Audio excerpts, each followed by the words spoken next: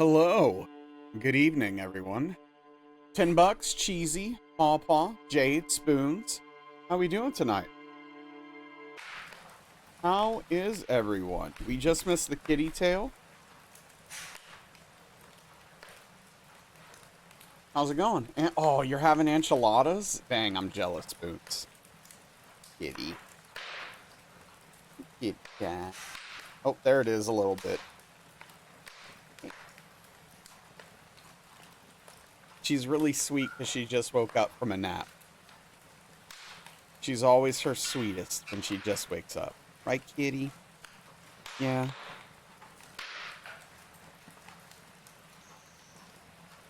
JC, hello. Good to see you. Hope you're well. Hope the packing's going okay.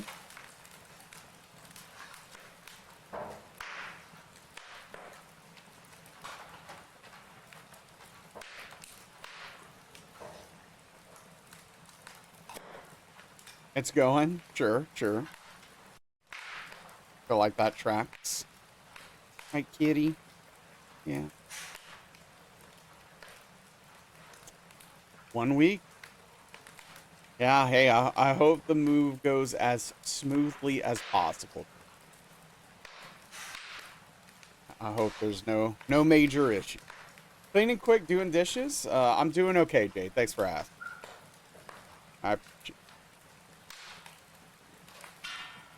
Yeah, we're just chilling.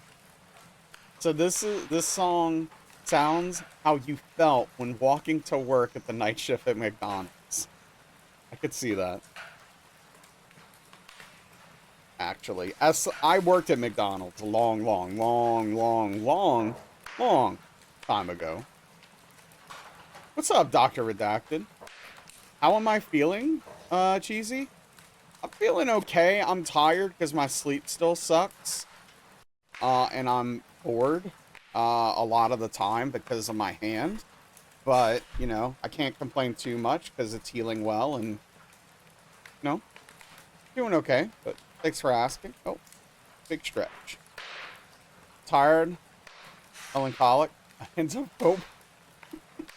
Yeah. Sleep recovery. No sleep recovery, buddies. Yeah. Today was partially Velvet's fault. I'm mad. I'm mad at her right now. She wouldn't let me sleep. Like, I got in 4 hours of sleep finally, like straight. So that's like 2 nights in a row. I was feeling pretty good about myself. And I was trying to fall back asleep. She started clawing my chair. I was like, Velvet, stop. So she stopped, and then she started clawing a box. 4 hours is not ideal. That sounds bad, Dr. Redacted. That doesn't sound good. I hope it was an hour that you were free to do so. Like a lunch period or something. I hope you're okay.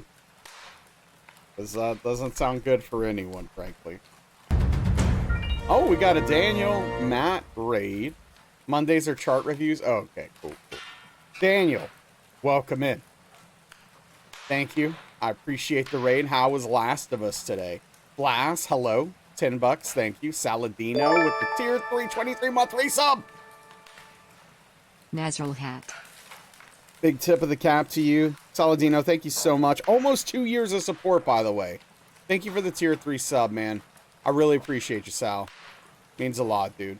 Yeah, I understand. Get to rest. Get some sleep. Get in there. Dr. Hollow, welcome in. Mrs. White Wolf, good to see you. Chipmunk, hello. Good. That's good. Yeah, right. Well, Dr. Redacted, yes, that helps for sure. Blood Flowers, hello. Jake, hello. Good to see you. We made so much. Right. What do you, okay. You say breakneck pace. Hold on a sec.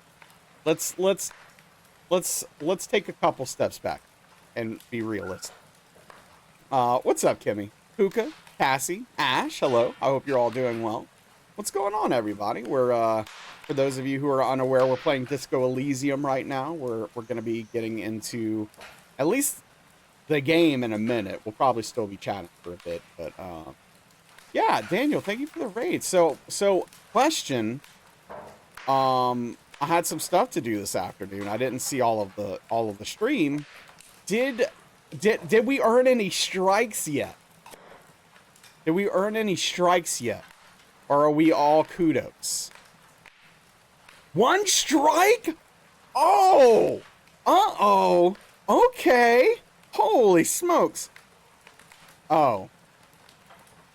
Oh, it's for a game mechanic? Oh, okay. Never mind. I don't care about that. That doesn't mean anything. The game is bad mechanically to begin with, so that doesn't matter at all. So, hey, thanks for the alert, Mrs. White Wolf. Nah, the writing is still stellar. Will it get another strike if it's never used again? Oh, thank you. $10. Yes. We're doing YouTube content now thanks to $10's effort. We have the disco VODs, and we have a short, which is pretty good. I would recommend checking it out. Credo, you're alive. Good to see you, bud. Hope you're well. Glegor, hello. I don't know how you heard that, Glegor, but I do enjoy Cool Ranch Doritos. Tell me about it. I don't know, Credo. Were you here yesterday? Because it feels like you weren't. You say like, comment, subscribe, YouTube flashes the little title subscribe button. Were you? I don't know. Were you here yesterday? You don't know either?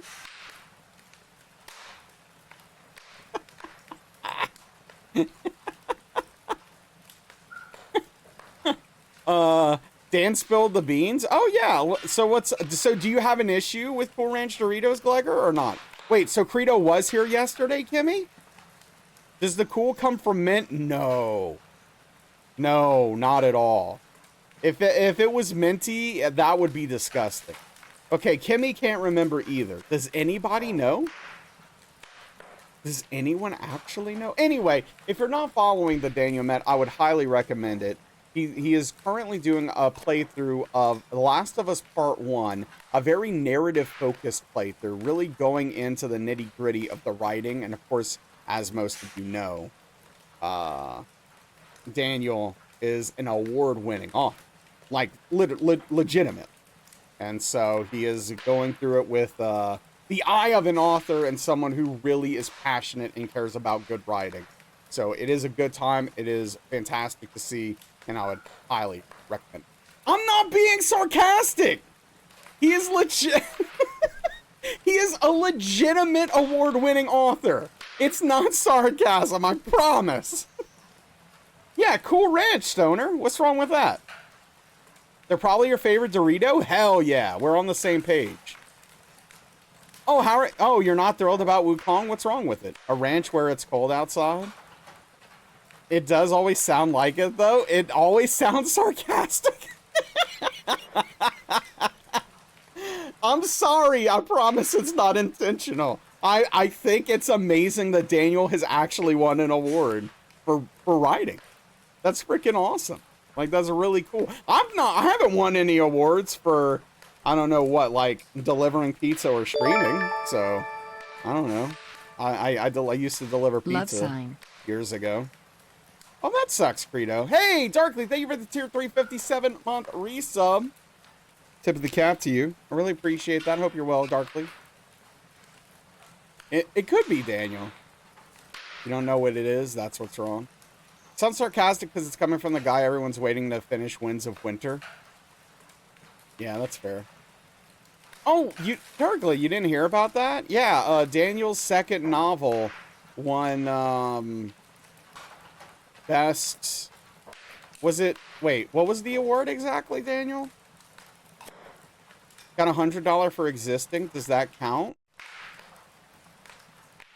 No. Kimmy, can I have $100 for existing? If I give puppy dog eyes?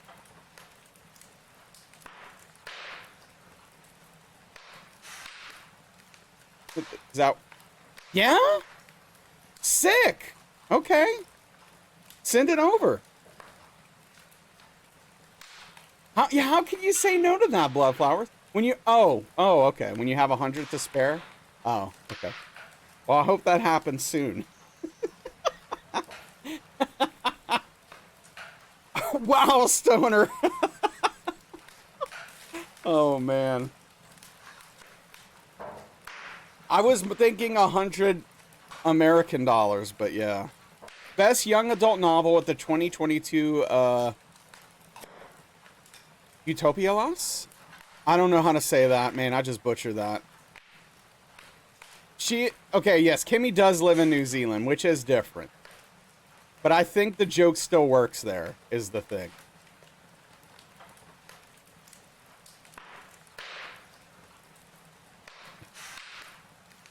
But yeah, Daniel's novels are considered YA sci-fi, though Daniel doesn't necessarily consider it to be sci-fi.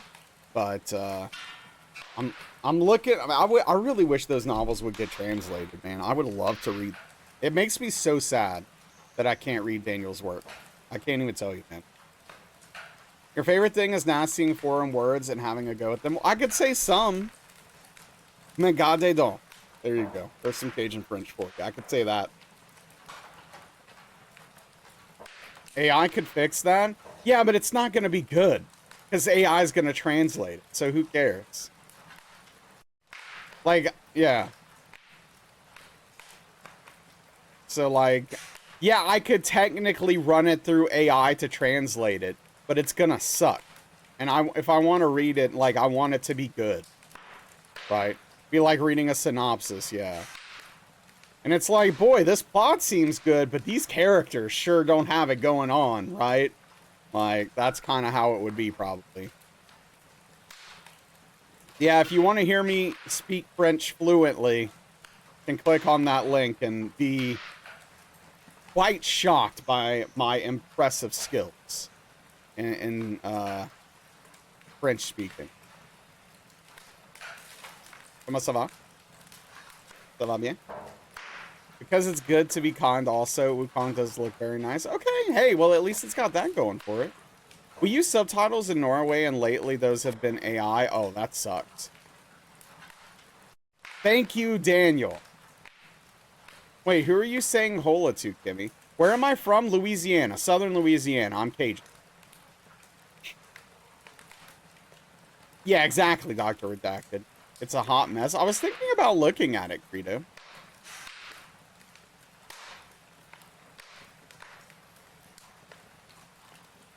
Yeah, where is the trophy currently? Is it like a paperweight somewhere?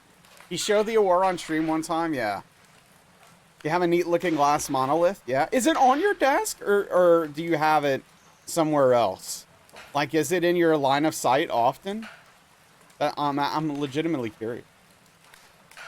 Okay, you enjoyed Wukong a lot, so we can cancel it back to 0. I was actually thinking about maybe playing Wukong after Disco, like once my hands healed, before getting into Cyberpunk. But then I saw the price and I was like, dude, I'm not playing it. Never mind. It's very heavy. It's sitting in a box, half covered in dust. Fair. Yeah, that's probably where mine would be. Oh yeah, no, Glegor, I am very French as far as my heritage goes. Like, I'm legitimately very Cajun, even though I don't sound like it. Unless I speak Cajun French, right? Then yeah, maybe $10, yeah. Like, if I, you know, when I was saying Cajun French a little bit earlier, but that's it. But we just see a monolith in a void.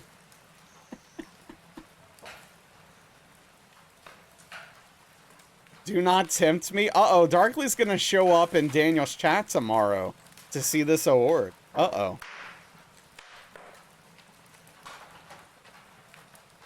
I almost made a joke today based upon something that was happening in Daniel's chat, but I legitimately didn't want people to, I didn't even want a chance that people were gonna think I was serious.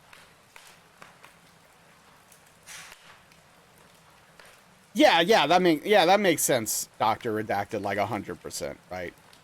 Yeah. Oh, wow. Now you need to know? Okay, so someone had meant... Well, no, I'll say it now because I can add the context and people know I'm not serious. But it was the whole thing about White Wolf and Mrs. White Wolf and knowing your significant other is in the channel because you were like, hey, your SO was in the channel earlier. And so I wanted to make the joke, I better not catch Darkly at Daniel's channel or there's gonna be hell to pay. But, like, I didn't even want to risk someone thinking I was serious that didn't know me. So, I was just like, you know what? It's not even worth it. It would have been funny, I agree. Oh, man.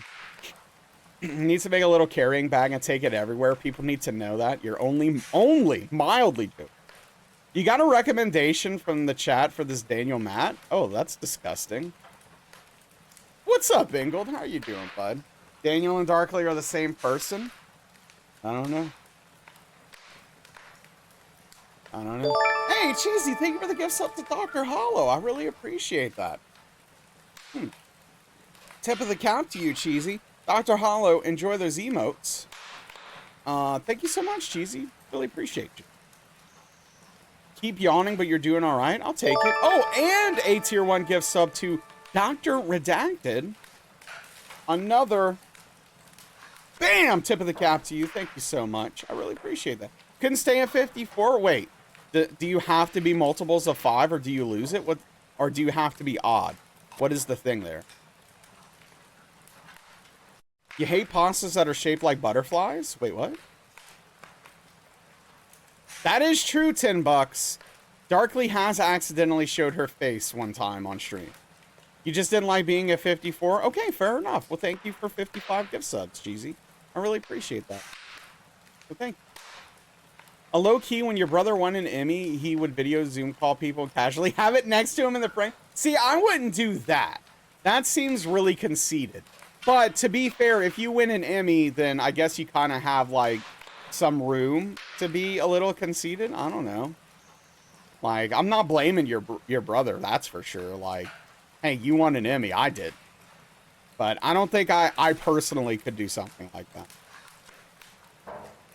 I guess that's what they mean, Kimmy. Go Thai pasta. When you scoop them up from the cauldron, way too much water gets stuck in the little nooks and crannies of the butterfly. Print out a shirt of you holding an Emmy on stage and wear it. I believe that. It was funny, though. Put it next to his newborn when he made that announcement. Like, here's my Emmy, by the way. Also made this kid. Okay.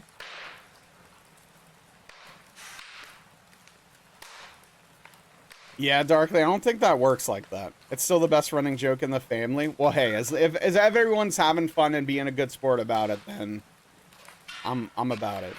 Like the pasta being a little wet makes the vast amounts of cheese appear better. Interesting. It's like, yeah, so you have a medical degree, but did you win an Emmy?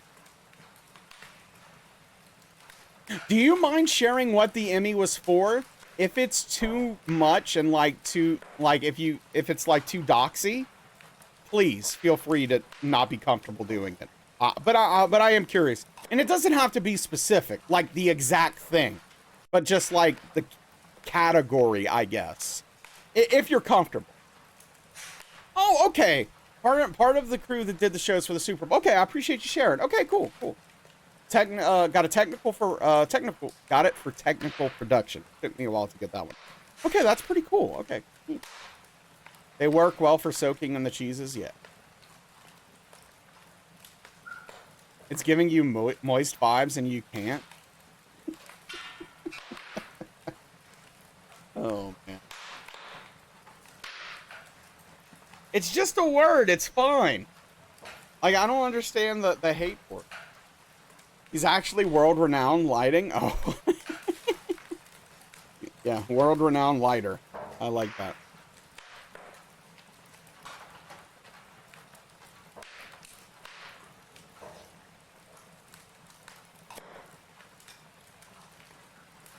You should, Kimmy. I love pasta, and it's been so long since I've had pasta, man. Don't even know where you have wait, you have writing awards? Like from what? What body? I'm legitimately curious. I probably sound like I'm being a dick. I'm actually curious. Man can set a stage like no one's business. If there's a pop star that needs a sound good, oh, okay, cool. Yeah, that's cool, Dr. Redacted. Again, I'm not meaning it to be sarcastic. I want to legitimately know. I don't you're right.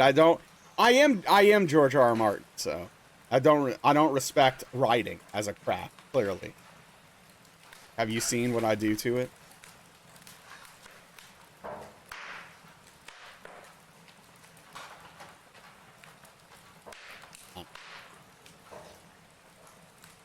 I don't know. You're an author, Kimmy? I mean, I'm. You know what? I'm not even gonna ask. I'm not gonna risk it. Think your brain's broken, or maybe low-key innuendo? I don't think it was. If Naz was GRRM, you're working because you love to work. Please ask. Are you published, Kimmy? The answer is no. Pretty sure it's smut. Oh, it might be. I don't know. An author of tweets. Got him. I have this theory that St. George R. R. Martin, so long to write but he didn't write the books, found the manuscripts and an estate sale published them and is panicking because he's so popular. I love that. Some dumb thing popped up on my screen and I clicked it. That was weird. The way it read IDK. Aetherma, a big tip of the cap to you. Thank you for the tier 3 55-month resub. That's a long time. Let me do the full thing. Bam! Thank you so much. I really appreciate that. How are you doing today, bud? I didn't assume that, Kimmy. That's Stoner. Congrats on the poems being published, though. That's awesome. Oh, yeah, Dr. Redacted. That's kind of happening. Yeah, it happened yesterday, too. This is way better. Like, this is... I really do enjoy talking to chat. Like, I enjoy this part of the stream quite significantly. It's just, like, difficult.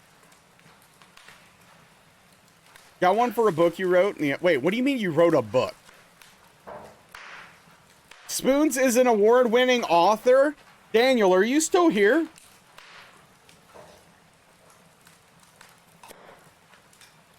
I don't feel like you did, Spoons. I can help you keep doing this. Yes, I appreciate it, I really do. Write-offs, let's go. You do need to write more, Kimmy. You can get your own YouTube. One guy who leaves angry comments on your YouTube about how much you're not playing the game. Yeah. I mean, that's why $10 puts a timestamp to skip the intro. If you don't want to see all this talking about nonsense and Kimmy writing smut and stuff, then yeah.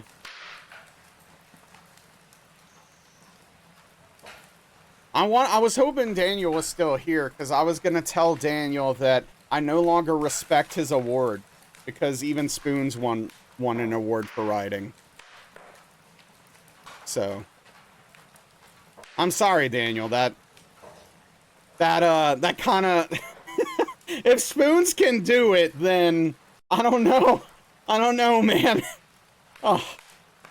If $10 had to do that for Daniel, it'd be like 15 timestamps gameplay resumes here. Yeah.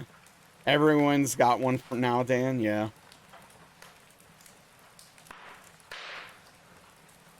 No, but like, for what did you write a book solo? Like, what do you mean? Is it technical writing? Oh, that's cool, Dr. Redacted. Here's my best writing accomplishment. This is my best writing accomplishment. Right here. This is it. Are you ready for it? I took a writing class in college, and we did study group. Like, we did groups together to look at each other's papers and correct them.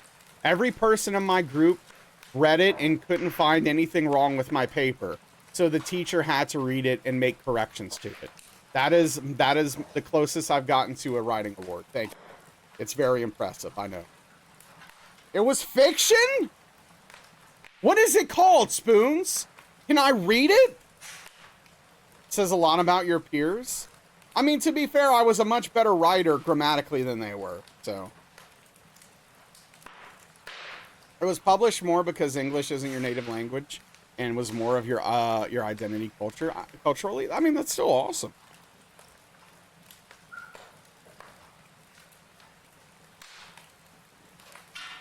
Yeah. I don't know. I think it's cool still.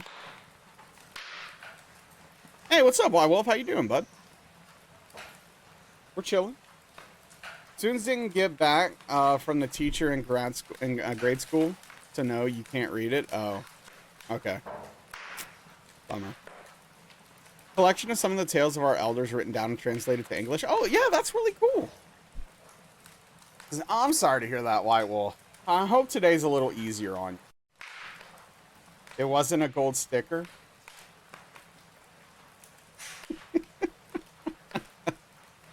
Some of which were only taught to you in sign language?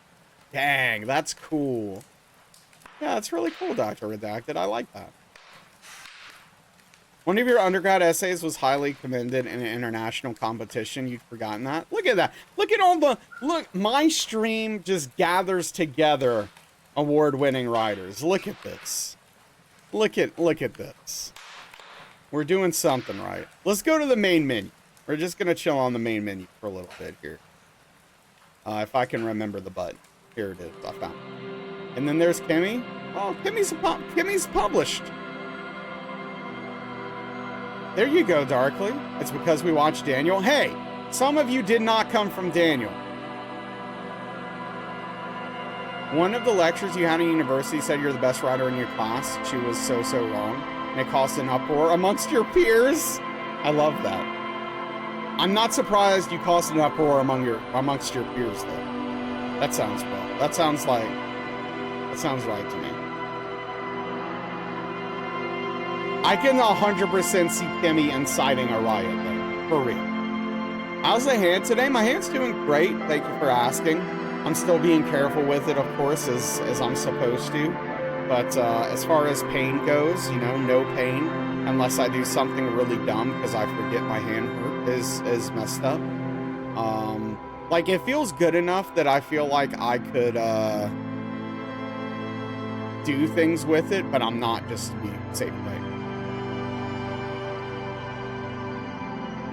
Right, you were still writing on Christmas Day because you suck at time management, lost a load of marks right off the bat, and then told the competition what grade it got. You didn't mention the hefty late submission penalty.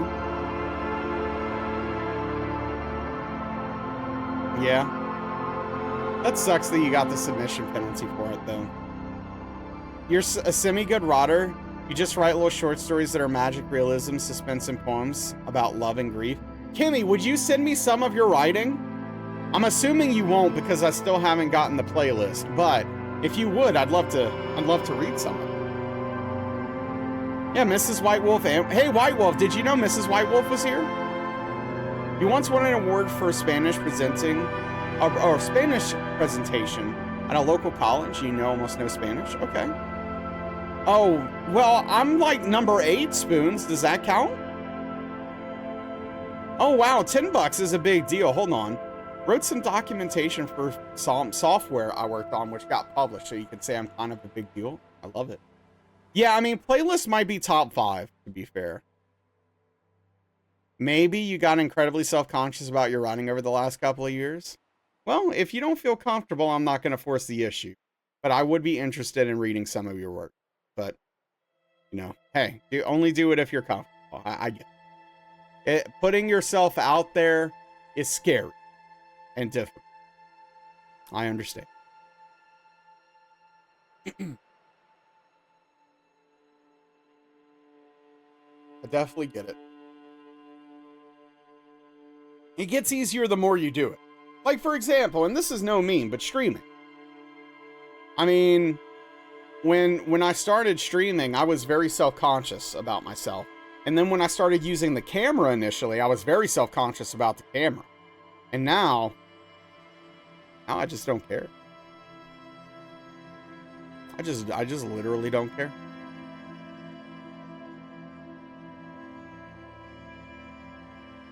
It's whatever, man. I'm a bit of an award-winning writer myself. Master of content now. Late submission costs you an award in the history department. Your supervisor argued that highest marked dissertation shouldn't be devalued by late submission since the dissertation itself was the best in the year, but the board... Oh, that sucks. That's really stupid. Enjoy it, Dr. Redacted. Valid. Yeah. Supervisor had effectively no input on the dissertation because he never gave you feedback like he was supposed to. Now supervising your PhD because you're very smart. Hey, hell yeah. You made the right decision there. You're a doer, not a writer. Only copy of your book was destroyed when your oh. Wait, how'd you... Wait, Spoons. What the hell? And also, okay, first of all, that's tragic and that sucks. Secondly, you won an award for it, but you didn't bother to get it published? And you only had one copy? There's so many things right now that I don't know how to deal with. This is a Spoon story. This is such a Spoon story. You don't want to be an author. The story has holes. Well, this is why y'all should use Google Drive now. Multiple copies.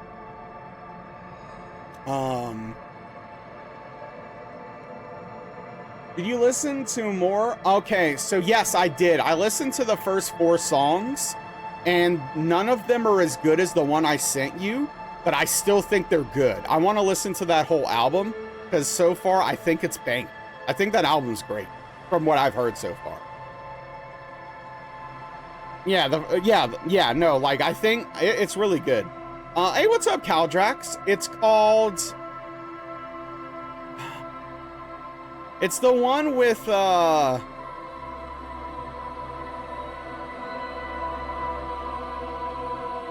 Will Die. But it's longer than that, right? And Love Will Bury. Yeah, there you go. Okay. That album. Yeah, I've heard, like, the first 4 songs off of it and like it a lot so far. You love that album? It seems great. I'm looking forward to listening to more of it. Yeah, Stoner, that's a bummer. You should still do it, though. So the only thing I have going for me, and I think I realized later this is probably a scam. Okay, so one time I submitted a poem somewhere, I don't remember where, but like to some competition, and supposedly my poem got published in a coffee table book, but and then they wanted to sell me a copy of said book with my poem in it. So I think this was like a scam to get people to submit poems and sell them books. I don't know. Yeah, are you making smut music, Stoner? Yeah, that's totally scam. At the time, I thought it was cool. Because I was like, dang, I got published. My poem got published. And then later I thought about it and I was like, hold on, wait a sec. You were in one of those books, definitely a scam? Yeah. So, oh, wow. Stoner does write smut music.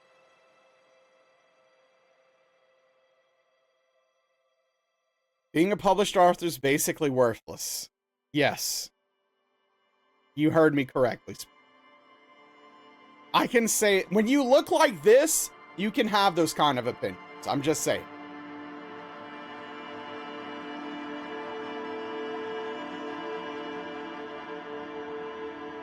Yeah.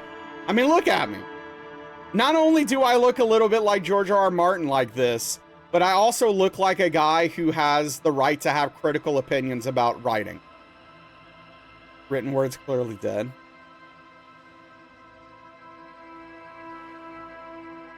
Yeah, that's fair, Ingle. Yeah. Don't I, Glegger? Like, look. I look like that guy.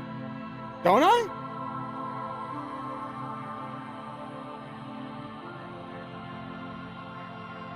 It gives me the right. I have that leeway.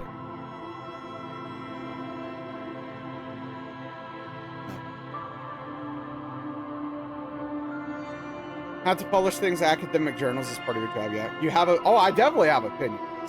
Scam and suck it. Yeah. Oh, I have lots of them. If you want some. If you love opinions, you came to the right place. We're never out of opinions here.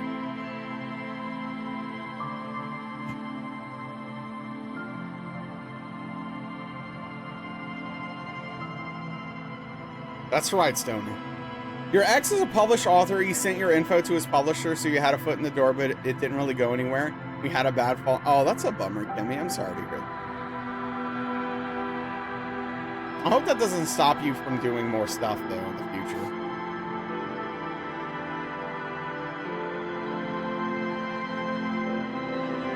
That sounds exhausting, Doctor, with that, for sure.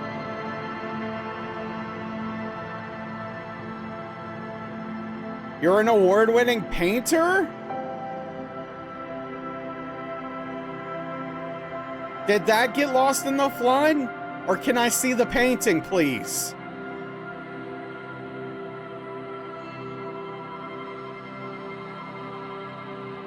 It won't be, but you'll be looking forward to his tweets about you. Oh no. Okay. What other award of spoons going to reveal tonight? I need to know, you mean it for minis? Oh. Oh. Okay. Okay. Okay. Canvas work is less impressive. We'll submit 3 years of actual data collected research, and then some biased weirdo who has no access to patients who just reviewed our research says, nuh-uh. Okay, I know this is an old person question, so please feel free to laugh at me or whatever. What does subtweeting mean? I've heard people use it before. I literally have no clue what it means.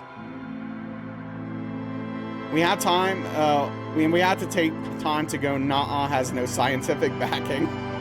Yeah, that's just a waste of time, so it's very exhausting. I understand that. When someone tweets about someone without saying their name, oh.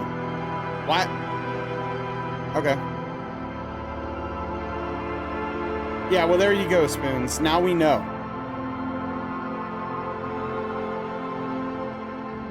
Gotcha, Kimmy. That sucks. Well, I don't know. Is that better than being blasted? I guess it depends. I don't know. If you like to defend yourself, I guess it's weird to call them out if your name's not mentioned. Like you subtweeting Daniel. Ugh, this guy is playing another David Cage game instead of Stardew Valley. Yeah, when is Stardew Valley happening? Daniel, are you doing Stardew next year? Yeah, true, Ingold. Even though she's holding out on me because I'm old. Which I figured out. It's already played Stardew? Yeah, but like for real. Think he went to get food? A loser. On this stream, Spoons? Never. Because no one will watch it. Oh yeah, he could. He tried it, it didn't take. Daniel is quietly lurking, already playing Stardew as we speak. Yeah.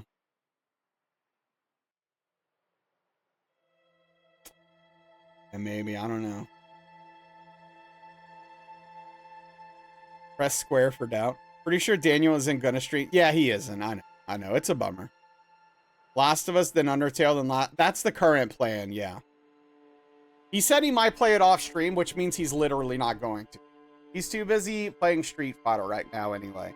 And I have to watch him play Street Fighter, even though I can't play Street Fighter, and it's really sad. It's really sad for me, actually. It's very hard. It's very difficult. 6.5 days!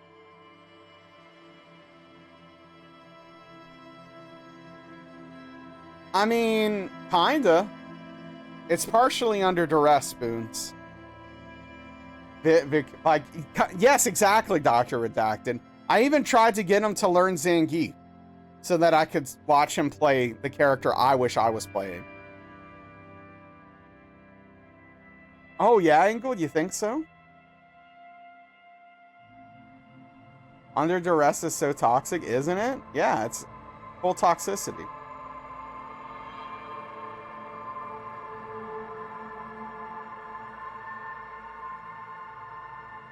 Hilariously sad. I mean, we hang out every night, so. Tonight we're going to be watching wrestling, and then we're going to be watching a Street Fighter tournament, and then I'm going to watch him play Street Fighter while I play Magic or something. I have a deck. Oh, to play my character, though? Well, I mean, I had to try. I could have taught him stuff. It would have been fun. I don't know. Hey, what's up? Thank you for the hydration.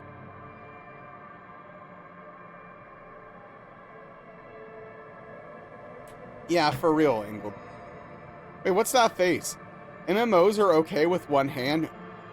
Not okay. So I could get away with playing WoW if my right hand was operable. Because I could use a mouse with 12 buttons on the side, and it wouldn't be like super efficient, but I could get by. The one I play, I cannot play with one hand, especially my left hand. But yes, to Dr. Redacted's point, some MMOs can't. Some MMOs you can't. Yeah, I don't want to play that game, though. Cheesy.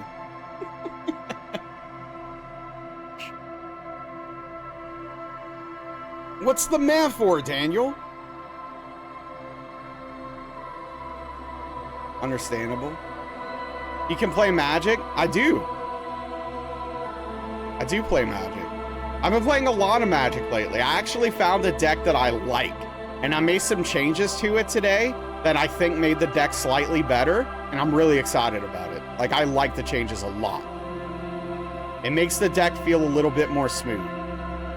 Makes the deck feel a little smoother. Gonna message your author X? Is that a good idea? Could also play EVE Online. But yeah, but then you might never see me again, $10. There's a real danger of that, I think. So there's a real risk there of me just being sucked into this hole of almost non-existence. He doesn't care about red flags. Fair. Want to enjoy the pasta if you do? Ugh, you're so right. Then don't do it.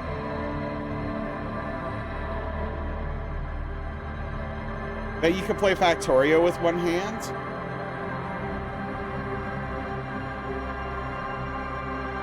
Maybe?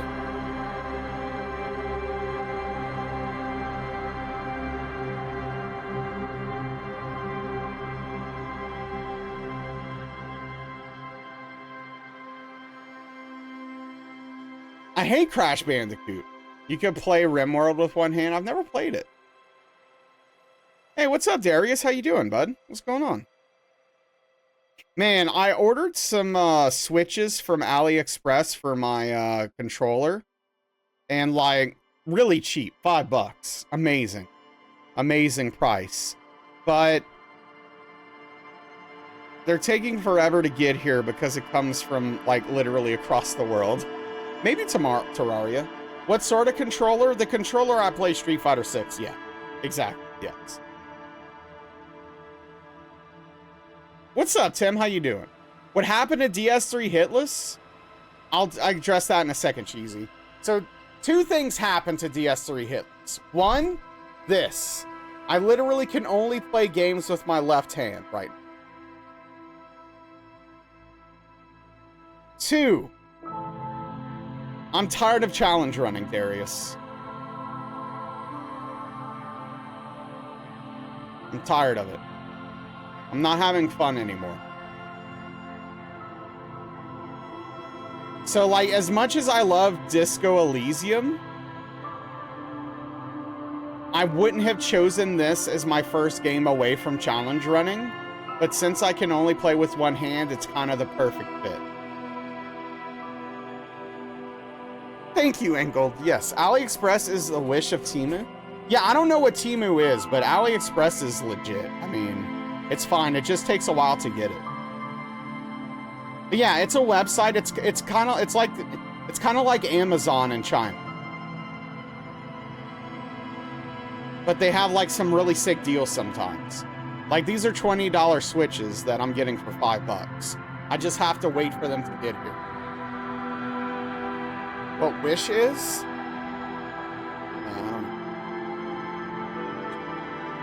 Save if you don't need to use a gift card. You can use PayPal or whatever. It's fine. Assuming they're legit and not knockoffs. I mean, these won't be.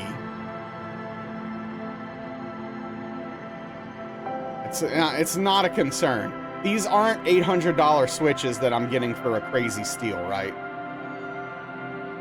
Like, these aren't like... these are... Okay. These are coming from the company themselves, Spoons. I'm buying it directly from the company on their website on AliExpress. And I know you're going to say something about that, and I don't care. It's fine. You can have your opinion.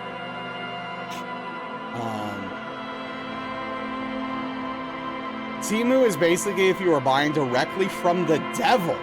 Wow. Well, now I'm just curious. What the hell is Temu?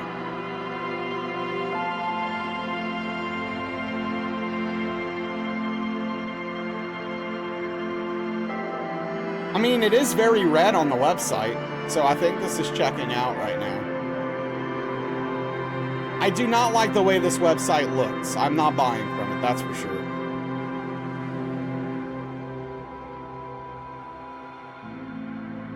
So exactly like Amazon. Who knows, Daniel? Yeah, and then the devil makes you watch as he spends all your money on Temu. Oh no. You know all the trash on Amazon? That's Temu. Okay. You'd probably order something like a mouthguard off of Wish and expect like pamphlet that's like now made with 40% more lead. Sure.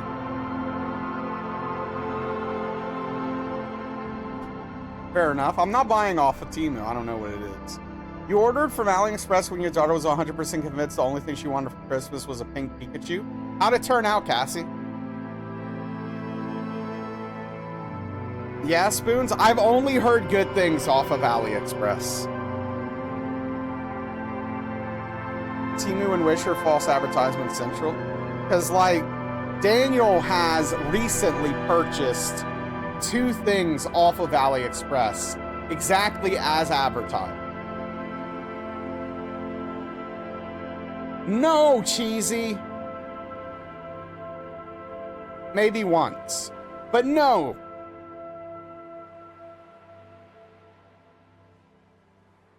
Yeah, exactly what Daniel says. Like, maybe some of the stuff you buy on AliExpress could be like, thank you for lurking, Darkly, might be crazy, right? If you're buying off of the wrong stores. But, like, I'm only buying off of the official store of the actual company. Oh, that's awesome, Cassie. Hell yeah.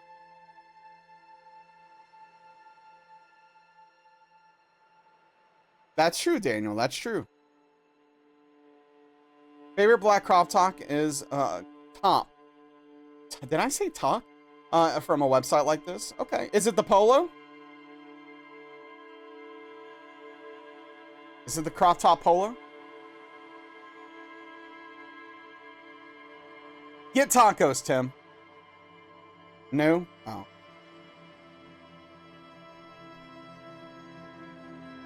Can't find that crop top? Bummer.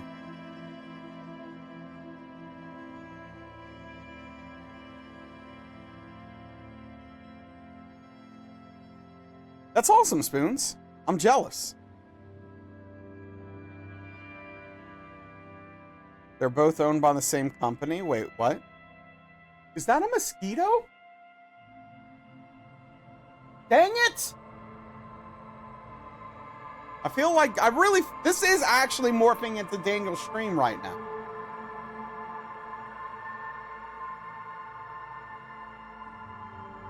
Okay, Kimmy, fair enough. Daniel sent me mosquitoes, yes.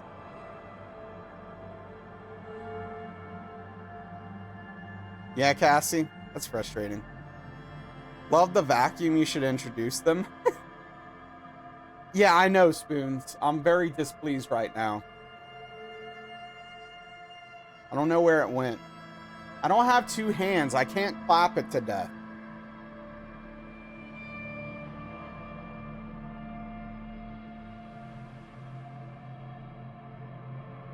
That's annoying, Cheesy. I've never heard of that site. That would be really frustrating. That's why you were thinking vacuum. But setting up the vacuum with one hand is actually really difficult, Tim. Do you know what a rainbow is? Because I have a rainbow. Boil it like hot cocoa and drink it? No. Real friends send hot dog? Wow. I don't know which one of those would be worse. Gotta fill it with water? Gotta fill it with water, it's a whole thing. Yeah, double rainbow. I used to sell rainbows, Tim.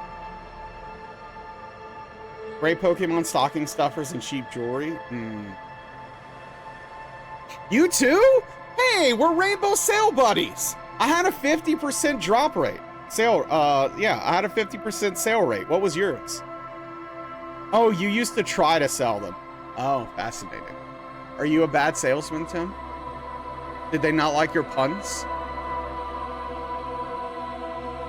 Aether, I'm sorry, my brain's broken from video games. You did one actual pinch, his wife came home and no... Yeah, that sounds pretty good. That sounds it. He is a little too colorful. Oh, how dare you. Trained for like a week or whatever. Oh, okay.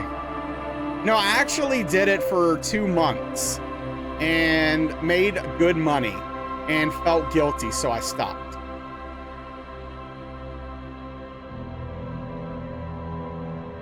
Yeah, something like that, Aetherma.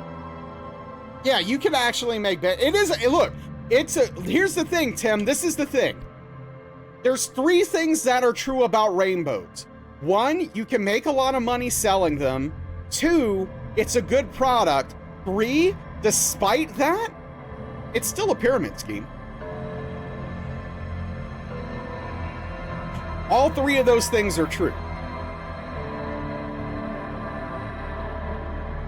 Yes, rainbows, it's a vacuum cleaner. Well, no, it's a wedge. Okay, dude, come on.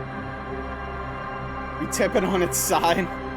I didn't feel guilty for making good money, Spoons. I felt guilty for what I was doing. I'll tell the story again. Give me a second. It's an air purifier, Cheesy. That's also can be used as a vacuum cleaner. And a mop. It's a whole thing. But yeah, like Tim said, it's overpriced. I don't know what they go for now, but when I sold them 20 years ago, they went for like $2,000.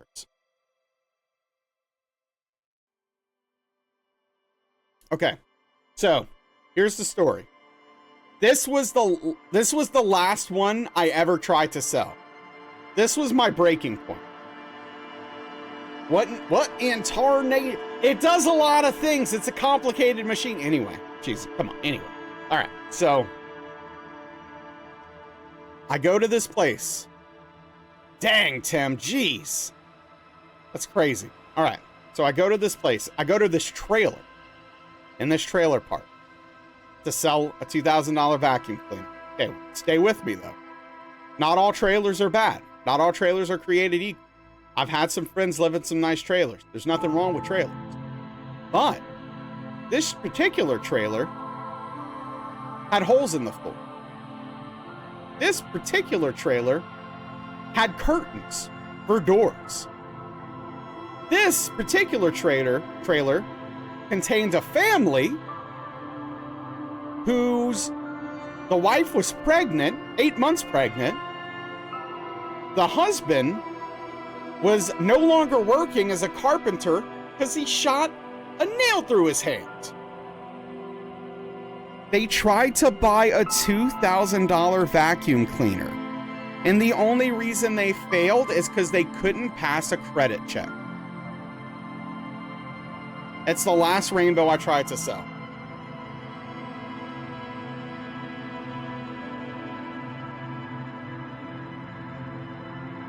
It cost $4K as of 2 years ago per Reddit. Jeez. Then it goes out of help. Yes, most of the cleaning's the water. The water's the filter, the main filter. But think how clean their trailer would be today. Yes, you got a point. Roomba was a fourth of that price, and that was back when Roombas weren't that common. Yeah, it always maintains suction because it uses water as the filter, which is like really important for vacuum.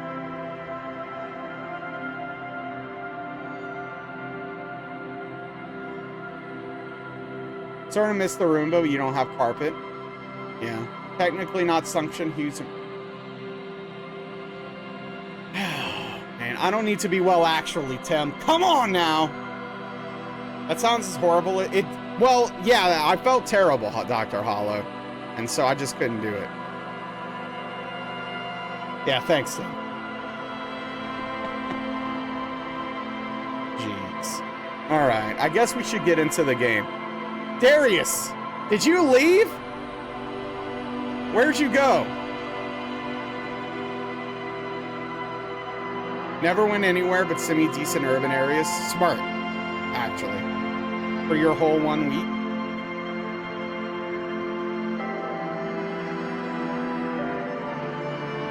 week. No, I had to generate that, Spoons.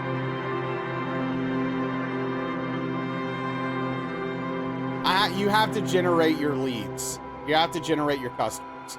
You picked that house? Well, it wasn't like a door-to-door thing. I didn't know what the house looked like until I got there, Spoon. I spoke with them on the phone and set up the demonstration. And then went there to their address. And then saw it and was like, oh. And then I saw the trailer. I was like, okay, no big deal. And then I walked in and I was like, oh no. They do not have money. This is not good for them or me. And they tried to buy one and I felt so bad. No, we didn't do that because we didn't. The Rainbow doesn't have to. This is what we did, Spoons, legitimately. This is how we did it. I would ask them to get their vacuum cleaner. I would take their vacuum cleaner. I would run it over the same spot 20, 30 times, just staring them in the face, just aggressively. No, I'm joking about that last part. But I would run it over the same spot on the carpet 20 to 30 times with their vacuum cleaner. Then I would show them the water, clear water, take the Rainbow, run it over that spot 3 times, show them the water again, and it would be black. And legitimately black, by the way. This wasn't a trick. We didn't do anything dirty. Like, there was no, like, scam. Like, that was legit.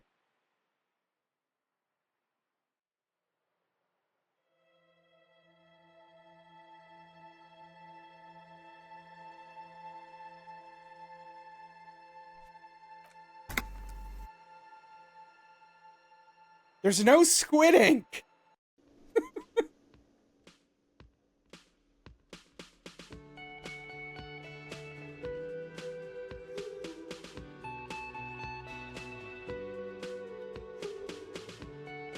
No, I wasn't actually outright scamming people, but I still felt bad.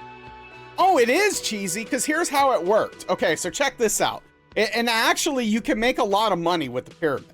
Okay, no joke. So you can recruit people to be under you, okay? And every time your group of people sells one, it counts towards getting a free Rainbow. And every 10, someone under you, like when all the people combined under you sell a total of 10 of them, you get a free vacuum cleaner. It's yours, and you can sell it for full profit. So, like, no, you can legit make a lot of money doing this.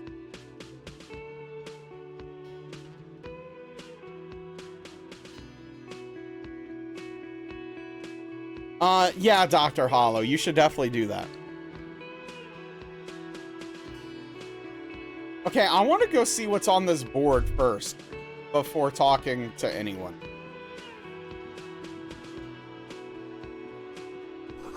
Tomatoes are so thinly sliced you can see through them? Oh, okay.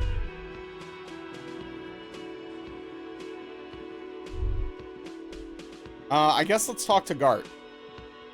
Can I help you? About my bill for tonight. Got the 20 real? Yeah, here. Good. You got the room for the night, but remember, you'll need another 20 real tomorrow. Shut up, How douche. could anyone forget, asshole? Thank you, Half-Life. Didn't think... Yeah, I know, right? I didn't think I'd meet a rain bro on Twitch either, Tim. We're Shh. Cheesy, you're blowing our spot up. Please.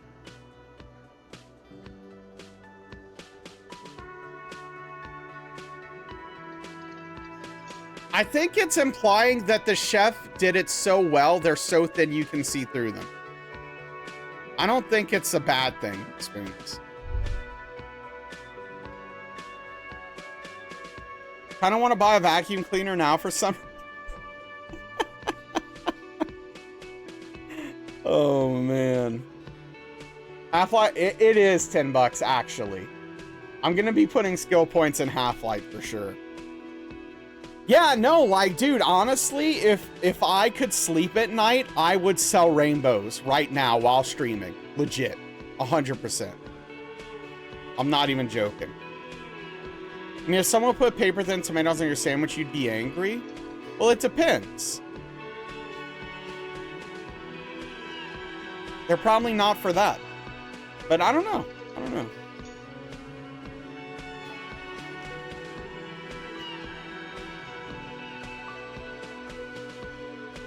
Some of those Dysons are really good. Here's the thing about a vacuum cleaner. So you can get the same level of clean from a normal vacuum cleaner that you can from those fancy vacuum cleaners.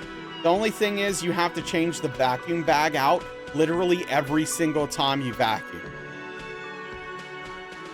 Because what happens is with those vacuum cleaners is the little holes get clogged full of dirt and it doesn't suck as hard and it doesn't suck as much because it doesn't have the same amount of airflow through it.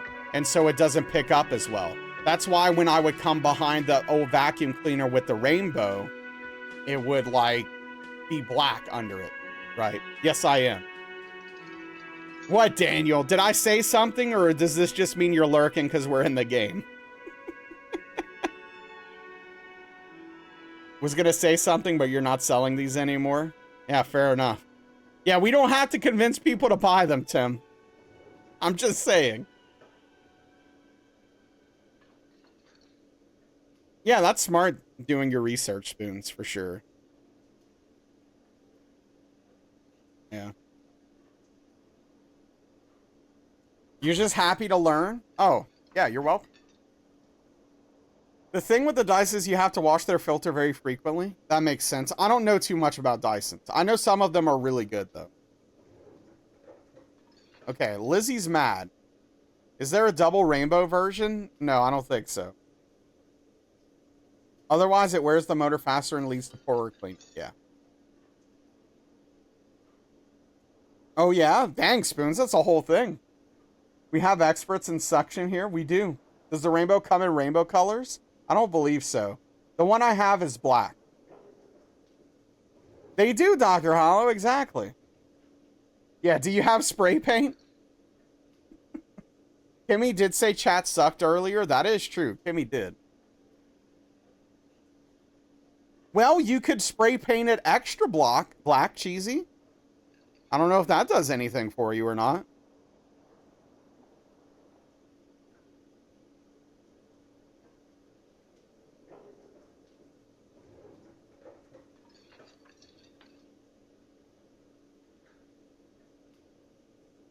Additives for essential oils? Yeah, no, absolutely. So you could, that's not true, Darkly. Just for the record. That was before I cleaned out the attachment, the vacuum attachment. That's the only reason. It works amazing now, again, Darkly, since I cleaned it. But anyway. Yeah. We have this stuff that you could put into the rainbow while you're vacuum cleaning so that it would make your house smell really nice.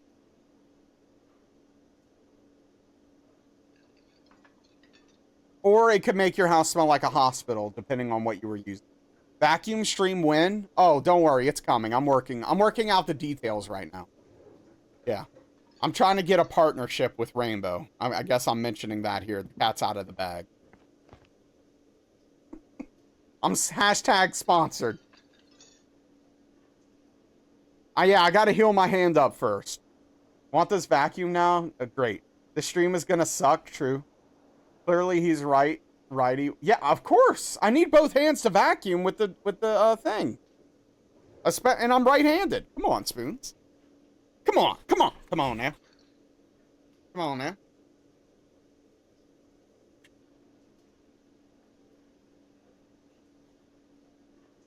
All right, let's talk to Lena. Just a moment. Just a moment. Naz is going to start Rainbow Naz segment on stream where he has to sell a certain number of vacuums before starting the gameplay. Oh, that's the thing people do, right? With subs. Like, I don't start the stream until I have at least 50 subs. Yeah, hold on. Hold the phone. Why am I playing the game right now? Where's my 50 subs? Hold on. How many have we gotten tonight? Hold up. 1, 2, 3, 4, 5. We're 45 subs. You would just unsub that streamer? No, Cheesy, people actually do that. Yes. $10, thank you for the 5 gift subs. A big tip of the cap to you. Oh, Tim. What the hell? Thank you for doing your part, $10 to get this stream started. Only 40 to go, baby. Does DoorDash deliver to P.O. boxes? Probably not. Haven't seen him yet, but he sounds like... Oh, the cryptozoologist is awesome. You'll see, Spoons. See, this is the kind of stuff that's awesome in this game that you might have missed. And I can't say any more because of spoilers. And I actually don't know how this is going to turn out, so... But, yeah, no, Cheesy. People legitimately do this stuff. I'm not even joking. Start every stream with a 30-minute cooldown. And subs add 10 minutes? That's smart. I wouldn't do it because I have a conscience, but that's smart.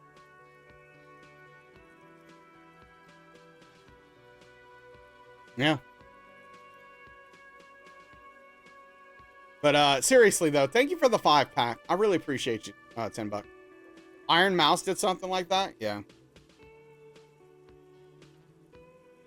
Hey, look, at the end of the day, people are gonna do what they gotta do to get their bag. And if that's how they want to do it and people are willing to do it, I guess whatever. I couldn't feel good about it. At the end of the day, I want people to sub. I want people to gift subs. Yeah, no, yeah, not a normal subathon. Right. Daniel's talking about something else. This is not a normal subathon. The stream is 30 minutes long. And if no one gifts a sub, they end the stream and you get no more content. Versus a subathon where you're doing a stream and it keeps going and subs add time on. This is like they're two completely different concepts. Completely different. I think so. I don't subathons are a different thing. Completely.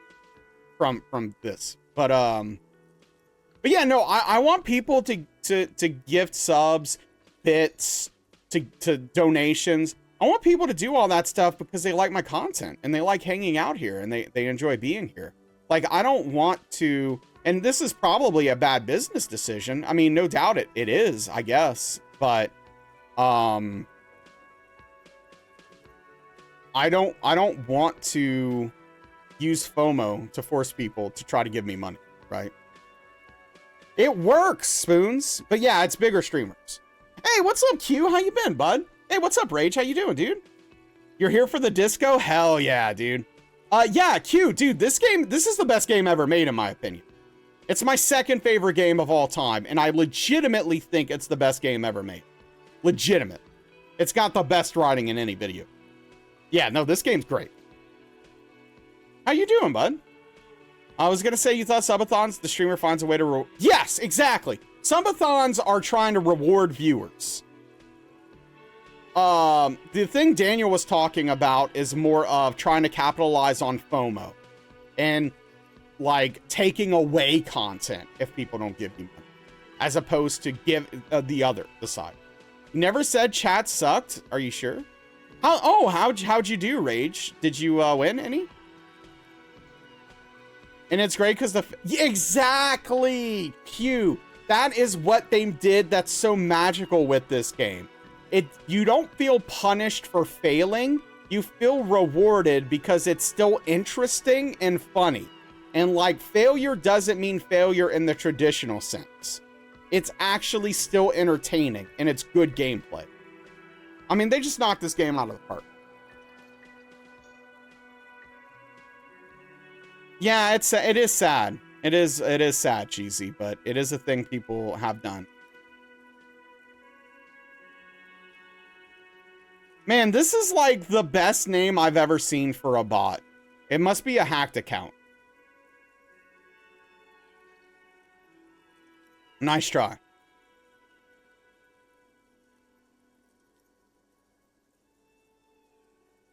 Exactly, Daniel. Played Vintage Friday, Legacy Saturday, Commander Sunday. Your best performance was Vintage. You went 6-2. Nice. That's cool. I've been playing a lot of Standard, actually, because of my hand. Since my hand's like this and my game options are limited, I've been playing a lot of MTG.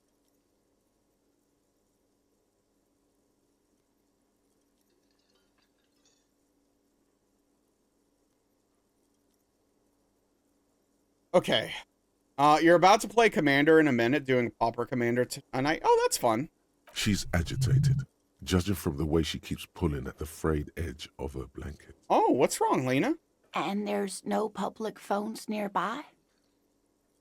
The closest phone booth is down the coast. Sorry for the inconvenience, ma'am. That's so crazy, $10. What the hell?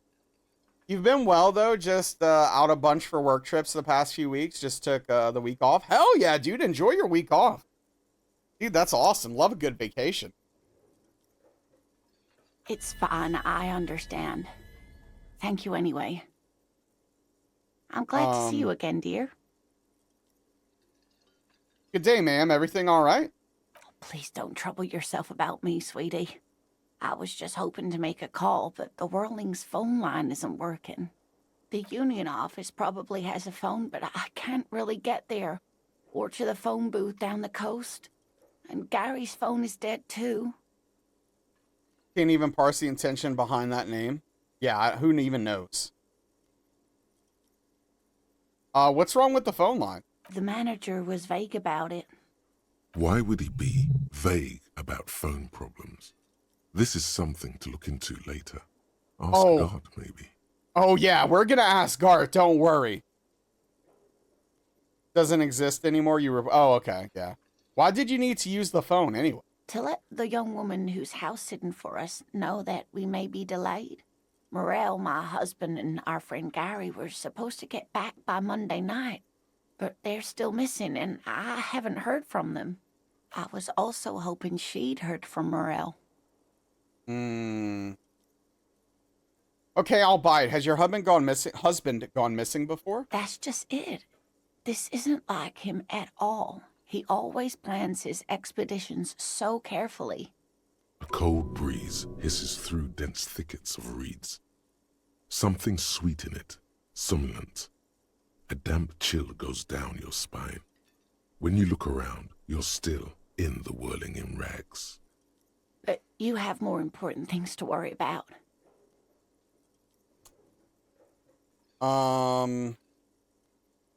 What is this expedition your husband Just was some on? field work, sweetie. Morel is a highly trained scientist. He and his assistant Gary are studying an extremely rare species of insect. Dude, that voice is so good. It like melts my brain in a good way. It's like hard to describe. It's such a, I don't know, it like resonates inside my body. Does that make sense? It's like, it's hard to describe, but it's like this perfect tone. And like, I don't know, and like the perfect amount of like gravelly. I don't know, it's so crazy. But they should have returned by now.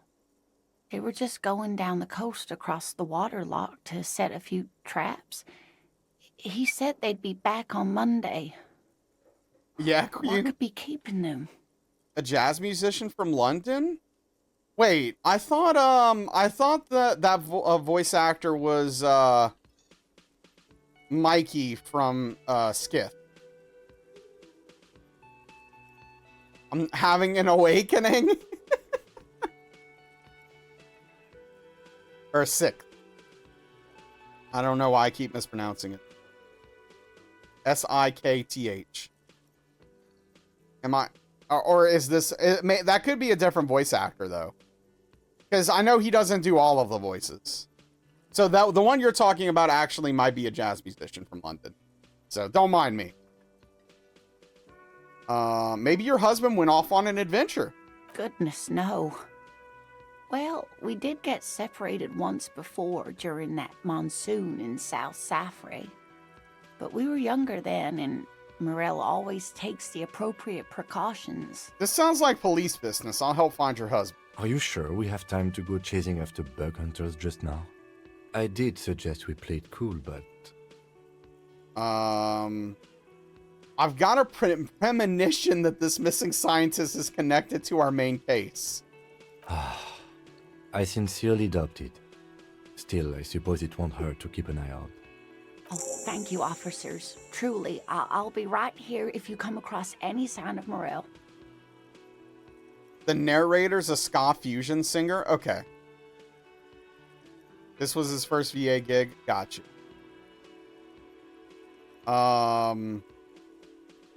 The water lock on the canal is broken. Well, no, I'm not. My character's probably too stupid to say that. So your husband's some kind of scientist? Oh, yes. A zoologist. A cryptozoologist, to be more precise. What is cryptozoology? It's a pseudoscience that attempts to legitimize research into mythological beasts and urban legends. Kim is such a hater! That's one opinion, yes. And people are entitled to their opinions. She's used to playing off such insults casually, but they still affect her. Oh, you hurt Lena's feelings, you monster! My apologies, ma'am. I did not mean to undermine your hobby. Kimmy is a hater? Wow. It's not a hobby, dear. It's a subfield of zoology, one specializing in animal species that are so exceedingly rare that many assume them to be extinct or even fictitious. Kimmy is busy subtweeting spoons now, probably. There's this banger art piece a friend of yours showed you. You'll find. Oh, please do, Q. I'd love to see it. Yes. Especially if it's, like, at all related to disco. And a detective is a cop with privilege who acts like they catch killers, but instead visits flea markets and harasses old ladies in wheelchairs. Got him! Take that, Kim! Hey, what's up, Abdurrah? How you doing, dude? Kim, I'm sorry that... Kimmy, I don't know why Tim is attacking you right now. Searching for such species called cryptids is difficult and often thankless. And frankly, many scientists are too lazy to do it. Universities these days are rarely interested in supporting real research. You miss Rissa? Rissa was here either yesterday or the day before and got mad at me for saying croissant. I don't know why. Dropped in an art share? Okay, hold on. Oh, man, that looks awesome. I love that. That looks great. Legitimately. So wait, did your friend do that? Am I understanding this correctly? Or did they just find it? Okay, they might have just found it. I just reread the message. But no, I love this. This is so good. Yeah, I love that. Wish they did it, yeah. Okay, we're going to try to convince her to tell us about some cool cryptids, but I assume we're going to fail. You're an enthusiastic idiot, but you're still an idiot. I want to know everything about cryptids. Living cryptids, extinct cryptids, marine cryptids, land cryptids. Bring it on. We don't have time for Cryptozoology 101. Let's get back to work, shall we? Fine. That's all for now, ma'am. Smokeless bullets. Anti-object task force. Behold, the anti-object task force has assembled. God's avenging angel, arrayed against the lower emanations of the darkened one. Shoe racks, tape recorders, motor carriages, and doors. So many doors. You're not just pounding it all to pieces. You're reforging the universe, from the anvil of the heavens to the worms below. Indulge in it. Be bold. Have an impact on the shape of creation. Out of the furnace of your rage. A new reality. Also, you should trash your room again. That's a great idea. Okay, attacking physical objects heals damage? Bro! That is sick! +1 pain threshold and all physique learning caps raised by 1? Dude, that is sick! Hell yeah, man! That's so awesome. Okay, that's a sick skill right there. Or thought, should I say. Love that. Yes, this is a dumb brute run, Q. This is a dumb brute run. 100%.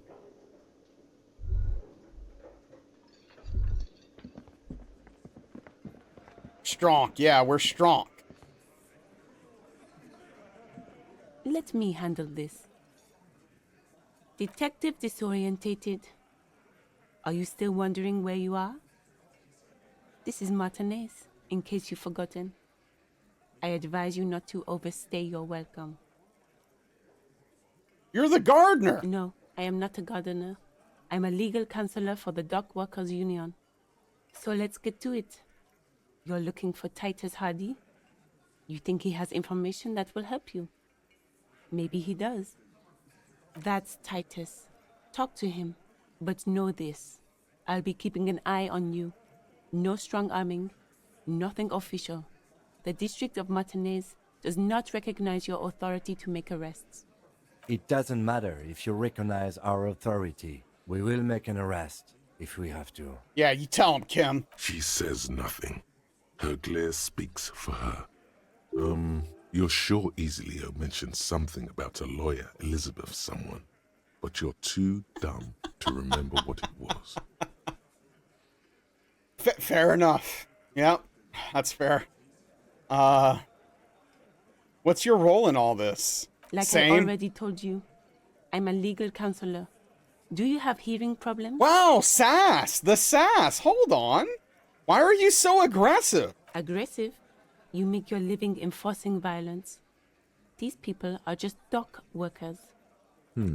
So you were spying on us, and now you represent murder suspects. Just dock workers. Listen, you moral intern lackeys.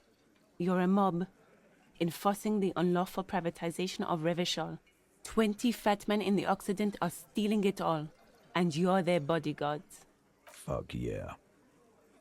Oh, Titus has something to say about this, So I guess. ask what you came to ask, or get back to your commanders. Okay, we have a lot of options here. The world needs a financial buffer zone. No need to get emotional. The privatization is not unlawful. It's cool and funny. Maybe you're just not historic individuals. I don't know where you heard that, but it's wrong. The RCM is principled and strong, unlike you socialists. I like that. Good start. Let's take it a step further. Armed uprising. What are the union's plans?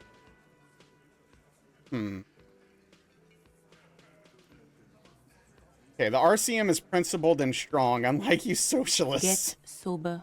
Do your job. Ask your questions and get the hell out of Martinez. Wow.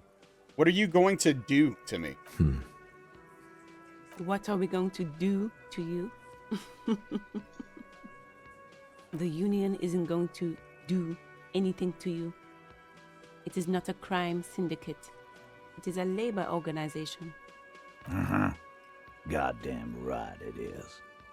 If anything, it is the RCM who do things to people. But we digress. I should talk to Titus then. Bye. Gosh.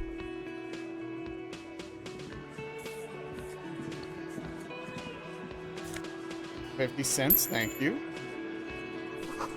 Photos of men in overalls toting guns in the Union placards.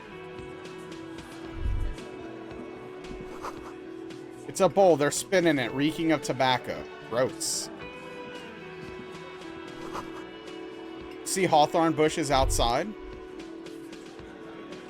Behind the dockworkers, a ceiling height window.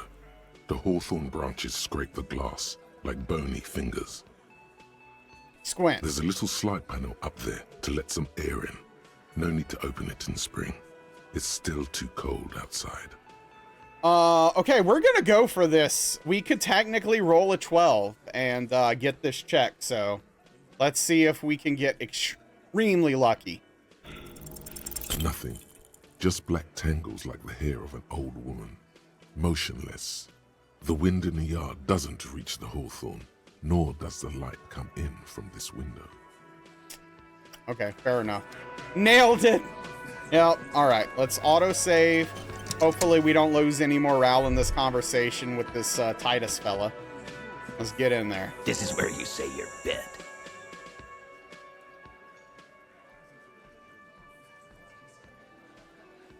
Detective, Don't say anything yet. First, we need to talk about your attitude. We need to talk about the man hanged out back. I'm not going to say a word. Hold on. Hey, dipshit. You hard of hearing or something? The boss man's talking to you. Cross your arms. What, is he fucking kidding? This guy high or something? Hey, asshole, up here. We're talking to you. we are looking for Titus Hardy. Kim broke, dude. You let them break. You let Titus break first. Gosh darn it, Kim. I thought Kim was a good cop. Okay, first we need to talk about your attitude. Wow. The RCM sent us some big dick cops. I don't see how that's relevant, but okay. Real big dick cops. Look at them. Reckless. Swinging in the wind. Yeah, look at the big dick on that cop. Can't tell a dick that big what to do. Thank you, Q. I appreciate that. Must be something in the water in Jamrock. Yeah, that's the water, of course. Yeah, gave him real nice big dicks. Yeah. Conversation. Anyways, You might want to start asking your questions now. It's not going to get better than this. Okay, scan the room. no. I's here. You got business with my boys. You got business with me. Yeah, you fuck with the Hardy boys, you fuck with Titus Hardy. Relax, Dennis. No one is fucking you yet. Okay. Yeah, Dennis, calm down. No one's fucking you, you stupid fuck. Okay. Let Dennis enjoy his fucking, man. We don't mind. Okay. Yeah, you're not even being fucked, Dennis. Easy, fellas. We got company. Let's see what brings the cop around. Too late. You already scanned the room. Ooh. You got a pretty good picture. A picture of what? Of the actor's hair. You could take another look at the tracks in the mud on the crime scene. Compare it to these guys. Ooh, okay. Perception pulling its weight here. Okay, the man hanged in the backyard. Did you do it? So, you're not just here to swing your big dick. You're here for the pretty boy. A real looker, that one. Stinks like shit, too. They couldn't get him down, boss. He's still up there, stinking up the place. Funny. But my partner and I have a serious matter to discuss with you. Why is there a container belt around the dead man's neck? Container belt? Like we use in the harbor? Yes, why? Because we took it from the harbor where we work. Then we went out back and used it to hang him. That sounds like a confession to me. As he speaks, his fists contract, going through the pulling motion again, savoring it. Ooh, okay. We did this together. All of us. Until he was dead. That's why there's a container belt around his neck. There's a catch hidden somewhere. He didn't confess so that you could take them all away. It's too simple. Squint your eyes, but there's a catch? No. Aha! So you just confessed to murder. That's it. Game over. We got the perpetrator. We're going with number 3. No, you don't. What you have is 7 honest men who thought it forthcoming to tell you what happened, so that you don't waste any more of your time.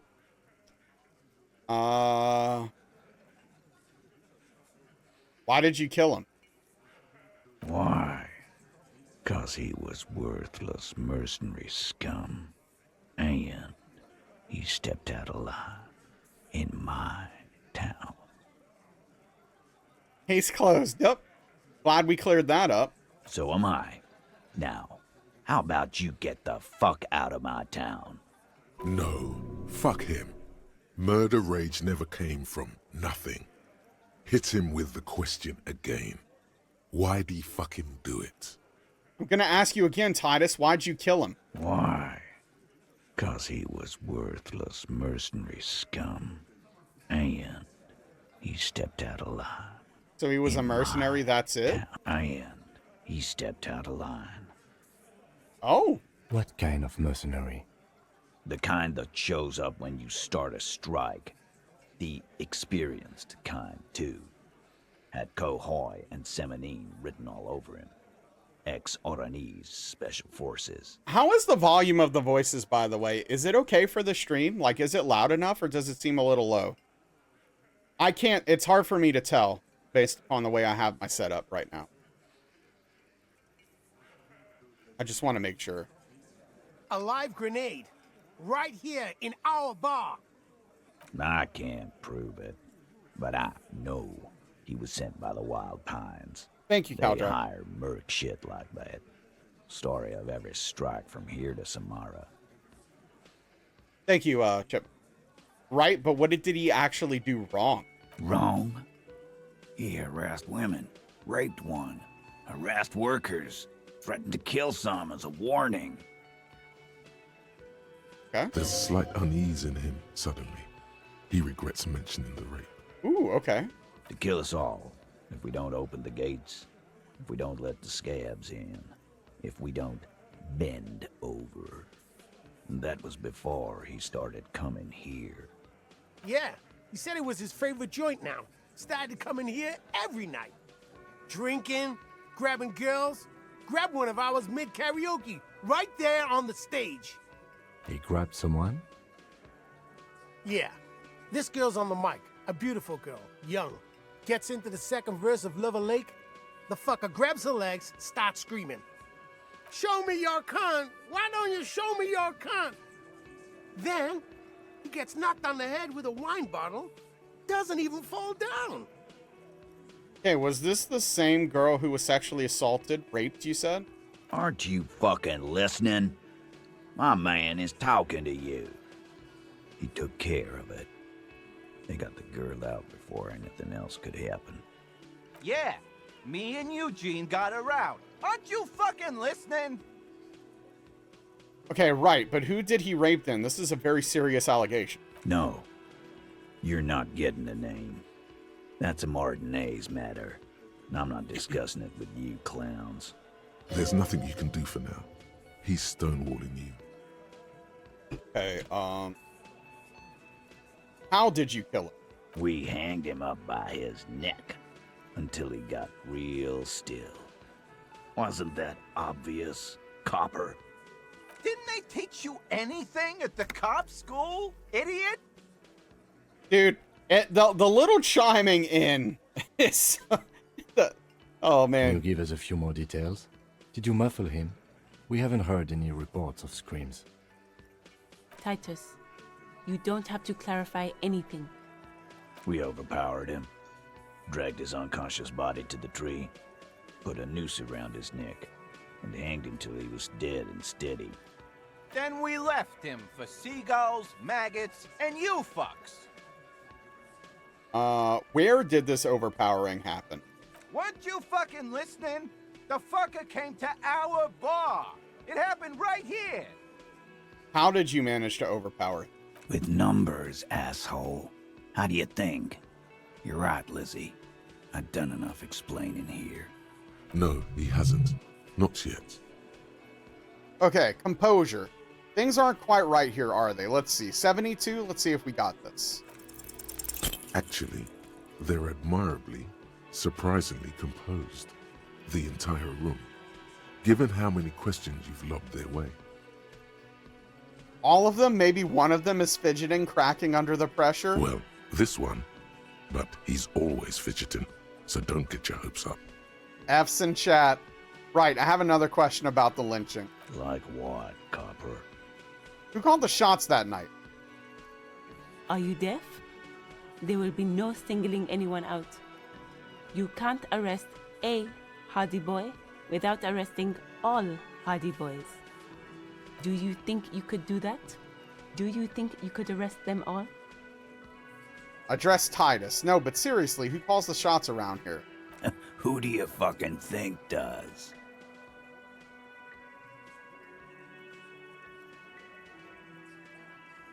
Okay, so I can point at Titus. You give the commands. Point at Elizabeth. I thought she did. Point at Fat Angus. The biggest animal dominates the herd. I'm guessing it's the big one. Bow to the bearded man. Gangs are usually run by the oldest, most venerable member. Point at the harbor. Everard Clare runs the union. You answer to him, right? I'm gonna point to Titus and say you. See what he says. That's right, asshole. Titus Hardy runs the Hardy Boys. Ain't that so, fellas? I think you got your answer, Mr. Law. No, you did not get an answer. Titus does administrative work. He pushes paper, fills out forms. The others can't read. But on that night, they all acted as one man. When did this hanging incident occur? You don't have to keep answering his questions. I know, Lizzie. Relax. We killed him last Sunday night. Seemed like a good way to end the week. How long had you known the victim? Known him? We don't associate with scum like that, asshole. Yeah! Who do you think we are? Quiet. He came around about 3 weeks ago when that Pines cow first sailed into town. Happy? By the Pines cow, you mean the representative for Wild Pines? The shipping company you are striking against? No. I mean the Pines cow. The stupid-ass cow they sent in to fuck us over. But you know what? Why don't you ask her about the pretty boy? I'm sure she has interesting things to say when you ask her hard enough. What? That's enough insinuation for today, Titus. Officer, your interview is drawing to an end. Don't waste your last questions. You murdered him just like that, no remorse? How many people have you sent to the Shays? Ever felt remorse for them? 3, apparently. Or send them to Reunion to rot. For 20 years. For life. Oh, man. Yes, but they were all bad people, criminals, the scum of the earth. Rest assured, lawman. None worse than our guy. He got what was coming to him. Okay, why don't I just arrest you? Step closer to Titus. Yeah, lawman. Why don't you? Not in the arresting mood? A fearful readiness, like an electrical charge, raises hairs in the room. By your side, the lieutenant keeps his hand away from his holster. You hear the nylon of his coat hiss as he steps closer. While the little rat-faced man reaches into his sleeve, there's a knife in there. Some of the others reach for their belts. Their eyes are light. You confess to murder. I'm taking you in. Step even closer. Look, coppers, I know you think you're doing your job here, but there are 7 of us and 2 of you. That's an Easter 50, a Ziemsk-made monstrosity. It'll blow your head clean off. You're under arrest. Grab his wrist. The last thing you hear is a little murmur. Not a blast, not an echo. No one screams. It's more dead cops. Sad news from the district of Martinez, as the bodies of 2 police officers are found floating in the canal. It is believed the officers were pursuing a murder investigation, but got caught in the dock workers' strike and were gunned down under unclear circumstances. Such needless loss of life is truly tragic, a local union leader, Everard Clare, commented, and added that although the event is truly horrid, we can expect similar incidents to follow if right-wing vigilantes are allowed to run around uncontrolled and try to wriggle their way into well-organized neighborhoods. What's up, Fox? Same chipmunk, dude. Honestly, some of the most interesting things I'm seeing from this playthrough are ways to lose the game that I did not find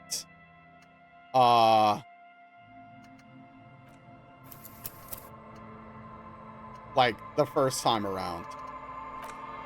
That's crazy. Okay, so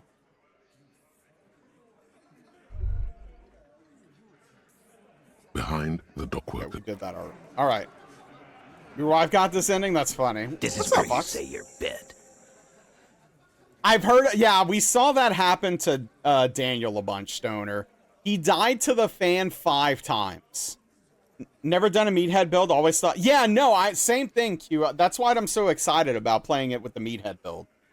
It's been really interesting so far. Detective. Don't say anything. Cross your arms. Hey, asshole. We are looking for Titus You need to Hardy. talk about your attitude. Wow. Real. Yeah. Must be something. Yeah. Yeah. You might want to start asking Scan your the questions. room. No. Yeah. Relax, Danny. Yeah, Dennis, calm. Let Dennis enjoy. Yeah. Easy, fellas. Too late. You already scanned Picture of of what? the actor's hair. Okay, the man in the hangar. Did you They do it? couldn't get him. Funny. But my partner and I have a... Why is the Container belt? container around The his cowl. neck? As he speaks, his fists contract. We did. There's a catch hidden somewhere. Squint your He didn't eyes. There is no catch. These 7 honest men have all equally come forth to tell you what happened. So Why that did you- don't waste any more of... Why did you kill him? Glad we Cause cleared that So up. am I.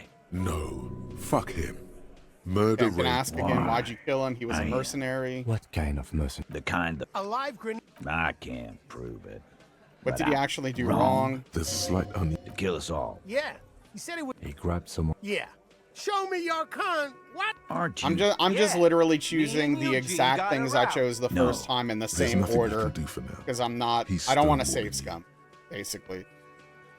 Who called the wait, no. How did you kill him? We hang. Didn't they teach? Can you give us... Titus. We over. Then we left him for seagulls, maggots. Weren't you fucking lit? I'm not No, even gonna no, he try the hasn't. composure Not challenge yet. because I don't want to pass it on accident. Like what, Copper? How many people? Or send them to reunion to rot. Rest assured, lawman. None worse than When did it You don't- occur? I know, Lizzie. Relax. We killed him. No, Yeah. Quiet. By the... No. Why don't you ask her about? That's enough insinuation for called the today. Are you shots. deaf? Do you think you could do that? Address Titus. Who do you fucking think? Point to Titus. I think. No. You did not Why don't get... I Yeah, arrest Long. you? Not in the. A fearful readiness by your side while the little rat-faced Confess to man murder. reaches Take a in. step Look, closer. Coppers.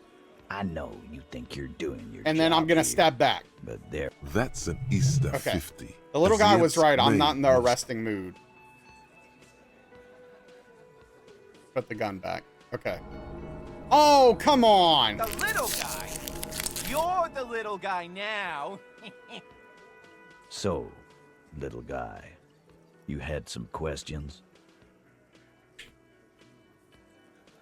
Yeah, little. Okay, so what are we gonna do now? Conclude the questioning. Nothing. Your investigation here is done. Leave Martinez, go back to your stations where you belong. I think we're going to stick around, thanks. Some things don't add up here, Titus. I've done this job for long enough to know that people don't just confess to first-degree murder. Even if it is a group responsibility, we're going to look into this. Good luck with that. You've heard everything a rent-a-cop is gonna hear from us. Real law officials. You're lucky you didn't get a beating. Forget about their games. You've mapped out the characters. Reading the footprints in the yard should be easier now. Okay. I'm not gonna try to establish authority yet.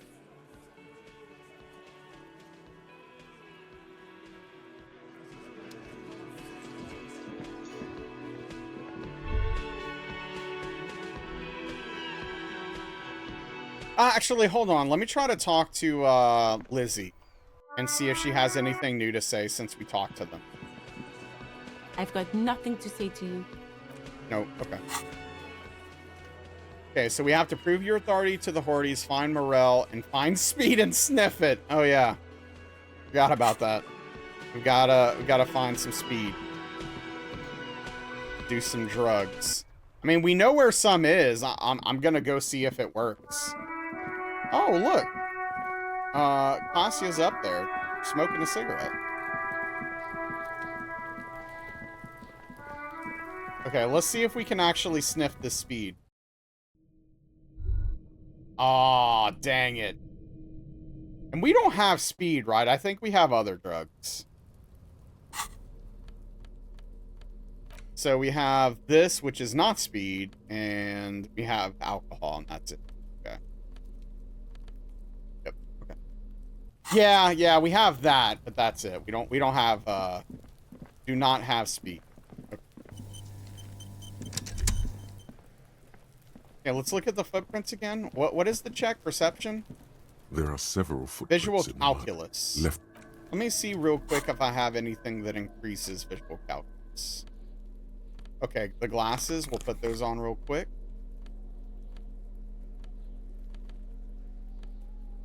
Do we have anything that subtracts from visual calculus? Okay, cool. Right, and let's give this a go. There are several footprints in the mud. 83%. Left by work boots. Anywhere from 6 to 12 pairs have walked here. 8 pairs of boots have shuffled back and forth in the mud. Where else have we seen a gang of men in work boots? That's right. The Hardy Boys in the mess hall of whirling in rags. Go over them one by one. 1. Standard work boot. Steel reinforced toes. Number 46. Just like Titus was wearing in his booth. This is the big dick. Titus Hardy. The one with the bald cap on his head. Interesting. Is it? They didn't even bother to change boots. Putting them on the scene is easy. Maybe even too easy. Continue counting. 2. Standard work boot. Steel reinforced toes. Number 44. Either the blonde muscular guy, Glenn, or the young guy with a plectrum around his neck. Oh yeah, Chipmunk? Yeah, I failed it the first time we tried, so we're actually getting it after we know who each of them is, which is interesting because it adds more context to it. 3. Hobnailed work boot. Steel reinforced toes. Number 43. The inked banger, perhaps. 4. Standard work boot. Number 45 or 46. Theo, the old smoker. You think you even see a tiny fleck of cigarette ash inside the print. 5. Another standard work boot. Reinforced toes. Number 44. Same as before. Either the musician, Eugene, or the muscle-bound blonde, Glenn. 6. Light as air. Same make of boot. But number 41. Small like a rat. Shanky. I should have gotten this earlier. Better late than never, detective. The whole world is dark and the tracks burn in it with strange beauty. Count the rest. 7. The glowing outline of a standard work boot. Number 46. The imprints are twice as deep as the others. The weight exceeds 200 kilograms. Fat Angus. Carrying something? And the last one? 8. Another standard work boot. Number 44. There's an aberration in the pattern of the sole. The right sole is smoother, more worn. Curious. A missing 8th Hardy Boy. Oh, okay. So we have an 8th person. 7 sets of tracks, right? The Hardy Boys were here. 8 actually. 8 GG on this.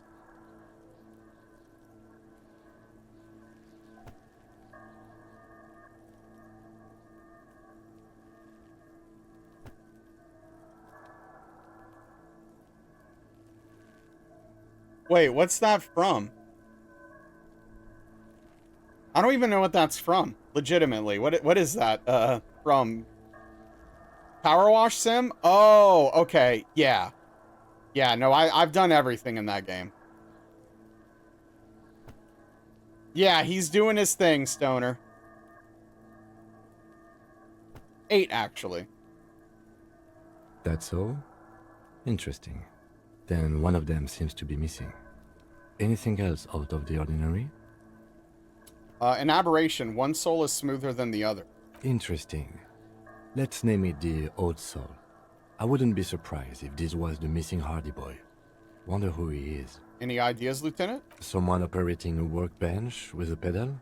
Like a joiner at the harbor. Or maybe a drummer? A drummer? That's stupid. A drummer only uses their right foot for the kick drum. Well, that's not true. You're right, it's stupid. What about double bass? Dude, double bass pedals. Come on, man.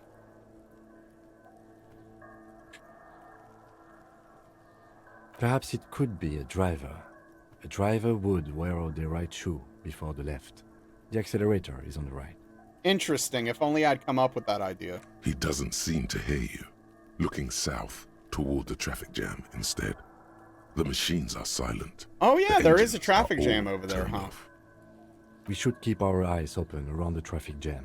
See whether anyone strikes out as a potential suspect. Seems prudent, no? Yes, prudent. Mm-hmm.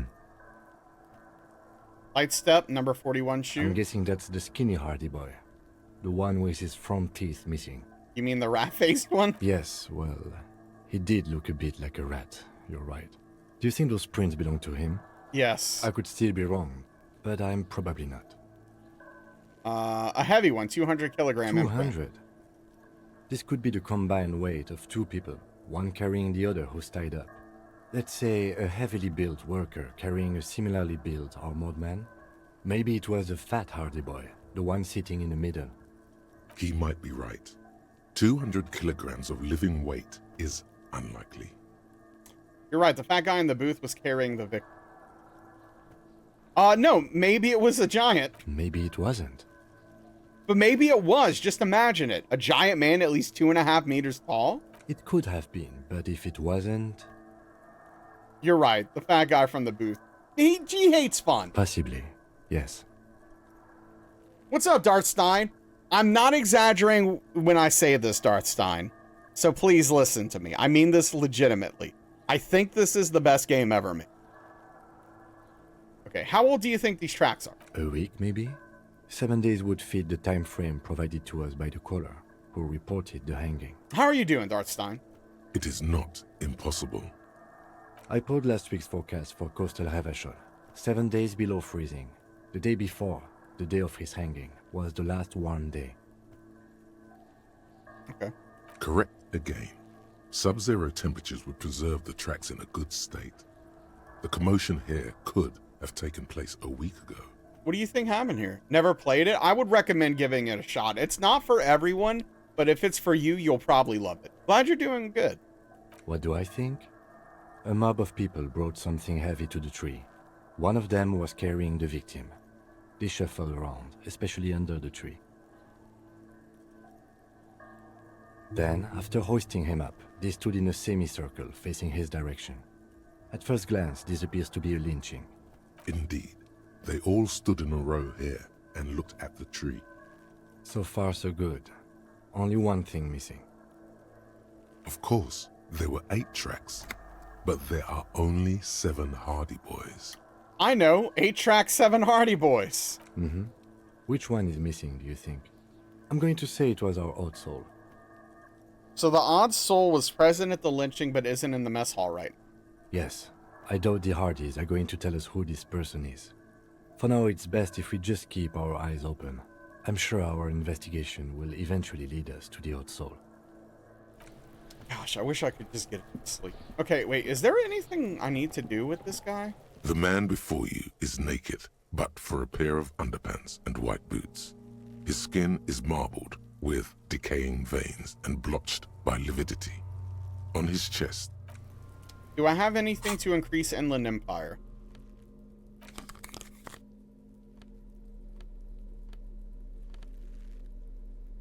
Okay, do I have anything subtracting from it? No, I have a +1. Okay.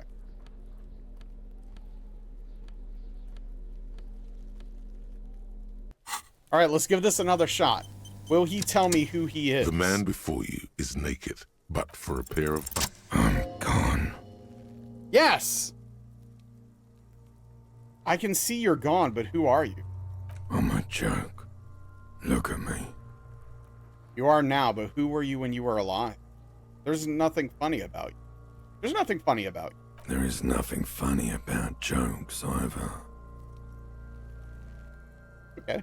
Who were you when you were alive? That's an interesting line, I think. A killer. A motherfucker. And a killer. Takes one to know one. Whoa. I have another question for you. Go ahead, Coppo. What has happened? What do you mean? I'm talking to you. It's the power of your... Gross. Black frothy liquid starts bubbling on his lips. Imagination. Go ahead. Ask me more questions. Why do I love questions so much? Love questions. Yeah, why do I love questions so much? Because you're a copperoonie. Look at all of them go. Do you want more questions? Give me a comical amount of questions. Coming right up, copperoonie Rooney. This is getting upbeat now. Okay, where have you gone? Into the wild pale yonder. They keep talking about the pale. In the past, way out in the west. Is my name Rooney? Fuck no. You're no Rooney. I do strike myself as a Rooney. No, you don't. Between you and me, your name is probably Harry. Okay. That's right. Stupid, boring Harry. Harry, the motherfucker. Why do I feel like I've forgotten something terrible? Because you have. Who killed you? Love did me in, Brother Copo. It Love. was love all along. Can you ask me a question? Sure, Lobo.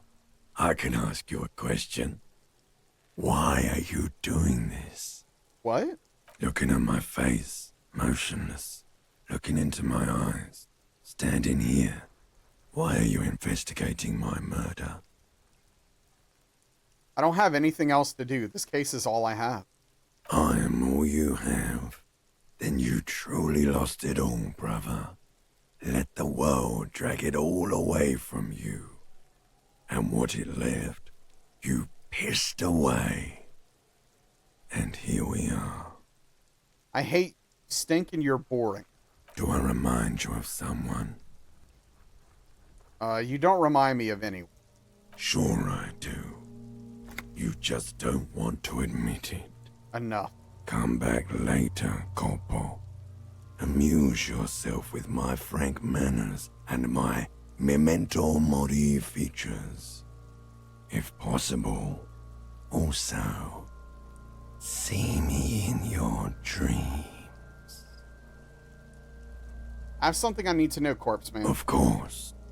You have questions, don't you?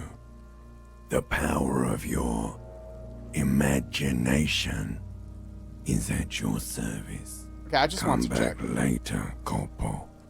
Amuse yourself with my frank manners and my memento mori features. If possible, also, see me in your dreams. Yep, the preliminary examination is done. Let's get him down from here. The steel reinforced belt presents a unique challenge. I brought chain cutters, but I don't see a good angle of approach to the belt. The cadaver is a good 1.2 meters up. Neither one of us can reach the belt without assistance. And even if we do, there's the question of cutting it. We should. Okay, so can we do something else? Can't someone else do it? We could saw the branch. Seems like a lot of hassle. Let's not do it. Maybe we could shoot him down. Maybe we can ask for help from the harbor. I'm out of ideas. Let's have another look at him.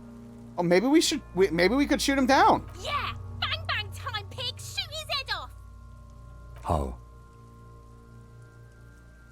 I don't know. You just, shoot up there maybe. Point towards the branch. Yes, the buckle, where it ties the cargo belt to the tree. If the shot hits that, then there might be a small chance to release the belt. Hey, good morning, Aliches. How you doing, bud? Yeah, now we're talking. Entertain a Kuno with some shit. They'll miss! The pigs will miss Kuno. Take the shot, Lieutenant. What's the worst thing that could happen? I'll blow his head off. Take it! Take the shot! Effing trees, right? Yeah, take the shot. Kuno wants some of that shit. Silence. With his elbow sharp, the lieutenant unzips his jacket and produces a lightweight firearm. He drops a paper cartridge in the barrel, separates the scouring stick, and gives the cartridge 5 tucks, securing it in place. He then steps back and assumes the fellow's desk position, taking aim. The corner of his eye twitches. His finger is on the trigger. Shoot that MFer down. He's gonna fucking miss! The kid's voice is drowned in a shrill blast that echoes off the walls of the surrounding tenements. A cloud of smoke slowly parts in the air as the lieutenant steps back and says to himself, God damn it. A lot of things were wrong with that shot. The fellow's test was the wrong choice. His shoulders were raised, but above all, he cannot trust his eyesight. Wow. Fucking idiot! Mookabat asshole! Kuno could have hit it easy, but then Kuno's not fucking handicapped, is he? Get your stuff together. Remain collegial, officer. It was an honest mistake, and I will not repeat it. Try again, maybe? No, we are lucky as it is. We didn't break anything, and What's the up, victim Infamous? remains uncompromised.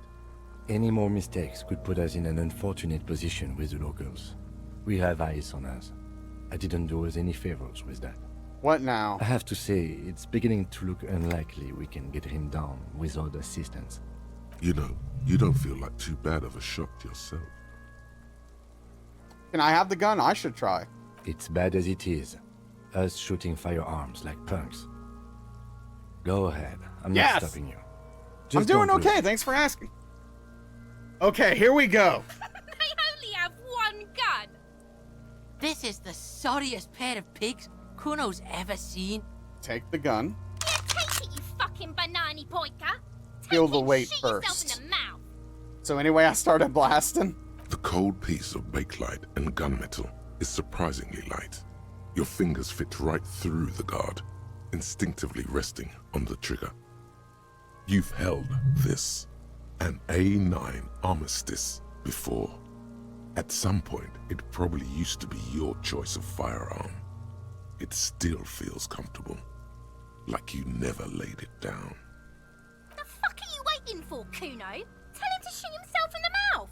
Kuno is silent. Aggression gathers in the air. The trigger feels delicate and ready to break under your finger. Point the gun at the belt. The buckle comes into focus in your sights. You stand with your feet planted firmly in the ground and your left hand supporting your gun arm. Why don't you just shoot yourself in your mouth? At least you won't miss. What the hell? Say shut up. What? You gonna fuck me? You wanna fuck me, pig? Is that what this is about? Yeah, Stoner. Close your left eye first. Your field of view narrows. The branch slowly moves, becoming entirely two-dimensional. The metal buckle glimmers, slick, with the falling rain. The corpse slowly rotates. Oh, how's that going, Look, Infamous? he's crying. You gonna cry now, fucking faggoty? I really want to point the gun at Kuno S, I guess. But I don't know. Pointing the gun at the child is probably too far.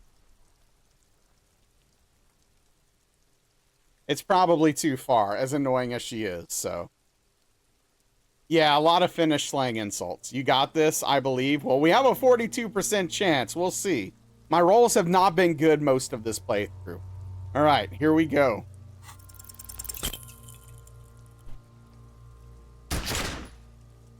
Oh! Was that a critical? Smoke erupts from the barrel. Your hand goes numb from the explosion. With your ears still ringing, you lower the weapon to see what. I shot the corpse, man. See? Golly. You missed the belt, but hit the corpse straight in the chest. Bits of ribcage protrude from the skin. No blood, only a murky sludge dripping down his belly. The sudden stink makes your eyes water. Gosh, darn it. Oh my god, he's gonna fucking cry. I knew it. What a mulko. Ask for another shot. You'll get it with the next one. The goddamn light reflected off some window surely. Okay, hold on. Can you reload it, please? I need another shot. The cadaver is already compromised bad enough. We don't have to make it worse. It came out wrong. You made it sound like you're some sort of roulette addict looking for a fix. Ask again. More controlled this time. Please, Kim. There is silence. Victupa wants to fuck up again bad. What the hell words are those? The song of my people, asshole. Don't provoke her. He took the gun! Shot him in the chest. What a fucking idiot. It's not the gun's fault you can't shoot. It's your pig hands. Pigs don't have hands. They have, like, fucking hooves or something. Kuno has hands. Kuno can shoot that shit down for you. Okay. Lieutenant, we should entrust Kuno with your service weapon. He says he can shoot it down. The lieutenant does not dignify that with an answer. He snaps the button on his holster and says, We still need to get him down somehow. But how? The bad way. The way I didn't want us to. By asking the harbor for help. They have the tools and the men. If they put him up there, they can take him down too.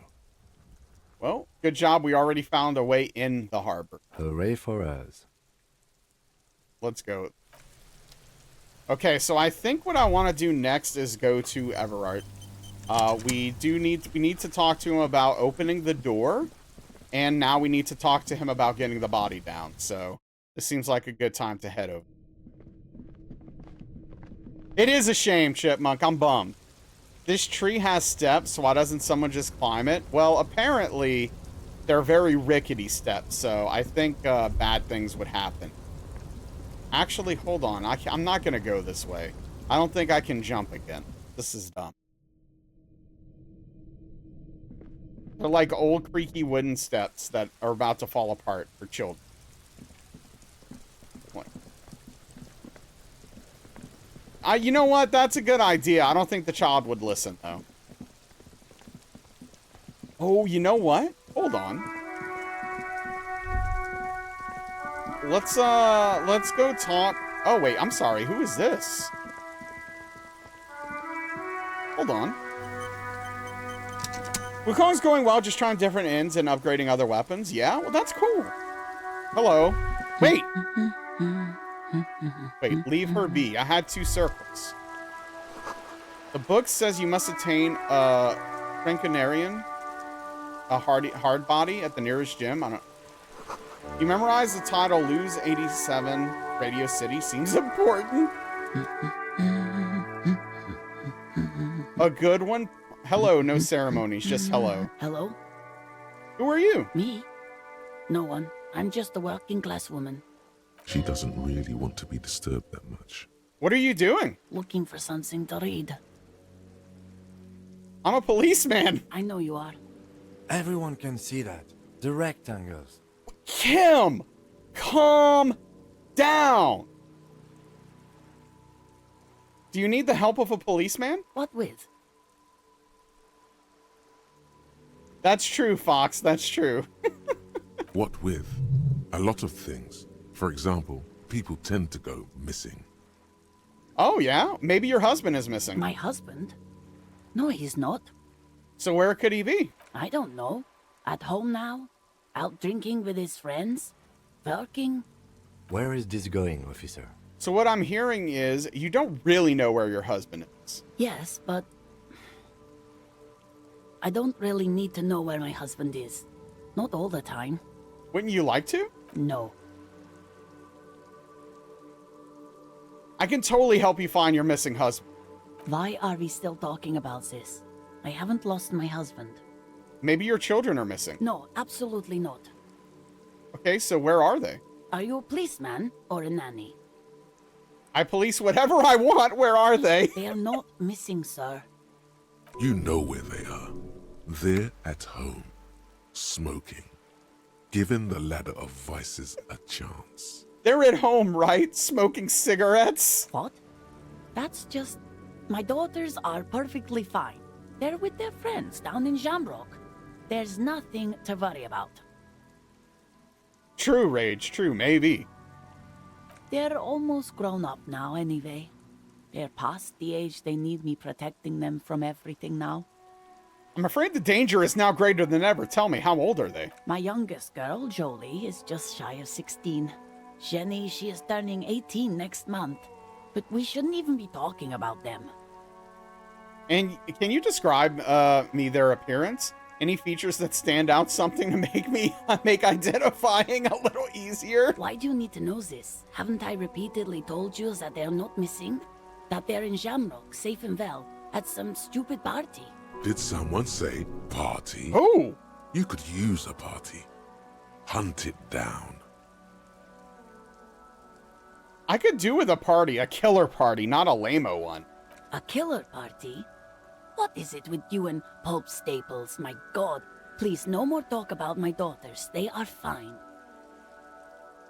We're policemen, Aetherma. Maybe your cockatoo is missing. I don't mean to disrespect, sir, but you are being a bit of a cockatoo here. Oh, whoa, excuse me? For what it's worth, I agree.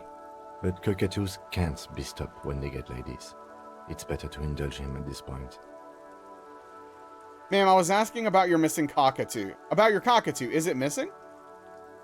I don't even have a cockatoo. And guess All right. what? Cockatoo not missing. I just wanted to make sure. Great.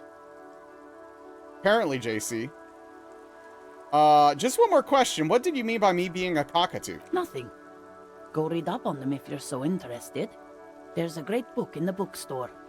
Maybe you should. What if the cockatoo is your astral captain? Or your heraldic bird? Actually, that's exactly what I'm going to do. Thanks for the tip. Wonderful. The store is open. Watch her browse books. Her hands move over the book covers. The tips of her fingers look rough, stained with yellow. It seems like she has spent a lot of time at work, smoking. An array of neurons fire up with joy. Ooh. Bum her a cigarette, lest it turn to pain. That's pretty rude, JC. Do you smoke? No, I don't. I know for a fact that you smoke. Why do you think that I smoke? I suspect that I may possess supernatural abilities. No, you don't. Just give me a cigarette, please. I already told you I don't have any. Go bother someone else. She's lying. She's goddamn lying. She has smokes. Just give me your cigarettes, okay? Don't lie. Sorry, officer. Do you know where I could get a new pack? From the kiosk? There's one near the harbor. It's Frita. You can look it up. Okay, thanks, no problem. She sighs. That's all for the moment. I'll let you... The woman before you nods and returns to her reading. Okay, that was interesting. Why were tools lit up? Huh. Find your heraldic bird. Or heraldic, I guess. Okay. Hello again, sir. Who is that? Point to the woman browsing books. That's Auntie Billy. She's nice if a bit distressed. Why is she distressed? I think she is a bad husband. Not very nice or helpful. Can we go confront her now about the husband? No? My husband? Oh! No, he's not. The little girl over there told me you have a bad husband. Excuse me? A bad husband? Not a nice and helpful sort. Do policemen just go around repeating what some kid off the street said? What's up, Trim? Unhinged cigarette acquisition chat? Those were her words, not mine. I'm merely asking. Can I give you some friendly advice, Mr. Policeman? Don't listen to kids. So you don't have a bad husband? No, I don't. I have a good husband. The kind and helpful sort. And he's not missing. Okay, thanks. The woman before you. I don't know. What's up, Games Freak? I'm doing okay. How are you? You broke down the back door. The wards The door. It's all gone now. Dark psychic energy leeching onto my shop. Yeah, make some coffee. I wish I could drink coffee more often. I would love to be able to drink coffee, actually. What kind of game? Sometimes it's necessary to resort to extreme measures. I suppose it's all over now. I guess there's no escape. What are you talking about? It's just a door. Just a door? This place is cursed, Detective. They don't call it the doomed commercial area for nothing. Just look at the sheer amount of companies that have failed in this house. Yeah, I have heart palpitations, so I can't drink coffee. I hope you're happy now. Happy that you've ruined everything. Now that you've broken the door, the curse is coming to get me as well. Host Almighty, she prays, guard me and my honest business venture from the curse that lurks behind the door. Blessed be your name. Curse? But I thought the curse wasn't real. Of course you didn't. You're nothing but a policeman. All right. You know what? I'm willing to let you investigate the doomed commercial area. We are set on the path. There's little else to do. Her facade has dropped. Now you see the curiosity behind the fear. But before we go on, tell me, did you encounter the malignant entity? Of course, the entity. Close your eyes. I didn't see her, but I sensed her presence. You did? Then it has to be true. I've suspected that this woman-shaped energy must be connected to the curse ever since I first saw her. Did you see that she lives inside the chimney? Okay, our options are, you mean the chimney that's part of the central furnace? I heard voices coming. Chimneys aren't big enough for anyone to live there. Chimney, the passage between heaven and hell, of course, it all makes sense now. Okay, I'm going with number one. You mean the chimney that's part of the central furnace? I heard voices coming from it. Yes, I've heard that. It's enormous. She has barricaded herself behind some metal security curtains upstairs. God knows what she's doing there. Some unnatural magic, I assume. You should go find the entity and ask what happened to all the companies in the building. And do return to me after you've talked to it. I'm quite anxious to know what she has to say about the curse.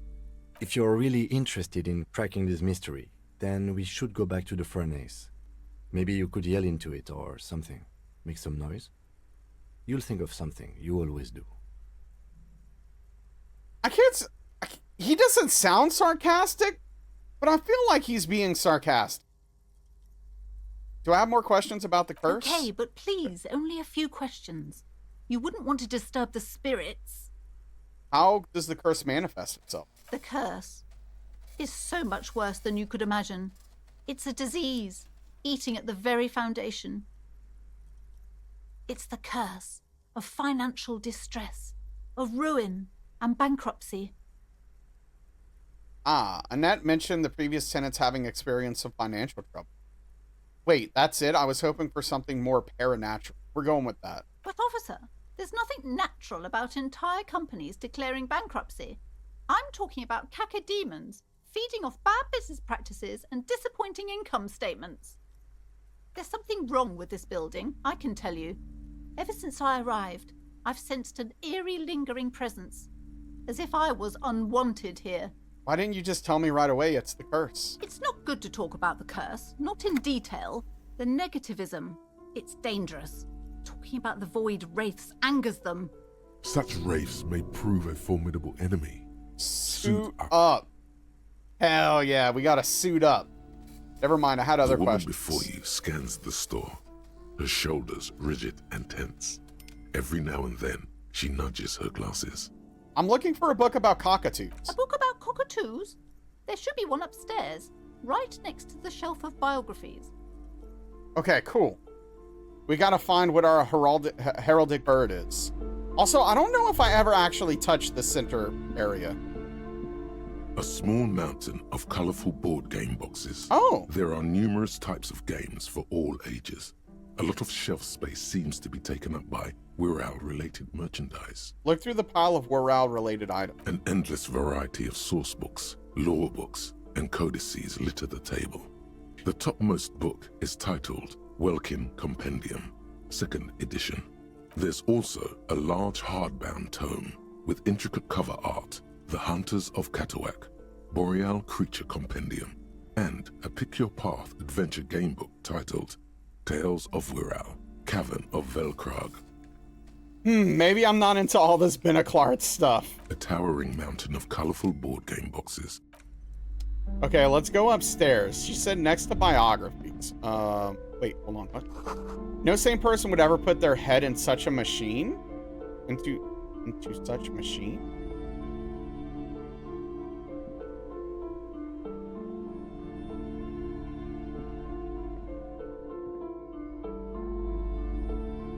Wait, is it talking about this thing? I guess. Huh, weird. Okay, where are the biographies? Is it... Shelves filled to the brim with crime novels. No, okay, this is crime novels. Oh, wait, what's this? A sulfur-crested cockatoo sits on the cover, its beak slightly open.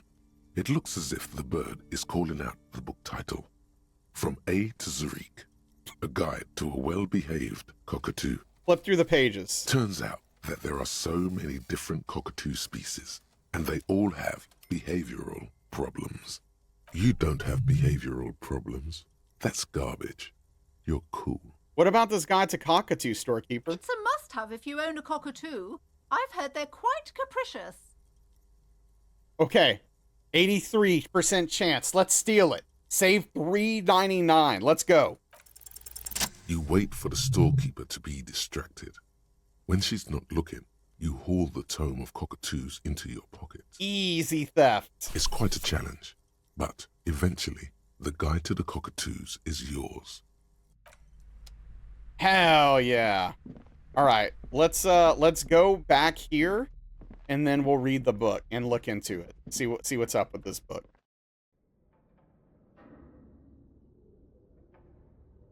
All right, where interact. A book about different cockatoo species and their behavioral problems. Perhaps it could also offer some insight into your own often problematic actions.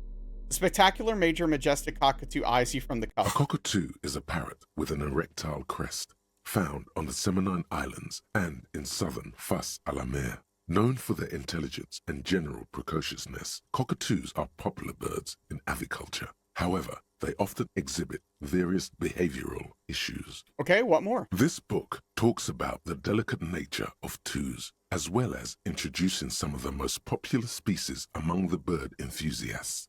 The funeral cockatoo, the major majestic cockatoo, and the most common bang bang cockatoo.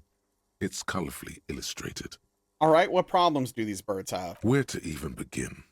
All cockatoos are known for their needy natures, requiring attention for at least 2 full hours a day.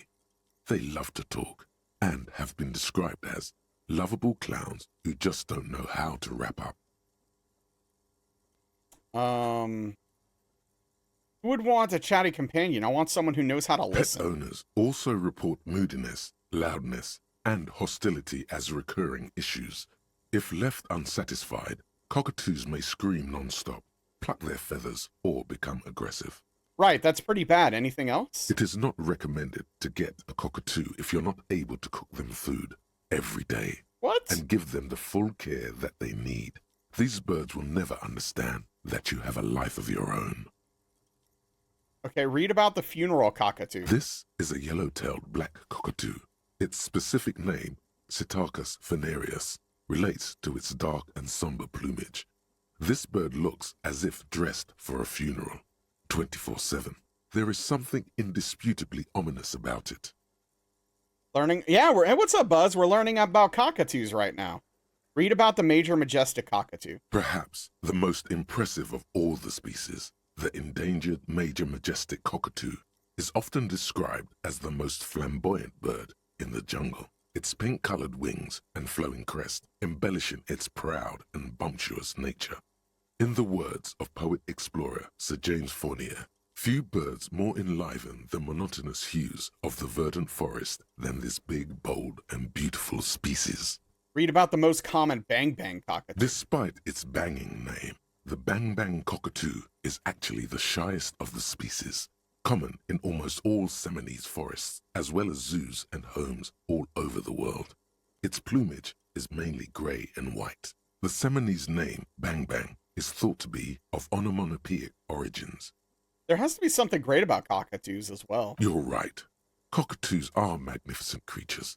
They love to perform, cuddle and show off, and will even scream for fun, often as loud as up to 135 decibels. That's loud. Ouch. That must hurt. Honestly, this bird sounds a bit like me. Yes, but all those cockatoo species are so different. Which one are you?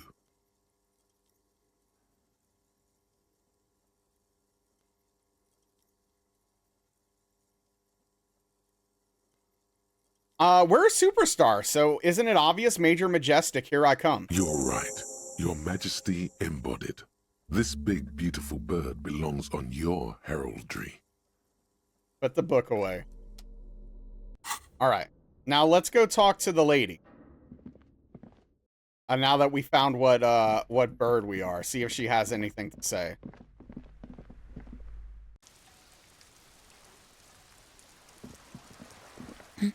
You were right that I'm a cockatoo. Excuse me? I went and read up on them just like you said. I even decided what kind of cockatoo I am. Want to know? I don't know. The most talkative one? No, I'm the Major Majestic cockatoo. The what now? The Major Majestic cockatoo. It's the most impressive one. You truly are one strange cop, aren't you? Okay, I guess that's it. The woman before you nods and returns to her reading.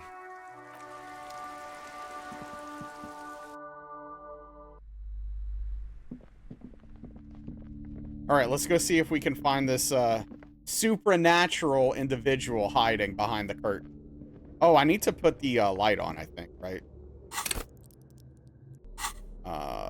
Items, tools, lights.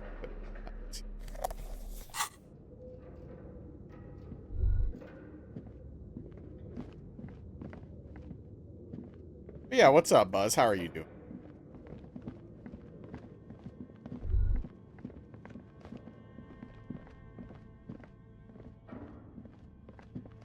As before, an iron safety curtain curves before your eyes. Not even hard. Those curtains prove to be Isn't that supposed to heal me? Your fist hurts now. There must be another way to wake up. Gosh darn it.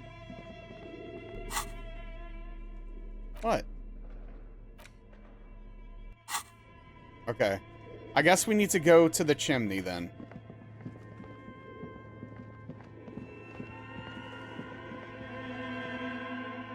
I actually thought that was supposed to heal me based upon what I read, but I guess not. A thick layer of coal dust covers the furnace, coloring it pitch black.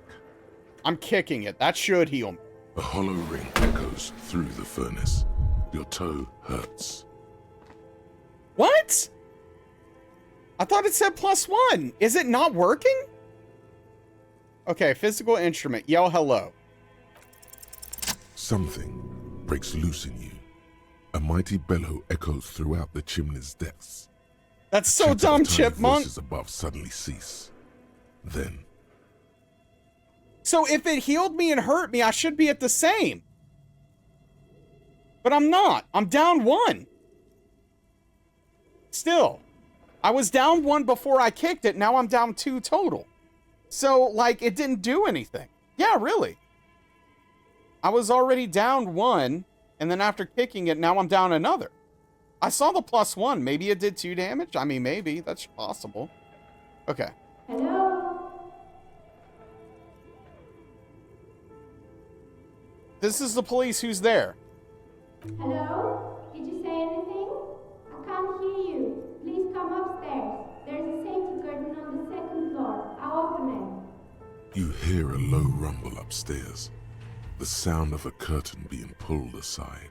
After you, officer. Yeah, Rage, I have anti-object task force, which means when I punch and kick things, in anger, it heals me.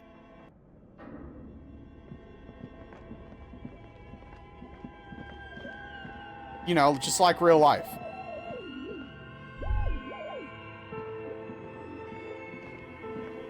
Oh, snap. It is, Credo. This tray full of dice, colorful polyhedral dice, hundreds of them. The candy dispenser has been repurposed to contain thousands of dice. Okay, hold on. Hello, I'm Nia. A bird-like woman sits on the throne of tools with emerald light shining through her hair. Hey, we're both birds! Did you try knocking on my window? I must have missed you. I've been listening to my Milius. So what kind of dye are you looking for? Why are you asking me about dice? Wait. You must have me confused with someone else. I haven't knocked on your window. Then how did you get inside? By the south entrance? You know what? It doesn't even matter. What matters is that you're finally here. Let's talk dice. Did you have something specific in mind? I don't know, maybe, Kaldrak. Why are you asking me about dice? I'm a novelty dice maker. Tell me the name of your role-playing system and I'll make the die you need. That's why you're here, yes? As she speaks, her bone-like fingers fiddle with a ring. Her bones light, but her hands strong. I was looking for something else. Squint your eyes mysteriously. Answers. Answers? How strange. These days people only come to me for dice and role-playing games. I'm not sure how helpful I'll be, but go ahead and ask. What do you know about the man who was lynched behind the whirling in rags? Nothing really. I didn't know him. The lieutenant looks at his notebook, then the woman under the large window. Your window looks directly onto the courtyard. You're saying you didn't see or hear anything unusual last Sunday evening? I'm sorry, detective, but as you know, I usually have my headphones on when I'm working. It shuts out most of the daily ruckus behind my window. You never took your eyes off the work to look out the window? I might have, but in this case, all I would have seen is my own reflection staring back from the darkness. It's really hard to make anything out in the yard when it's dark outside. Besides, I rarely get up to look out the window when I'm in the zone. I see. Thank you for your answer. She nods. Anything else, officer? I'd like to order a... no. How did you become a dice... How did I become one? It was a business decision. I was a regular jeweler at first, but that's an unfocused field with too much competition. Some of my friends were role players. They asked me to make some polyhedral dice out of cobalt. That was my first order. I grew it from there. Understood. I've grown crafty over the years. You'll like your dice if you get them from me. Be sure of it. Okay, I'd like to order a die. Of course. Tell me what you have in mind. Okay, so do you have any cursed dice? Tell me about your most extraordinary die. I'm sorry, I don't actually know what die I want. Just a normal die for me, please. Very regular. Looking for something to help me with my work. No. I want the most extraordinary die. A star that fell from the firmament? Those cost more than 7 real. Are you sure? I'm a star myself, a superstar, and superstars don't care about money. Yes, you definitely have the proper attitude. How about a pair of 100-sided dice, made of ivory and inlaid with lodestone, a naturally occurring magnet, to complement your magnetic personality? 10 real, and I can get these ready in 8 hours. But do magnetic dice even roll properly? It's true. Magnetic dice are definitely different. When rolled together, the magnetic fields of the pips interact with each other to push and pull on each other as they're rolled, just like all magnetic personalities do. It's a deal. Order the dice set. Great. See you in 8 hours then. Was there anything else? Hey, where are we anyway? What is this place? Look around. We're inside the chimney of an old central furnace. It's strange, I know. She looks for ruddy bricks that make up the walls. Even though they've been repainted, there are still signs coal black suit here and there. Cockatoo too. But when I arrived here, all the other rooms were taken, so I had to build myself a makeshift home. Besides, I don't really have to pay any rent here. So that's she's... a plus. Okay, that's crafty. She's just kind of stealing this room. I like it. Creative. When she arrived here, there was no room anywhere else. She must have known the other businesses. I've heard this place is cursed. Did you know that people are calling it the doomed commercial area? I've heard the stories, but I don't think those stories are true. Plaisance is the one who sent me. She's convinced that this place is swarming with malicious energies. Wait, how do you explain what happened to all those companies then? It's just capitalism. We only hear about tales of success, so it's often surprising to realize how many ventures actually fail. Plaisance, the bookshop lady? I've heard that her business is doing rather well. Have the energies spared her somehow? Okay, actually, the bookstore isn't doing that well. There are hardly any customers that has to exploit her own daughter to keep the company going. The curse is just biding its time before it strikes again. Sooner or later, everyone will fail, even her. I don't know why the bookstore hasn't gone bankrupt yet. That's what I'm here to investigate. Okay, I'm going with 2. The curse is just biding its time before it strikes again. Sooner or later, everyone will fail, even her. All right. But it's not just the bookstore that's still up and running. What about the whirling in rags? Some people say it's part of the building complex. Hold on, the whirling is part of the Doom commercial area? Yes, but it's still a separate building. The malicious energies can't reach here. No, the whirling isn't doing well either. Its waitress just took off and customers have trouble paying bills. You're right, the whirling doesn't really look like it's cursed. I'm going with 2. Yes, but it's a separate building. The malicious energies can't reach them. And then there is me. I've been here for 14 years, selling novelty dice to role-playing enthusiasts. Not exactly a million-real business idea, yet somehow I've survived despite the talk of malicious energies. Strange, isn't it? It's because she's in cahoots with the demons.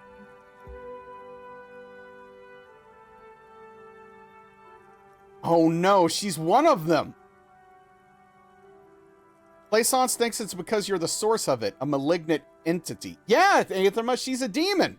Malignant entity? What does that even mean? Some kind of sorceress? What about you, officer? Do you think I'm the malignant entity? The jig is up. The she-demon knows you've uncovered her true identity. Okay. I think it still might be you that's causing this. Narrow your eyes very mysteriously. So I'm the Grand Dragon in the cave. Might I ask what supports this claim? Okay, I yelled to summon the ghost of the Doom commercial area and you were the one who answered. There's something ghostly about you, ethereal even. You're the last man standing, you must be responsible. I don't have time for explanations, not amidst all the visions I'm getting. Okay, I'm going with 1. I yelled to summon the ghost of the Doom commercial area and you were the one who answered. Oh my, I've revealed myself. You better call the exorcists. I don't have to call anyone. I'm a ghost whisperer myself. Of course. How convenient. Well, if you ever find a way to explain all those inconsistencies in the curse, then let me know. Plaisance needs to hear about this. Perhaps if you combine your psychic energies, you will make sense of the situation. Okay. Do you know what happened to the other tenants? Everyone else is More gone. or less. Are you interested in anyone specific? Rats scuttle in the dark rooms under the abandoned blow dryers and dusty mannequins. Cobwebs cover rotors and radio computers alike. So much failure.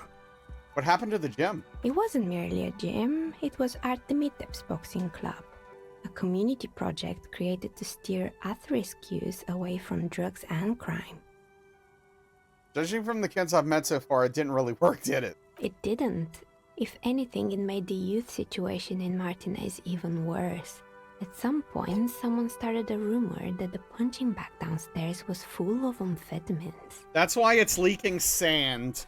Kuno probably broke in and stabbed it to see if there was speed in it. Hey, what's up, Juice? How you doing? What's good, bud? You should have known it.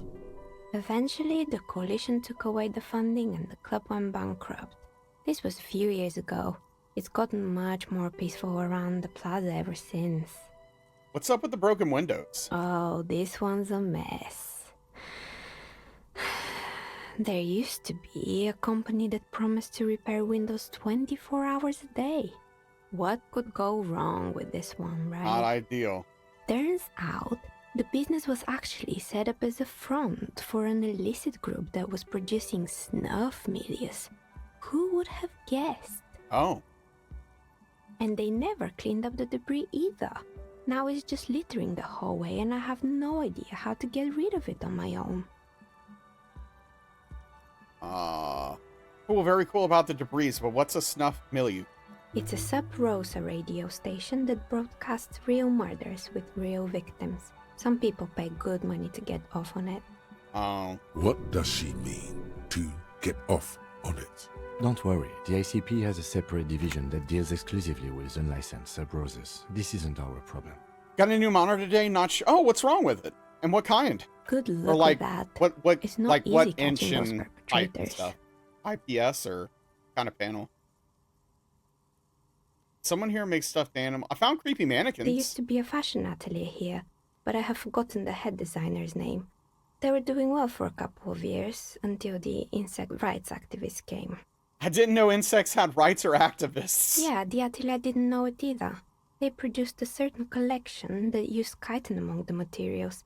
Apparently chitin is made in the Occident, where it's extracted from beetle wings.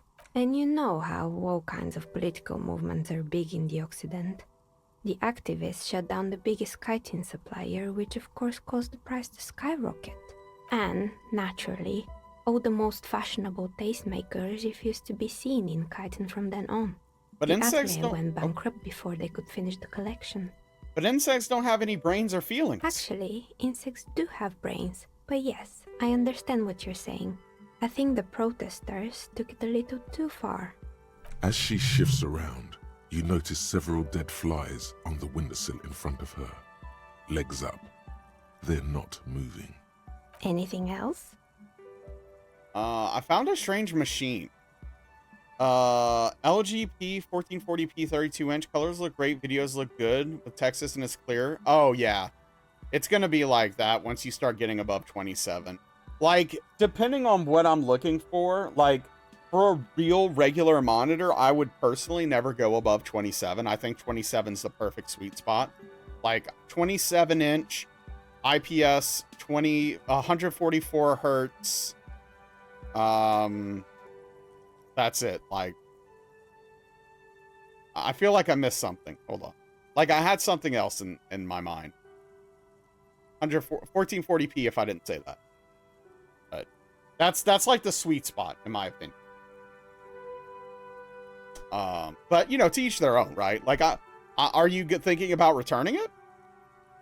The only thing I would like is, instead of this really crappy small monitor I have up here for my fourth monitor when I'm streaming, it's useful when I'm streaming specific.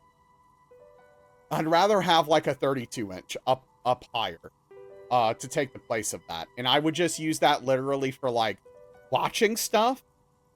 And I would use it for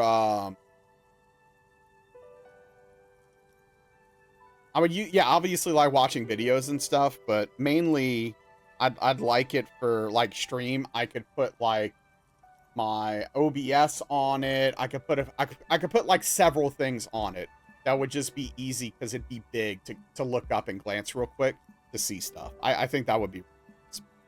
I'm not gonna buy a TV just. Like, I would just want like a 1080 TV. That's like around probably 32 inches or something to just, you know, stick up there. I think that. It's like, it's not a need. That's for sure. I found the building's intercom, but it's not working. Oh, right. I hope you didn't try to ring me. I think none of those doorbells work, including mine. I'm still in the middle of connecting the wires.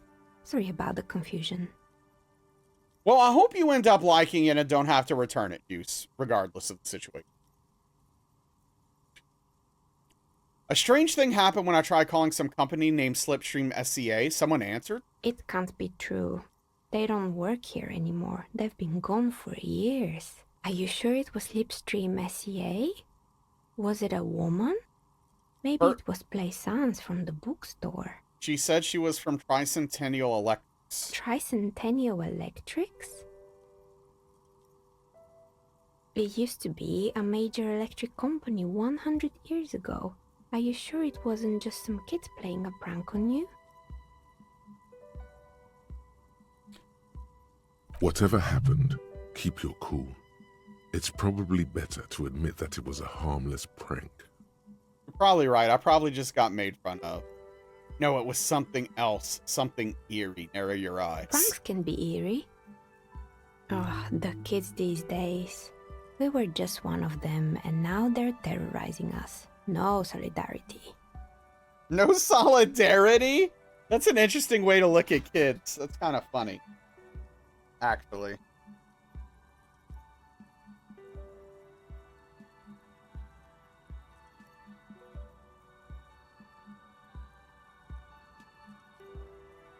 Sorry, give me a second.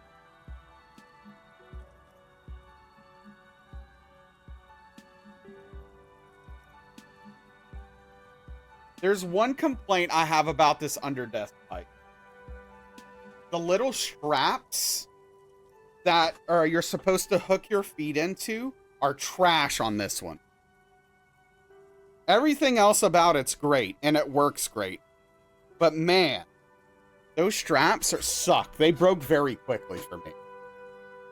First time you're actually getting a good look at this game, really. Oh, it's incredible. This game's so good, Juice. I love it.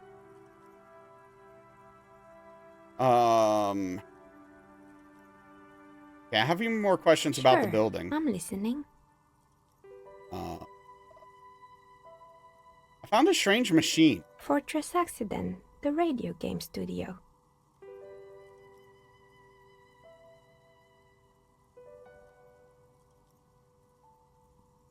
They were an interesting bunch. We talked about role-playing systems every now and then. Once, I even saw two of them get into fisticuffs over Wirral. They actually fist fought over the game. That's funny. They certainly took their work very seriously, even if they seemed to be chronically liberal with their schedules. What do you mean liberal? What happened? The usual. They ran out of money and couldn't get the project done on time. Well, we're wrong. The curse? Well, I did hear them talking at times. They seemed to believe they were historical individuals on some grand quest. They must have been on a gigantic ego trip. Hell yeah, Juice. You should make it a priority if you can. It's not for everyone, but if it's for you, it's really gonna hit. That's what I thought. Because when the money started to run out, they just began to complain a lot about capitalism. You know, how the markets are rigged to keep up new businesses and so on. In the end, they just didn't get it done. They didn't have enough willpower to produce something truly historic and to show up to work on time. Wow. I guess they didn't pull themselves up by the bootstraps, Miss Novelty Dice Maker. Showing up to work on time is hard. No, scratch that. Showing up to work at all is difficult, especially if you've been drinking. That is a problem, Juice. Well, showing up to work on time is incredibly hard. And so is producing something extraordinary. Anything else? Actually, I had other questions. Good. I hope it clarified things a bit. Okay. What else? Let's try the Shivers Legendary here. You feel Dang nothing. If anything, it's uncomfortably warm in here. Start taking off your clothes. You need to connect. Hey, what's up, Frank? She is awesome, actually, as a character. It's a major problem you have? Gotcha. You want to be her friend? Excuse me, what are you doing? Officer. I'm trying to lower my body temperature. And why would you do that? The zipper, it's stuck. Oh no, not the zipper. A tool to get the zipper open. Is it just me or is it hot in here? No, I don't feel hot. We're in a derelict smokestack. If anything, then it's cold here. It's part of this special technique I have. And what technique is that? Okay, hear me out. Sometimes I get these feelings. Miss, I apologize for my colleague's behavior. He's still recovering from an unusual medical episode. What's up, runaround? That's pretty dumb. Officer, this isn't how mature adults deal with their feelings. Why not? Oh, come on! Now you feel something. The cold damp of shame washing over you. Dude, she critically hit me in the feelings, man. No, not like this. It's like I can feel the wind, or I don't know, the air pressure, and then the air tells me things. The air pressure told you to take your pants off in my studio? Yes, exactly. Can you please employ this special technique somewhere else? I work here and my work requires concentration. Half-naked people don't help with that. I mean, I don't know, Juice. Maybe, depending on where you live. I've never seen a fight outside of, at a Walmart, personally. Hey, what's up, Invalid? Emotional damage. Okay, let's go talk to Plaisance and see what she has to say about this supernatural business.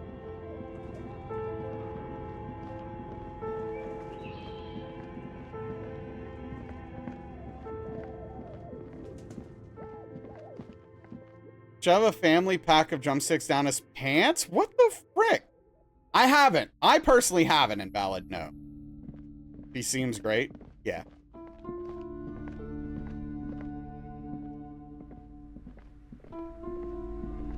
What have you found? And also, do buy the books. There may be teachings in them. You missed the random fights. Yeah, I mean, I don't really want to watch fights in public personally at this point. One time I saw a couple of dudes fighting in the middle of the street with machetes? Did you leave? You were in a fight at Walmart. Does that count as seeing one? I don't know. Have you been in a fight at Walmart? I haven't. I talked to the entity you told me about. Her name is Niha, and she's a novelty dice maker. A novelty dice maker? Well, spit it out. Why does she need the dice? For some kind of sorcery? Sometimes they use the ankle bones of sheep. A pillow fight? Oh. That's disappointing. We won't get up enough shenanigans up here and we rely on you. Turned and went down a different street? Smart. She may be involved, but I don't have a way to question the malignant entity further. I don't understand. If you're not sure it's her, then where is the source of the doom? How did she explain the curse? Is that even a fight? Yeah, I don't know. That's like a more serious thing, probably. Like, that's like two people trying to kill each other, probably. She's squeezing on the pendant too tight. A drop of blood in her palm. Okay. She says there's no curse because there are too many inconsistencies. She said it's just capitalism. Bankruptcy is a quirk of our economic system. Lie. The source is in the taxidermist shop. He became involved in arts darker than taxidermy and brought the void spirits down upon this place. Honestly, I don't have an answer yet. There are still leads to be followed, like the strange radio computer thing.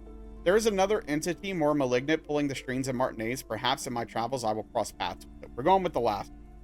A third order presence, yes. I've heard of these triactors. In certain occult literature, that's too dark to dwell on for too long, and definitely not in public. I understand everything, sir. Thank you for your descending into the maelstrom. I will keep fort up here, strengthen the wards, do my best. And if you happen upon the third entity in your travels, may the Lord be with you. Thank you. Well, this has been absolutely educational. If we happen on the third presence in our travels, we will certainly come back to tell you. One of your friends kicked it down an aisle really hard and hit a kid's face as they came around the corner. The mom wasn't very happy. Well, yeah, of course Should we not. get out of here before the vortex collapses? The shop around you feels ancient suddenly, damp and saturated by the coastal air. The books are rotting. A great cold lives here. And there, too. 1,200 meters away, on the urban coast, the dark shape of a church is reflected on the water, calling. Interesting.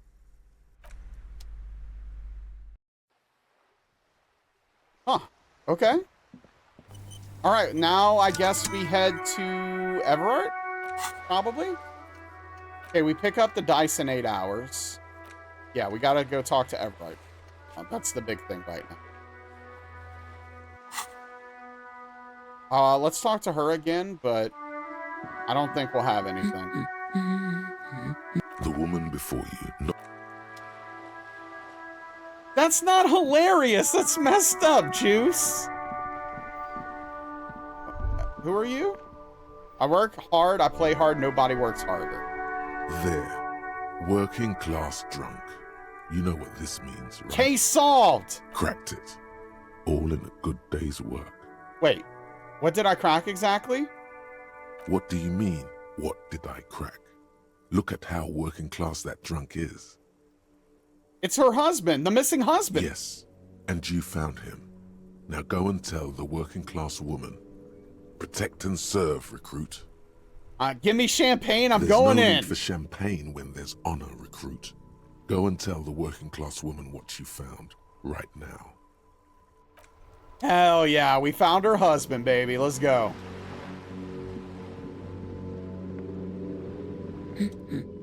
Protect and serve, madam. I found your husband. God damn it, I already told you.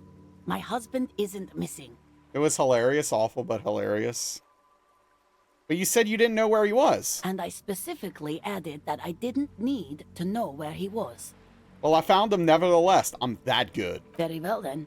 Where is he? There. Point to the working class drunk down near the sea. Excuse me?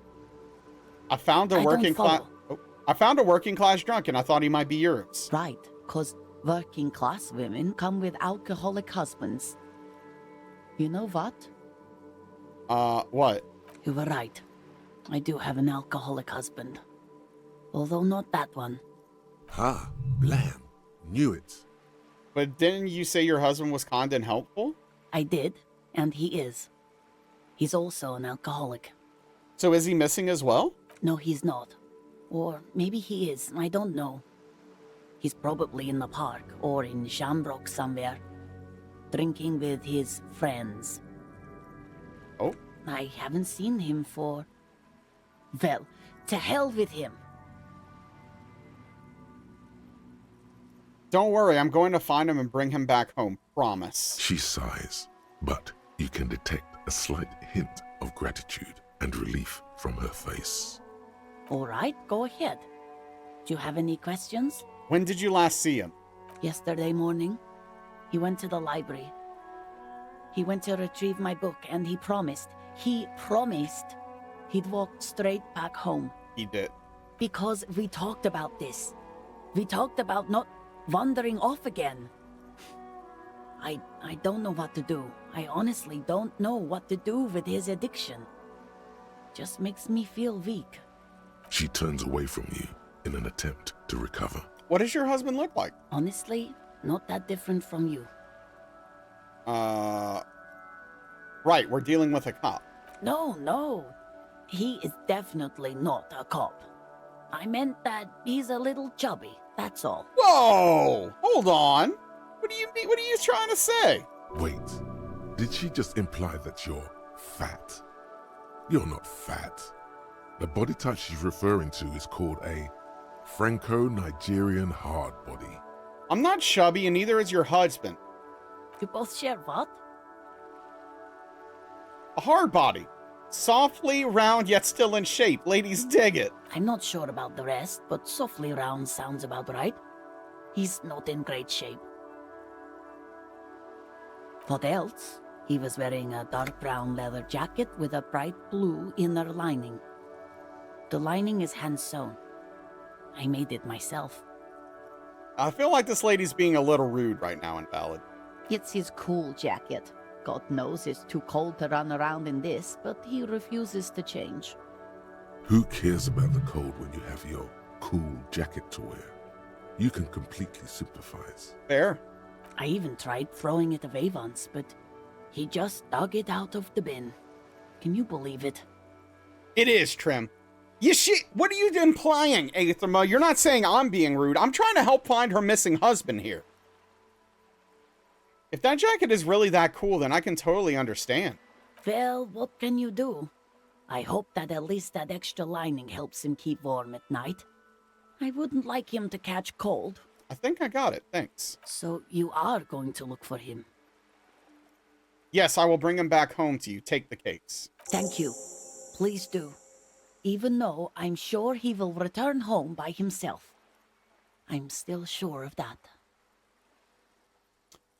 Wondering if you talked to... I could probably tell you every person I've talked to, Chipmunk. I'm sure he will too. Give me a sec. When he does, would you let Precinct 57, Kim Kitsuragi, know? I will.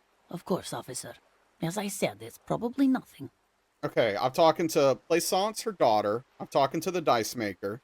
I'm talking to Kuno S. I'm talking obviously to this lady we're talking to right now. I've talked to Gart on the phone. I've talked to Sylvie, Jules, my partner, to all those guys in the station. I've talked to them through the radio specifically.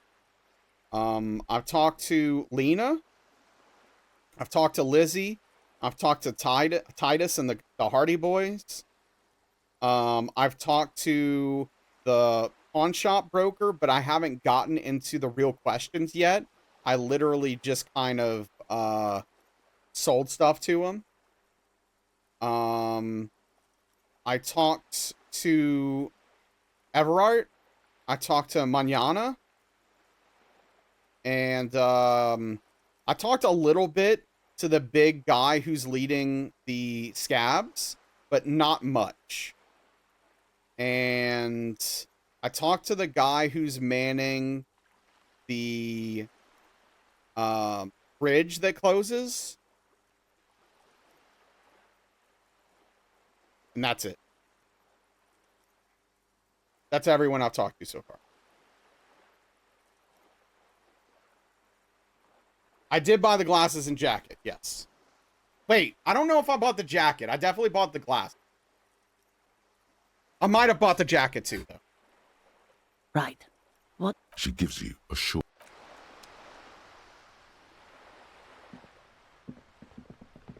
So. Yeah, no problem.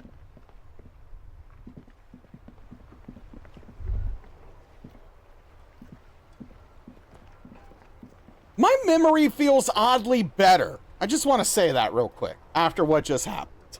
I'm known for having a bad memory, but weirdly enough, I feel like I just nailed that. Oh yeah, I talked to the Frita store lady as well. That's it, literally.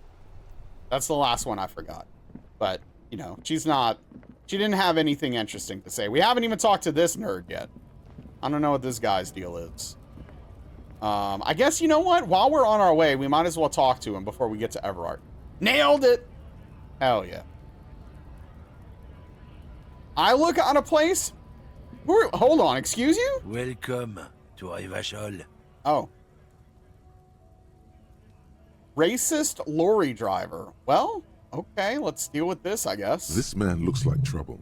You might not want to get into this right now. Oh. Plenty of time later. Oh, you know what? I'm going to trust reaction speed. We'll deal with this guy later. Let's talk to this guy a little more. Right to work. Right to work. Right to work. Shame on you. What exactly is your goal here? We were promised work. We'd be in there, working, if the bastards hadn't shut the gates. Are you unable to breach the entrance? Main gate's locked. Would take heavy ordnance to bust it open. Could try to get in through the secretary's office. Door's locked. The guard's blocking the way to the access panel. And I don't mean the scrawny mess punk either. I mean head measurer. Or whatever he is. Why don't you just talk to them? Like civilized folk, you mean? These native fucks don't understand civilized. Why isn't he called racist scab leader? It would be better for the neighborhood if you went home, at least for now, if you can't get in anyway. What are you eating? I had a craving last night for a Burger King Whopper. I think I need some meat. I have not eaten meat in a while at this point. I mean, and I can't leave my house, right? So, yeah, Invalid. A lot of people in this game suck. There are some cool people, but a lot of people in this game suck. Chicken tikka masala, matar and paneer. I don't know. I know I mispronounced that middle one probably.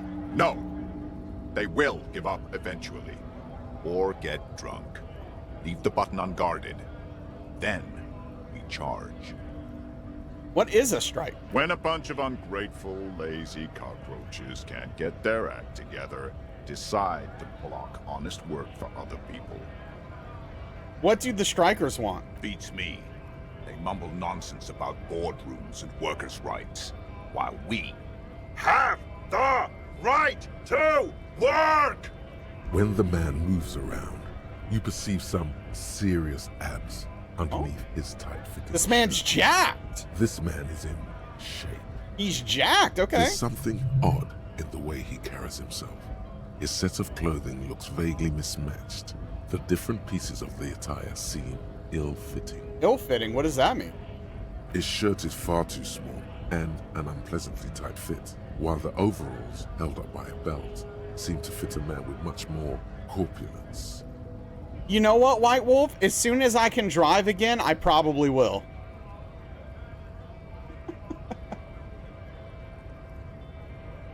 You wearing new clothes? He ignores your question, choosing instead to turn to the emaciated workers, raising both fists in the air. The clothes are obviously not his.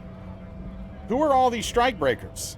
Honest men and women with rights to work, to be useful, not toys for corporate interests.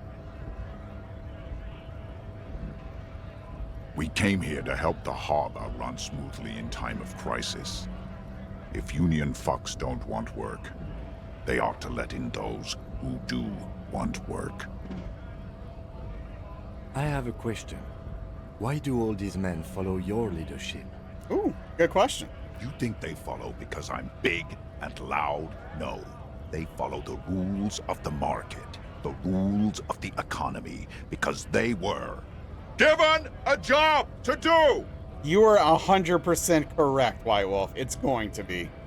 Like, seriously, I'm trying to think. When's the last time I had meat? Like, I haven't had meat in at least 3 weeks, I think, if not more. Maybe a month. You've been talking to him for quite a while now. Something is off with this guy. Ask him where he's from. Okay, I gotta ask, where exactly are you from? What's it to you? Routine part of the investigation. Am I a suspect? Done no crimes. I only fight for the rights of people. Already got that. I'm interested in your background. We're all workers, right? Workers stick together.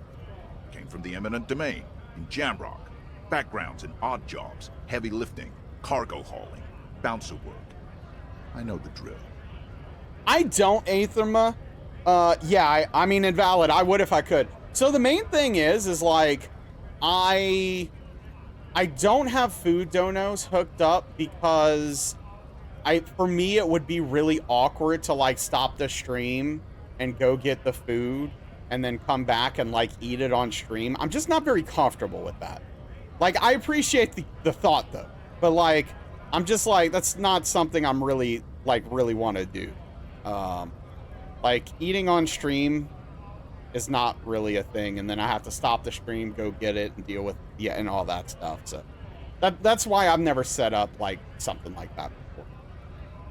A monstrous shadow high above the fire traps of the domain. The 881 motorway running over this district of Jamrock. Concrete pillars rise up from the midst of the dilapidated wooden houses. On the horizon, barely visible, the hazy machinery of the harbor. Oh, is that a thing you can do, Aetherma? Shudder and breathe on your hands. Life in the domain is even worse off than in Martinez. The cold air is stiff from the fumes of the motor carriages and lorries roaring overhead. Below, broken down, battered people mill on the dusty streets with no purpose. Yet amongst them, there is no sight of this man. Nowhere. You're not from the domain. Yeah? What makes you say that? No one there knows you. They know me. That's bullshit. Alright, I'm gonna leave now. Alright, something's up with that guy, that's for sure. Okay, we have a bunch of skill points. Let me put, let's see. Our savoir-faire is really low, I guess, due to random things. Bonus from items, yeah. Okay.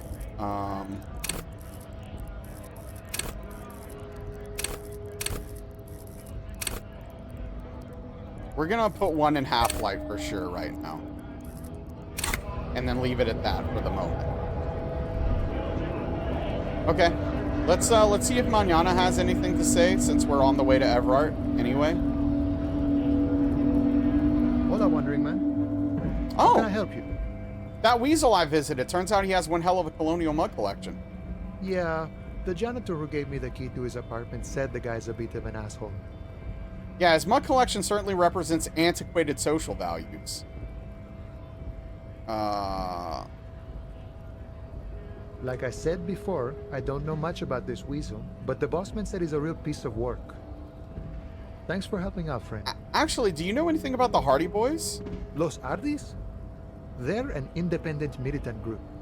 A bit too high-strung, but it comes with the responsibility. They're sort of like you. Preserve the rule of law and all that. Except it's Everard's law. But really, they're just like you. You don't tell me you were supposed to know about the armor. The little boy had it good on his promise. His promise? To get me into trouble. To sick the pigs on me. Pardon the choice of words. Not mine. What happened? I was asked to look into that armor situation. Official Union probe, you know. Track it down, see who took it. Did you? At first I thought, why not? Maybe the pieces can feed the strike. Buy us a few more days under the sun, you know? So I went to this boy. He said he'll make me his prison bitch. He's got eyes everywhere, and the cops in his pocket, and he's the king of Jamrock. Uh-oh, Kuno. Serves me right for doing menial footwork. I dropped that probe right then and there, and it still got me into trouble. One bad move is all it takes. The probe into the armor, what did you learn? I learned that people don't want to talk to a drunk Union man about some armor. What else? Not much. Technical stuff mostly. That was the interesting part. What sort of technical stuff? I did some research into this armadura. Let's say I have friends at the library. I didn't get into the material science, just how it comes off. How does it come off? In parts. 4 in total. The helmet was the first to go. The kid says he tore it off and kicked it into the sea. I believe him. The boots were still on the guy last I saw. Too hard to remove. So, as I count, there are 2 parts missing. The gauntlets and the cuirass. This is where I left off. Too much hassle. More like a job for some militia. I'm ambitious. I'm going to find all of it. All the pieces. All of it? There are junior officers out there, eager to prove themselves. I would leave some for them, but okay. Let's find all of it. A mesquite epic then, all across Martinez. I hope it will be a real bonanza for you. So Kuno used this what? Scare you? It's a minor nuisance. It's all good. He thinks, not yet. Better to get this business out of the way. Sweeter then. No problem. Thanks for the cooperation. If you see that kid, thank him from Call Me Mañana. Thank him for showing me the way. Oh? Okay, while we're up here also, I'm just going to talk to Measurehead, see if anything new happens or pops up. I doubt it, but you never know. Your race descent has only worsened since I last saw you. You have really let yourself go. Know anything about this mug? Show him the mug. He does not so much as glance at the object. This your kind of thing? Stop showing me your pathetic cup. I have no interest in it. Does he strike you as the kind of man who puts mugs into trash? Why are you not with the Hardy Boys? I am not the first line of defense. I am the last. In addition, these so-called Hardy Boys are an effeminate clique of bodybuilders. Their company is spiritually degrading. But you're all part of the Union. The Hardy manlets are on the pay of the company. I answer to the Union alone. And I do this out of race heroism. Finance is an alien concept to the Simonese. Yeah, it's one of those things that is so cool about this game. Like, I happen to find the mug and pick it up in the trash and have it on me. So because I know this guy's a racist and it's a racist mug, I can shove it in his face and ask him about it. Those little details are so incredible. Now leave me be. I must luxuriate in the company of my woman. Please. Racist mug. Yes. So, okay, context invalid. We broke into someone's house to scare them and teach them a lesson, and they had a collection of racist mugs in their house. But we found a broken racist mug in the trash. Yeah, I'll pull it up.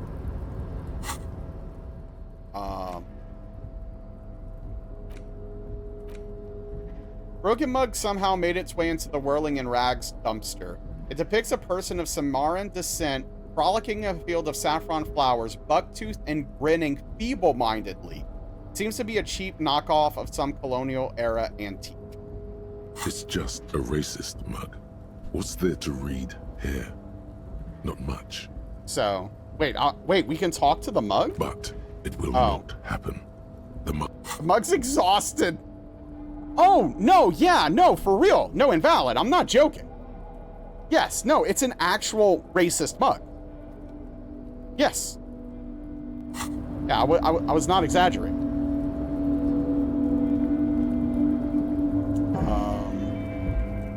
Wait, no, I don't, that's the wrong button. Actually, I want to put the bag on in case we come across anything instead of the light. Kitty, what you doing, Belle? Are you being a good kitty cat? Yeah? Want to come hang out? Yep, you're a good kitty. Meow, meow, meow.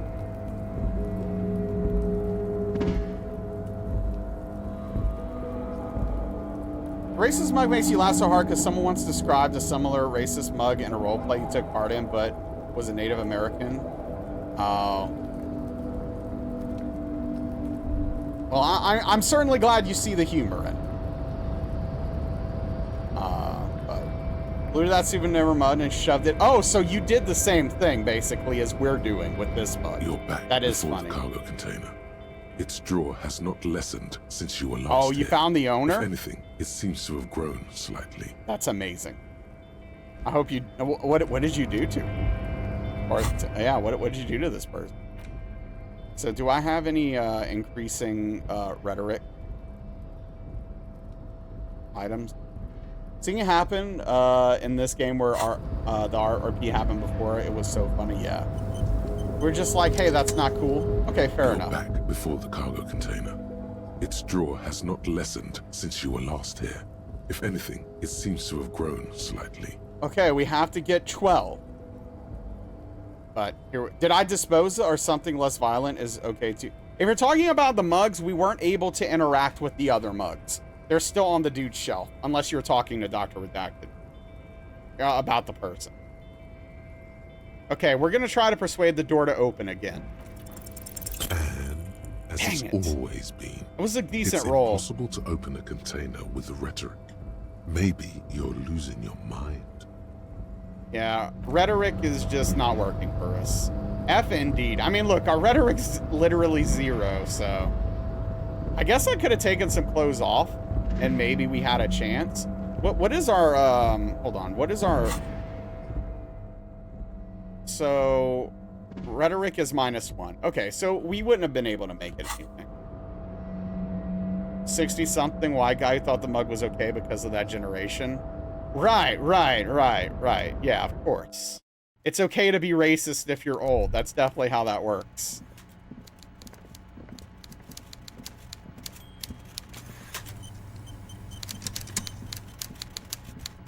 Seen old cartoons? Yeah, no, for sure. Some of them are super cringe. Every worker, member of the board. How can I help you today? Oh yeah, just to see what you do. Legit had to have a vote. Wow. Open the door as you ask. Can we discuss the murder now? I'm very glad to hear that, Harry. One question. You didn't actually happen to stumble in and see what's inside the apartment, did you? I may have gone inside and seen a collection of racist mugs. Just as I thought. Culturally antiquated mug collection. What a weasel. Pissing on Everart's Rainbow Coalition. No hesitation. Now let's get down to brass tacks. It's time for men like me and you to figure out who's killed who and why. Real police work is gonna start happening now. I promise you, Harry, this is gonna be good. Yeah, it is actually very off-putting, Dr. Redacted. By the way, do you have a preference? Should I call you Doctor? Like you're just Doctor? Like, I don't think there's anyone else with Doctor in their name here. Until maybe Ingold will put Doctor in the name eventually. Dr. Ingold. But Redacted works. You hear okay. Redacted sounds good. We'll go with that. You're so gosh darn cute. It's doctor all day at work. Yeah, fair enough. All right, redacted.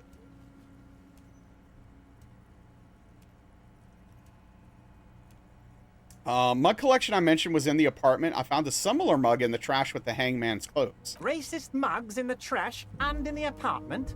You guys are just light years ahead of me. I have so much confidence in the ability of your organization. I'm relieved you're doing this and leaving me to do what I do best. Helping people. With the power of politics. Yes, yes.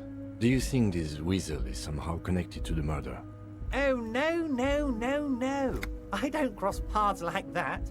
All I want is for you to succeed in your investigation. I would never complicate things for you.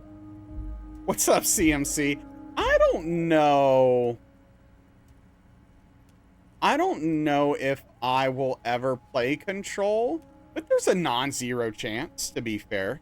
You're only a doctor when you're angry or someone tries to pull a gender card? Okay, fair enough. Yeah, no, that's fair. Look at you. Exclamation point Velvet, someone, please. There was someone moving out of the community you just moved into. They were trying to say the area had nice diversity, but said in such a racist sounding way. It was really weird they were going. You'll find that folks like you aren't common here. I was like, young people, college grads, they start talking about nice insert culture people from culture origin. Oh, so they're leaving because they're racist is what that sounds like. Yeah, no, that's they're trying to say it in a nice way and make it sound nice, but yeah, no, that's just they're just racist, right? Thank you, $10. They said similar things when you were moving.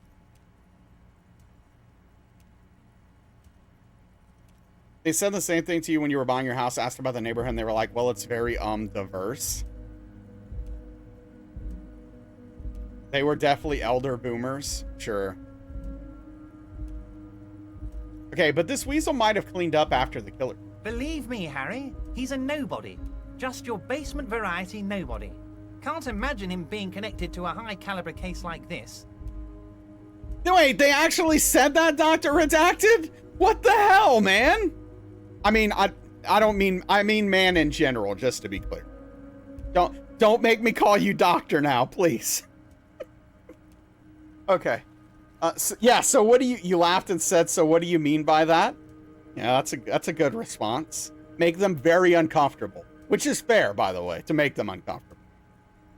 You made them specify whether they meant a queer part of you or not being fully white. Okay, yeah. All right, good question.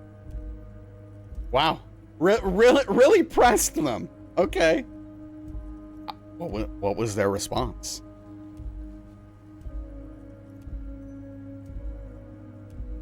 I imagine they were quite flustered.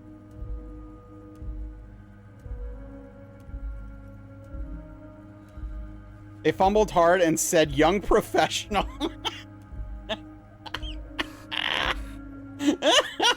Oh, okay, that's good. I love that. But he does live nearby. Maybe it's a pedantic weasel. Fascists are known to be neat freaks. I feel like a real detective right now, Harry. Am I getting this right? That's pretty amazing, Redacted. There's more to police work than wait, no. Great technique. You'd make a great sergeant. Would he? I'm not so sure about it.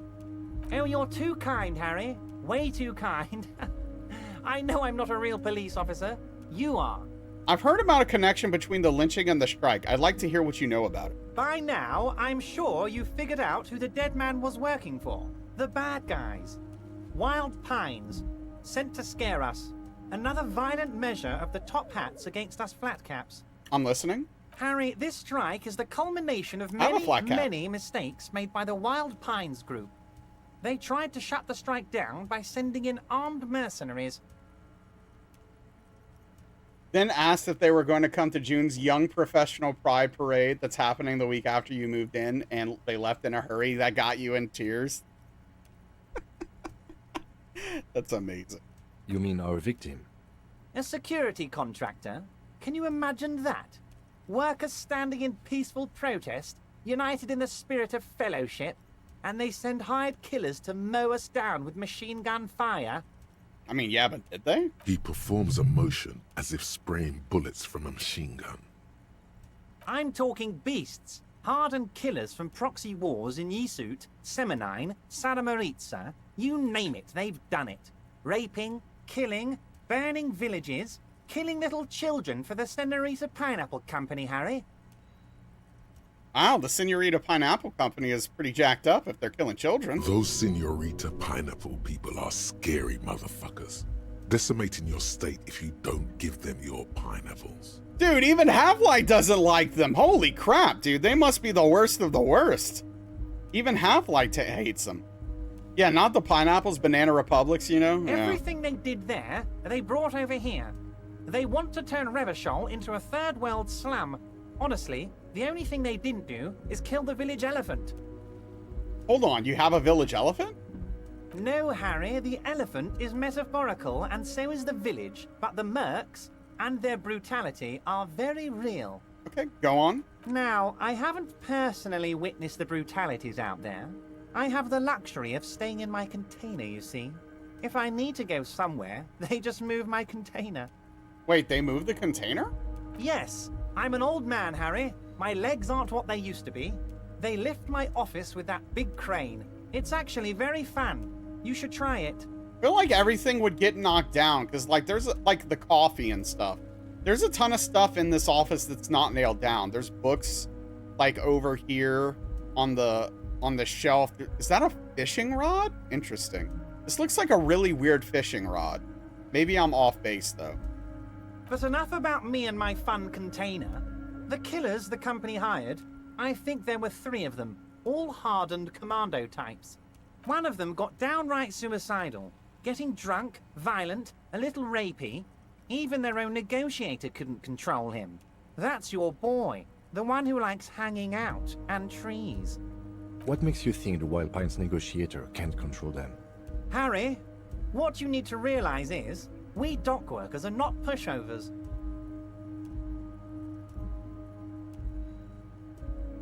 I have no response. We got grit, Harry. This whole neighborhood does. Push us hard enough and we push back. And when we do, we push to kill. An entire neighborhood of killers. Wait, the whole neighborhood is in on it? Potentially, Harry, potentially. We got arm wrestling champions, rowing club people, ex-coal miners, tough guys, all ready to spring into action for their home base. Who exactly did the pushing? There's a militant wing inside the Union. A group of people whose duties don't involve manual labor, but peacekeeping in the neighborhood, making sure everything runs smoothly. They're like you guys. Idealistic people who want to make sure bad things don't happen.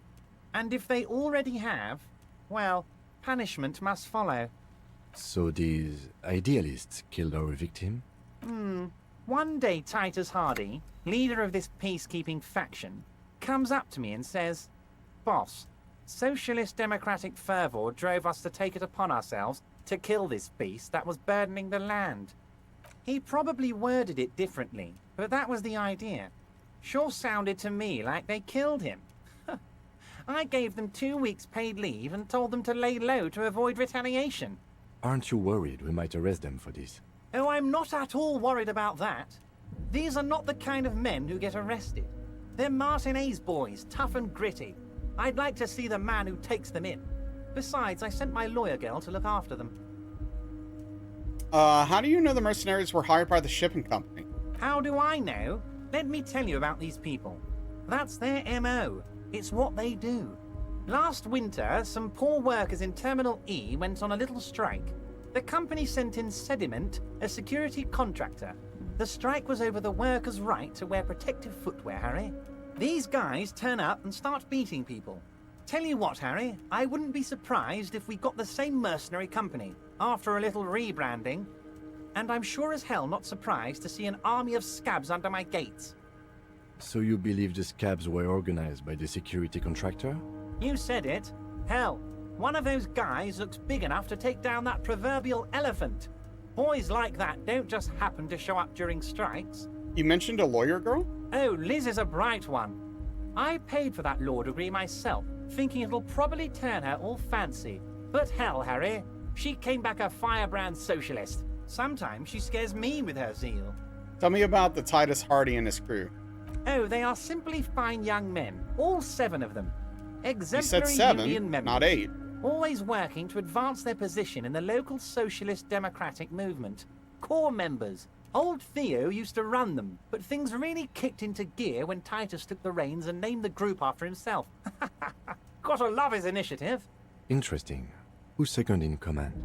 They're almost all of them great guys, born leaders. Whatever happened, I'm sure they only had the best interests of Martinez and Revachol in mind. Work with them. Hell, interview them. But don't fight them. They really are just like you. Men who like beer, women, and some order on the streets. I wonder what the experience is. Has anyone here, I'm out of curiosity, did anyone here play the game before all of the voice acting was in it? I'm kind of curious how that experience was compared to this experience. Because as much as I love the game and think it's literally the best game ever made, I do think that would dampen it a little bit. Separate one from the herd. So let me ask you this. Which one of the Hardy's boys is your least favorite? Oh, that would definitely be Fat Angus. His feet smell from a city block away, and he's always having noisy stomach troubles. Horrible, revolting guy. What if I were to pin this on someone and just quietly... You would die, Harry. You would die, and in the process start a bloody and completely unnecessary war between the Debarders Union and the Citizens Militia. Well, he's not wrong. I tried to arrest Titus, and he did shoot me and kill me and Kim, so... Angus, his ever-growling stomach, and his smelly feet are all part of the Union. You have as much right to arrest him as I have to arrest your partner here. Actually, less, because this is my hometown, my territory, and my backyard. You are a guest here, Harry. Please remember that. Oh, Harry. This is getting real grim, and there's no need for that. We are friends. Everard, I met these Hardys. Can you ask them to cooperate with me? But of course. It's the least I can do for my good friend Harry. I'll do it right after we've concluded this talk. You can now go and tell Titus about this. See what he has to say. Okay. Also, Harry, here's 5 real. Wait, why are you giving it to me? I'm not giving you anything. I'm just holding out 5 real. I mean, I already took money from him. I'll take it. The lieutenant watches you pocket the banknote. He looks a little puzzled. Good boy. A real team player. Now, do you have any more questions? Good talk. Let's conclude for now. Was it a good talk? I'm not sure we made much headway here. I was hoping we'd bust the case wide open. Heck, I even wanted to tell you what I really want to achieve with the strike. I don't know what happened, Harry. I wanted you to feel like Mr. Martinez. And of course, I also wanted you to find your gun. But it's like I can't completely trust you. Yet. Yet? Yes, Harry. It's like I can't fully trust you if you're not a man of the left. I want to, but I just can't. He's been hurt too much in the past by men who aren't social democrats. Okay. I am not a man of the left. I'm a patriot of Revachol. You're right not to trust me. I take care of me. I'm a hustler. I grind. I'm a money engineer. Now, what's that supposed to mean? I'm more left than you are. This is another corrupt scheme, isn't it? I'm neither left or right. I do what my heart tells me to do. I'm going with 3. What is that supposed to mean? I'm more left than you are. You're saying it, but I don't believe you. You know how it is. Company snitches, agent provocateurs everywhere. I'm barricaded in this fortress of mine, and I need to get a message out. Will you help me? And what would this entail? Once again, I require nothing unethical or illegal of you. You just need to get 2 little signatures on this piece of paper, and then mail it to my accountant in La Delta. What are the signatures for? I'm glad you asked, Harry. The Union is going to build a modern youth centre in Martinez. It will be righteous. We're gonna get those teenagers off drugs and on roller skates. Sure. There's a nameless little street on the coast with some old houses around it. Most people have already signed. I just need 2 more signatures to get this mission off the ground, Harry. Where is this place exactly? On the coast, Harry, across the canal. There's a cul-de-sac there, a little village they're calling it. A gloomy place. You'll find it. I trust your detective skills, Harry. Water drips from the eaves. A woman looks at her freshly tarred skiff. There's a pair of cavalry boots under the fish in the box, and the wind howls like a vicious spirit. What will happen to the current occupants? They are just going to have to deal with the construction noise for 6 months, and then they'll be living like kings. Right next to a fancy new youth centre, designed by the best architects from Stella Marie. Kim, what do you think? It depends. I don't think what we just got from Mr. Clare was very useful. But, he thinks, it's your call. As I said, it weighs on me heavily. But once we get really talking, well, I'm going to hand you the keys to Martin A's, and maybe even help you figure out who's behind this killing. Fine, if I happen to be there, I can ask. You bring joy to my heart, Harry. Such a pleasure to be working with you. Here. You need to get signatures from Isabel Sadie and Lillian Carter. The cul-de-sac is right past the pawn shop and across the canal. I hear there is some trouble with the waterlock, but they should fix it by Wednesday morning. Okay, so that's tomorrow, I believe. I think today's Tuesday in game. Once you have the signatures, mail this to 13022 La Rocca in La Delta. Then I'll know you're a solid socialist. Okay, could you help me get a dead body down from the tree? You might have noticed there's one hanging on a tree behind the hostel cafeteria. Oh my. Don't take this question personally, but why would I get involved in this matter? Yeah, no, very above board guy, no question. He's just a good fellow looking to help everyone. Mr. Clare, the man was hanged with a cargo belt, a steel-reinforced cargo belt. It's safe to assume the Union had something to do with the murder. Besides, getting the body down would benefit all of us. It's a stain on the neighborhood. Also, I studied the footprints at the crime scene, worker boots. I can certainly see how having him up there might start affecting some real estate values. But of course, all joking aside, I am going to help you. Jean-Luc, my boy, I'm sending 2 police officers down. They have a dead body in a tree problem they need help with. Namely, they need it to be taken down. And Jean, please take it easy with the race signs. That's a yes to getting the body down, no to the race signs. You can find Jean-Luc down at the gates. He's the big impressive one. You know, tattoos, muscles, ethnic looking. Can't miss him. Great guy. Great guy minus the racism? Question mark? Okay. A white envelope with a stamp attached in the upper right corner handed to you by Everard Clare. Inside are some legal documents with 2 names printed on them. Isabel Sadie and Lillian Carter. Both signatures are required. You take the legal documents out of the envelope. A 12 to 40 month construction period and the zoning plan in the addendum. Okay, I think I'm going to look at this later, like when we get to nighttime in the game before bed.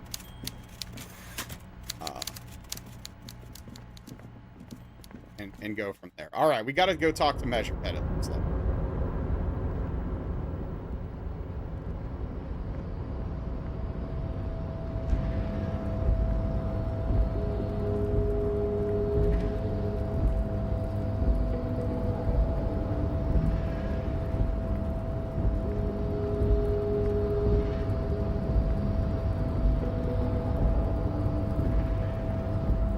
See what old Measurehead's up to.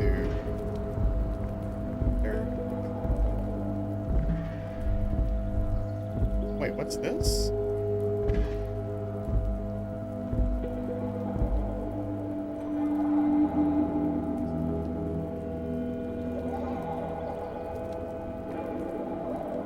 Interesting. Let me pick up all these bottles. Wait, no, Kim, leave me alone. Get out of the way, Kim.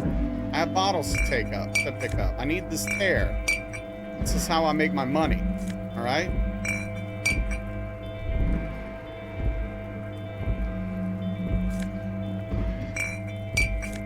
I wish you could pick up more than one at a time.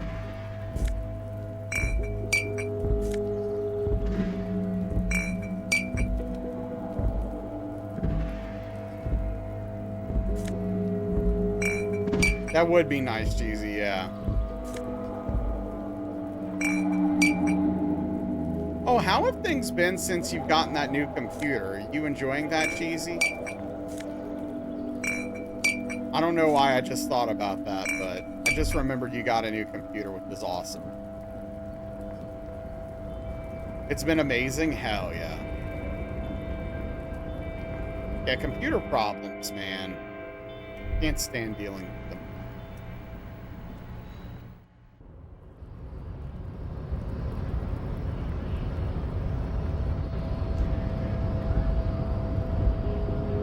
Your race descent has only worsened since I last saw you. You have really let yourself go. Nothing's changed. Everard told you to help us get the body down from the tree. Oh yeah, Cheesy? Well, at least you have the option if you want it, right? So it was. You surmounted the harbor wall in a display of athletic prowess to reach my superior. Then had him give me an order.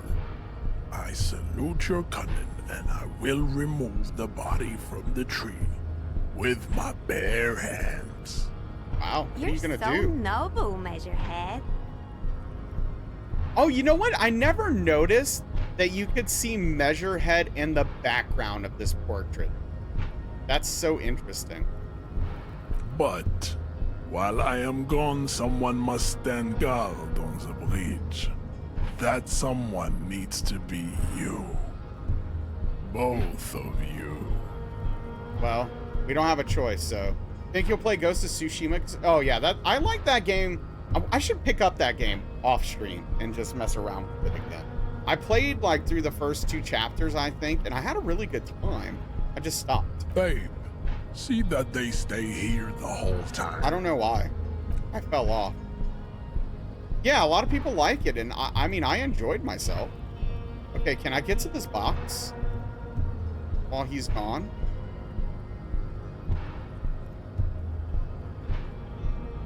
The woman's gaze follows Measurehead as he leaves.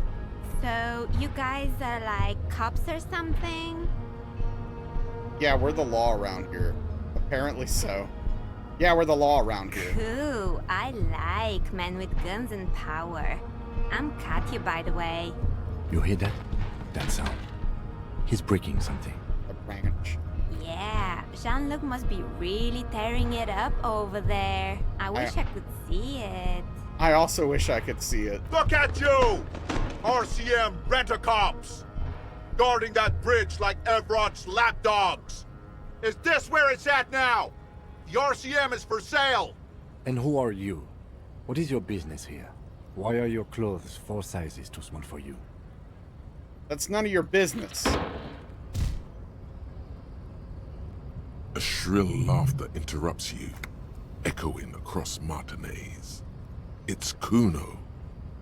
Then, the man turns to look behind him at the behemoth appearing around the corner, approaching him, walking past him. Dang, man, it doesn't let me get behind him to get the crate? That's kind of a bummer. I don't like that. The corpse has been removed from the tree. Stand down and congratulate yourself. You have sided with Ray's victory today. There's been no side choosing. We did what we had to do to keep order. And what you had to do was to become a Union man for all to see.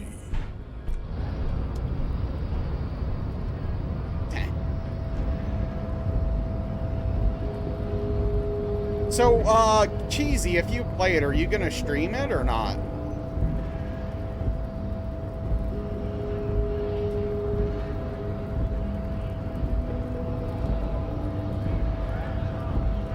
You would stream it? Okay. Alright, we got the body down.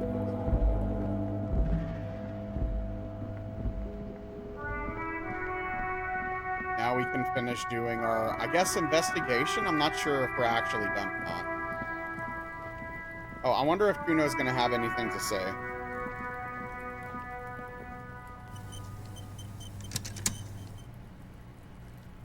You missed a good show before.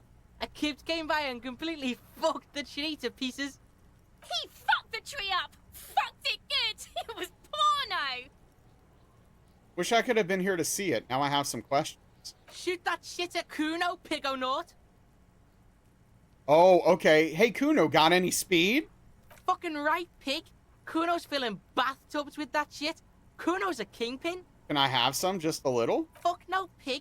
Kuno ain't dealing to the popo. Not doing the pork pen for your sad speed habit. You don't know Kuno. Dang. He's not worried about prison. He just wants to antagonize you. He's got to at least know a source. Look at him. You need to figure this out somehow. I talked to Manana about the armor. So?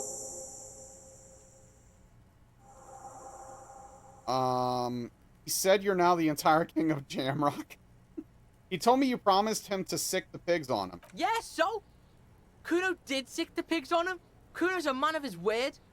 Kuno sent your fat ass running around like Jello. Look, pig. Kuno sent you to rough some people up. Kuno played you. That happened. Now you and Kuno should move on. I will remember this, Kuno. You got fucked. You got fucked, pig. Fucked bad. Of course you're gonna remember this. Now get the fuck out of here, Grief and the Kuno. After this shit, you better have something real interesting to say if you want to stay in Kuno's face. Man, this guy's got an attitude. This kid, dude, I swear. Interesting. Kuno doesn't fucking care. Wow. Okay. Aggressive. Alright, so... The corpse lies on the ground among the remains of an absolutely demolished pinewood branch. It's gently laid on one side. Oh yeah, Stoner, see how quickly you can punch Kuno? Beautiful, wipe a tear from your eye. Mr. Measurehead has done a good job. Nothing is too broken or compromised. The victim is ready for a field autopsy. A field autopsy? Yes. 1. Investigation of the scene. 2. Initial examination of the victim. 3. Field autopsy. 4. Transportation of the body to the morgue. We are on number 3. Okay. The fuck are they on about? Cop's gonna cut his shit up. Don't we have to have someone cut this stuff open? It's not about cutting. And no, you and I are detectives. The honorary rank of detective signifies our ability to handle the entire incident chain, from autopsy to cleanup to social work. Alright, have a good night, Cheesy. Get some rest. Hope you feel better, if you're not feeling well. Honorary rank of detective? An honor and a burden attached to your rank once you've proven yourself able, usually after 5 to 8 years of field work.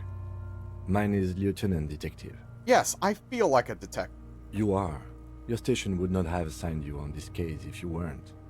Now, the way I see it, it's either this, or we complete the initial interviews.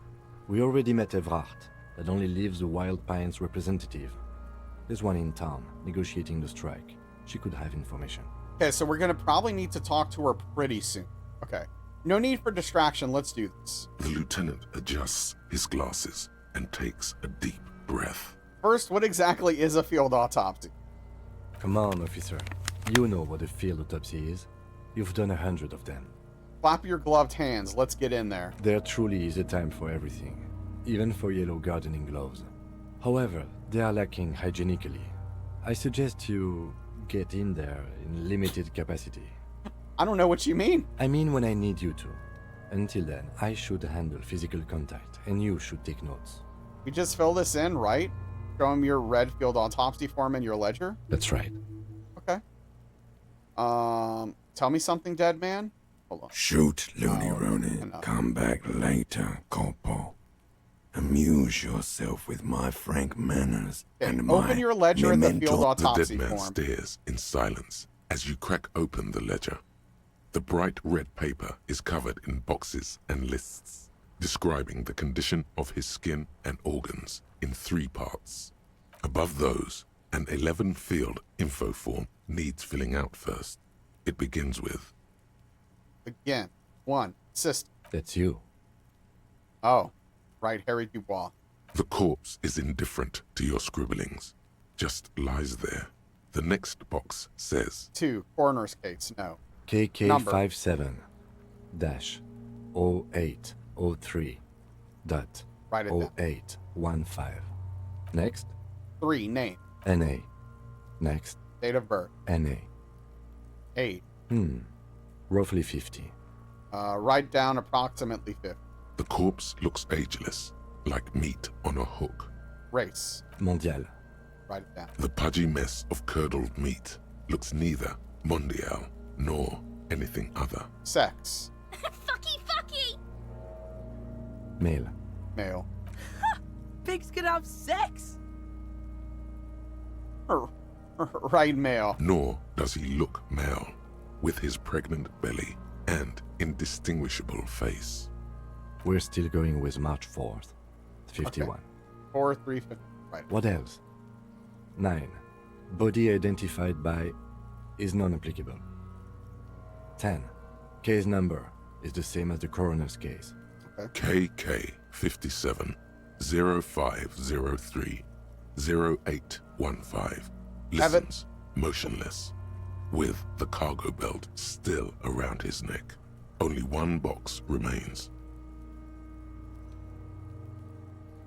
Evidence of treatment? None. At least not after the initial examination. What exactly is... Wait, I'm not so sure. Didn't the footprints look like he was carried over? They'd have to have incapacitated and carried him over. This man was more than a match for untrained dogwalkers. Your central nervous system recognizes this gesture. It's the stations of the breath. Ecclesiastic, religious in nature, a holdout from pre-DeLorean burial rites. It takes him 2 seconds to perform. Then, somewhere in Jamrock North, a small wood shed behind Rosencrantz Row, Lieutenant Nick Feuerbach puts his hand to the chest of a small corpse, no larger than a monkey. It's raining outside, light drizzle. There is darkness in the shed. Elsewhere yet, an obese female sits in a wicker chair, her silhouette bull-like against the window. Outside, Grand Coudon. The day is turning dim for Sergeant Mac Dawson. Hand extended, he approaches, to make sure she is dead more than anything else. The building is tall, 7 stories wind-wrapped in solitude. Most of the apartments are unoccupied. This was a suicide. The other, an accident. The small one. Dang. And so, all across Jamrock, Coal City, GRIH, 42 deceased persons found today. 42 stations of breath. We should start the post-mortem. Turn the page. The corpse cannot feel Kim's hand on his chest. It no longer meaningfully interacts with its surroundings. A thicket of boxes and lists on red copier paper tries to answer why. Okay, external examination summary. Clothes. The deceased wears armored boots and white briefs. The make of the briefs is Babrodine, I think. Let's see. See, it's happening. Babrodine, yes. Inexpensive. Size M. Color white. The disappointment is palpable. The red-haired thing was expecting something more lurid. Write it down. The rest of the clothes have been removed post-mortem by scavengers in order to get to the victim's ceramic armor. Officers are in search of the missing pieces. Removal of the boots is left for processing. When am I gonna get them? Patience. After the autopsy, before the body is taken away, there will be a window of opportunity. After the lieutenant has gone to sleep. Okay, next time. I hope this has helped you, my liege. Yes, thank you, Drama. Next time Kim goes to bed, we're getting those frickin' boots. Tattoos. The upper torso is covered in a single, continuous tattoo, resembling a map of the night sky. It reaches from the right shoulder to the heart. The ink is blue and white. The assistant has a color photograph of the markings, to be added to the case files as document A1. The photo is taken on the scene, using a Trigat Mini. The deceased has a cargo lashing belt around his neck, tied with a hangman's knot. Color yellow. Length 3 meters. There is a buckle on the other end. Write it down. Well-nourished, athletically built, measuring 1.8 meters. Generally consistent with age, about 50. Preservation is good. Ambient temperature, below freezing. Write it down. Body hair is light brown, Distribution is consistent with age. The deceased had male pattern baldness. Hair is cornback, short. Hey, we got a knit raid. What's going on? Howdy. What's up, Engold? Nice to see you for the first time today. How are you doing? Hope you're well. Let's see. Yeah, welcome in, raiders. How are we doing? How was RE4? How's RE4 treating you? How was your stream? Tell me about it. Welcome in, everyone. Welcome in. If you're not following Knit, go check Knit out. Despite the name, actually not a knitter, but a crocheter. It's crazy out there. It's just crazy. I don't, you think you trust somebody, but, it is what it is. Oh, wait. Oh, you do knit. Oh. Just not much. Mostly bake. That's fair. Baking's delicious. You can't eat the things you knit and crochet. Well, you shouldn't. Just saved Ashley. Hell yeah. Enjoyed some quality Resident Evil. And oh, what kind of pasta? Yeah, Engold was only a temporary sword to help with the Elden Ring situation, which I appreciate.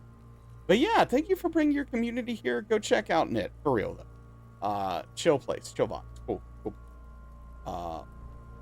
Yeah, thank you for bringing your community here. For those of you who are coming here for maybe the first time, I'm Nazralla. I am an ex-Soulsborne challenge runner and current one-handed variety streamer. I just recently had surgery. I'm about a week out from getting this off, and then they'll take the stitches out. I'll be hopefully close to good as new, and then go from there. But yeah, I'm gonna be playing mostly variety games now, probably. So we'll see how that goes. I'm planning on playing Cyberpunk 2077 coming up soon in December. Not exactly at the start of December, because I won't be ready with my hand, but soon. Regular squishy, usually with a jar of mascarpone sauce. I don't know what any of that means, but I hope it was delicious. Yeah, thank you, Nit. Now everything's okay. My hand's healing up well. This was a planned surgery. So I'm playing this game. First of all, this is, I think, the best game ever made, legitimately, not exaggerating. And I'm playing it because it's very easy to play with one hand. So that's why we're doing this. Wait, are you done with Souls challenges?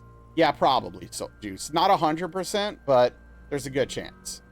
Yeah, this game is incredible. The writing is literally second to none. It's just quite phenomenal. I highly recommend this game to anyone and everyone. It's not going to be for everyone, but I think everyone should legitimately at least give it a try. And also, we have a kitty here.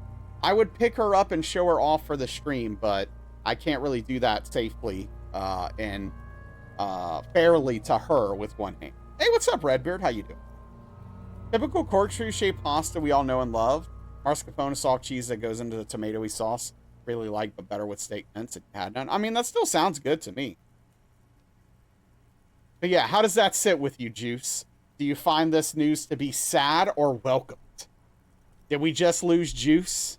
Is Juice gone already? Is it all over for me, man? Just chilling? Hell yeah, I love that.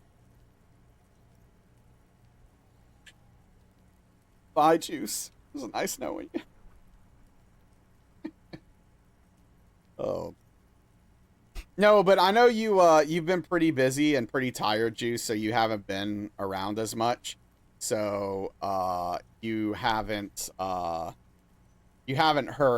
my thought process about where I've been at with it lately.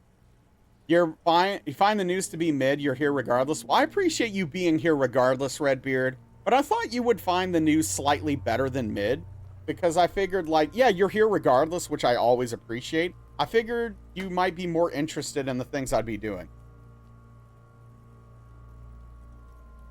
Yeah, I mean, I'm just not having fun anymore, Juice. I'm just not enjoying myself anymore. And I started streaming to enjoy myself. And so, like, yeah, there is a balance I have to, like, try to find because this is my career, right? This is what I do for a living. There's still no point in doing this for a living if I'm miserable. And doing hitless is not making me happy. So, I'm not saying I'll never return to it again. I'm not saying that I'll never do it again. We'll see how I feel as I get more separation from it. But at least right now, for now, I don't want to do it. So we're going to be doing other stuff. Right, Kitty? Kitty, she's excited. She's excited for variety streaming has. Stop rubbing on my water. Not for Kitty. But yeah, I mean, I've been challenge running almost exclusively for over 3 years now. It did feel like the move to hitless was at best premature and at worst wrong. I felt like I had kind of run out of things to do with deathless. I actually think it was not premature. I think the opposite. I think I did it way too late. I think I should have gone to hitless 2 years ago. And I'd be much better off now. But that's a different conversation. Yeah, I think I waited too long to go hitless. Well, okay, let me put it this way. I waited too long to either go hitless or go variety. I'll say that. I should have done one of the two sooner. It is what it is. Can't change the past. Here we are. Gonna make the best of it and do what we can as this kitty gets all the pets that you want. For sure, Nit. Yeah, no, it definitely shows. Like, people, you know, it was pretty obvious that I was not enjoying playing those games. And it's like a weird thing where you're like, I used to love those games, right? And I still, like, know that I enjoyed them when I played them first casually, but now, like, my opinion of those games is quite different from, because I have a different perspective. Velvet, hey, what are you playing with? Hey, what are you messing with over there? Lie down. Yeah, there you go. You're good. Yeah. Look at you. Such a kitty cat. Meow, meow, meow.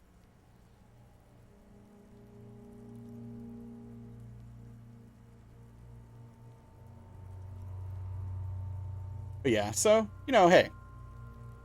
We're at a minimum taking a break, potentially never going back.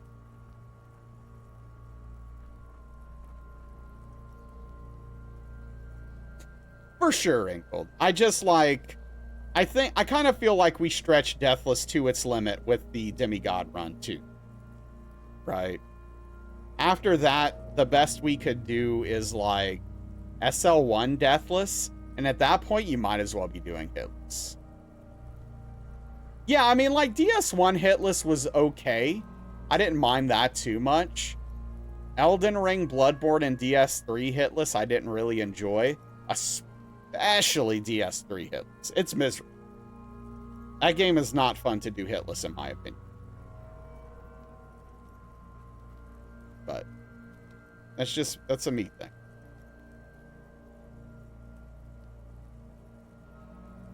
So, it is what it is.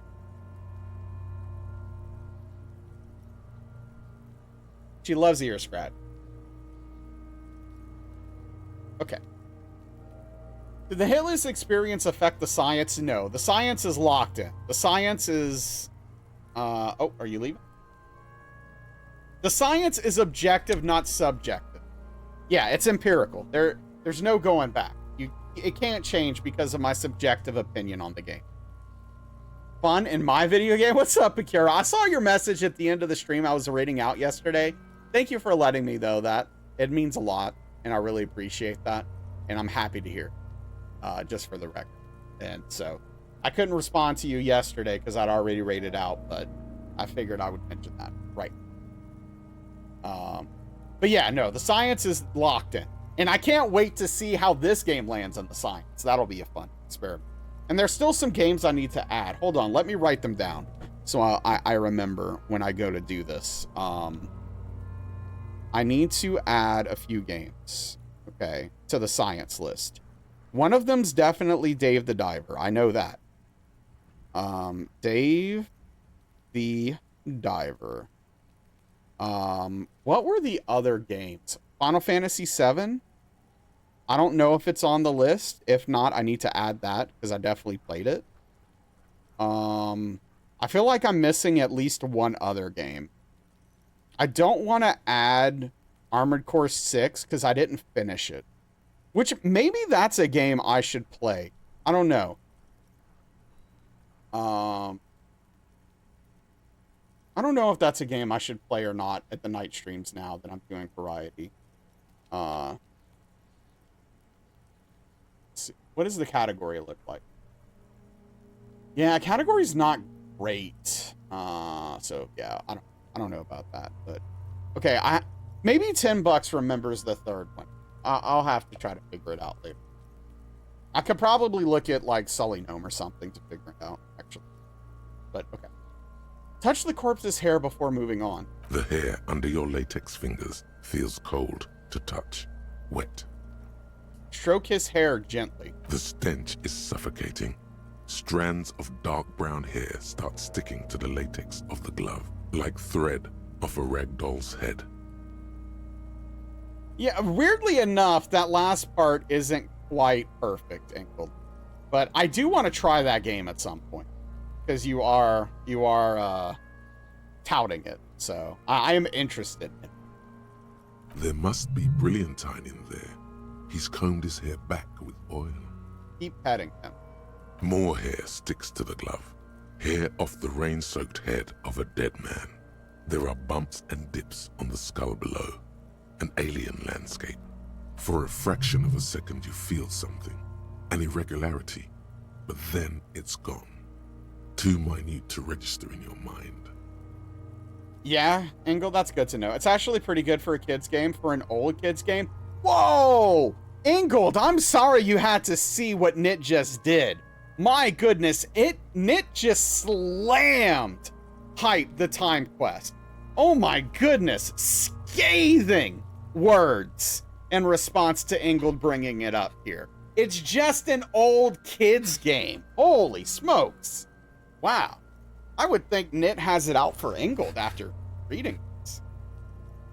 Oh, okay, Ingold. I thought this was a more serious concern. Okay, fair enough. You're not completely unhinged. Okay, got it. What was that? What was that? A bump? What was what? Brilliantine. There's brilliantine in his hair. Okay, write it down, adding the brilliantine. Lividity is consistent with hanging. The head is congested. Contusions are present on the head, chest, and thighs. Consistent with stones thrown post-mortem. Low velocity. Low velocity. Oh no. Is Kuno gonna respond to this? Yeah, thank you for lurking, Engold. I do really appreciate you, bud. Take care. Fucking low velocity? You think Kuno doesn't know what you're talking about? Velocity was fucking max. Talking shit about Kuno's velocity. In addition, there are bite marks on the face, scalp, and chest. Consistent with predation. Huh. Write down. Ligature mark. The lieutenant produces a small folding knife with the other hand, pulling on the belt. He starts cutting into the polyester. The stench is horrid. After a while, it's obvious the material cannot be cut. The steel wiring. There's too much of it.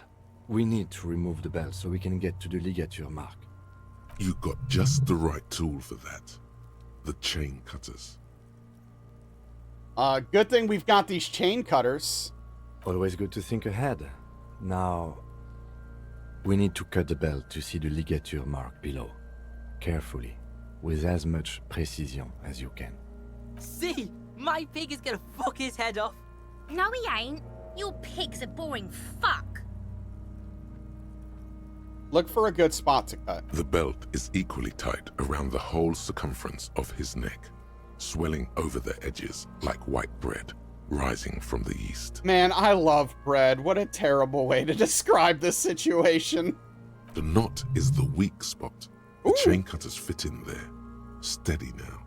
Like a flower arranger. 2 cuts and it should come loose. Thanks, interfacing. As long as we don't roll critical failure, we're good here. Hold on.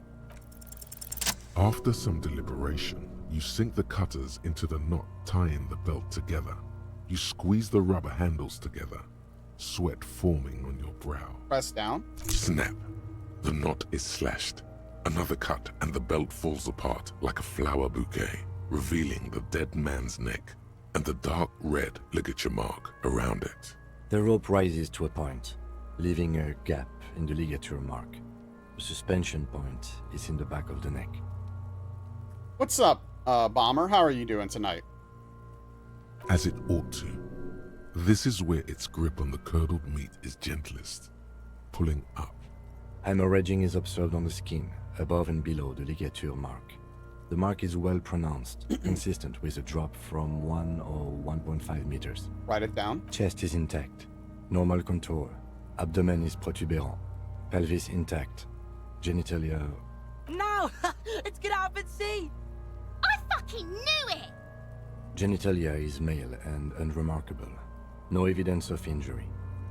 Inspect the genitals. The dead man's penis is average-sized, congested from the downward collection of blood. The testicles are uneven in length, hanging underneath. The genitalia is greenish. Marbling is present around the crotch. I feel like such a child right now, like such an immature child right now, just laughing at this like a maniac. You should touch it. What?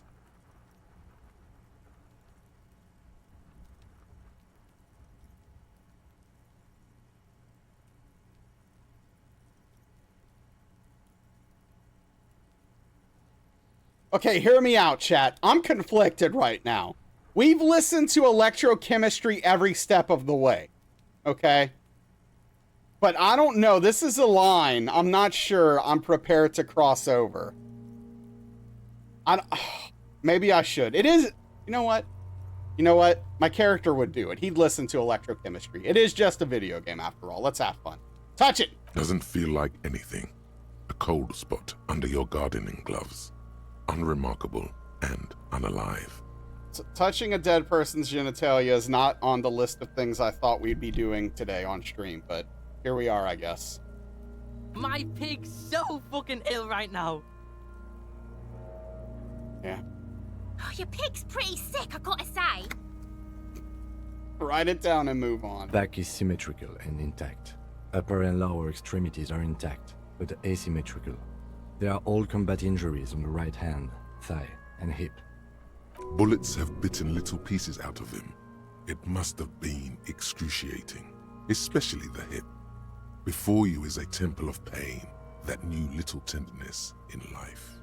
In addition, I see smaller, residual scars, too numerous to count, covering about 30% of his skin. This is the body of a soldier, a mercenary. Mm-hmm. We have a real museum here. Of battles, wars. Write it down. Last item, hands. Pick up the hand. The hand feels heavy, filled with decay liquids, like it's ready to explode if squeezed hard enough.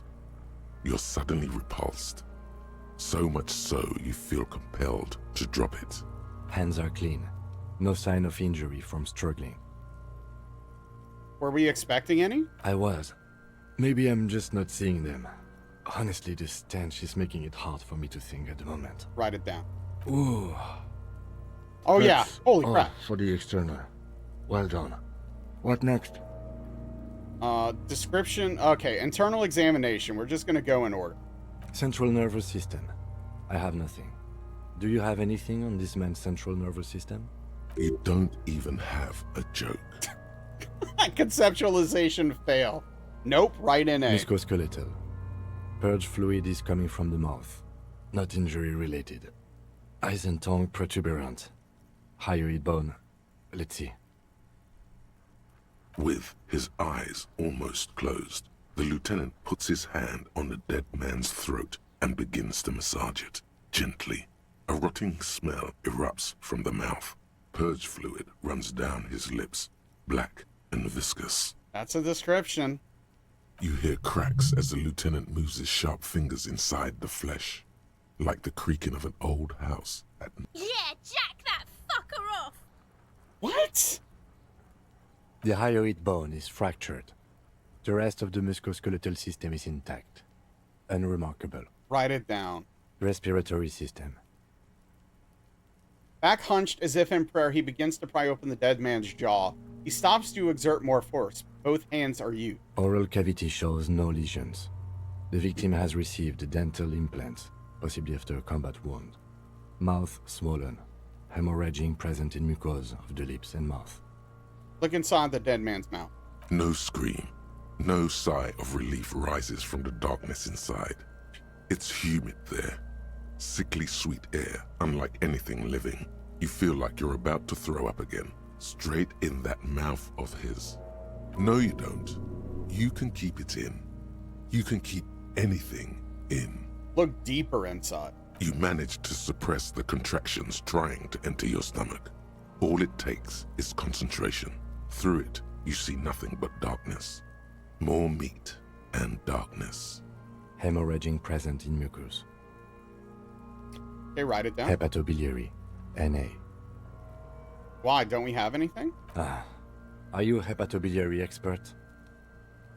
Okay, alright, fine. Write down NA. Same for toxicology and serology. NA. Write NA. Cardiovascular.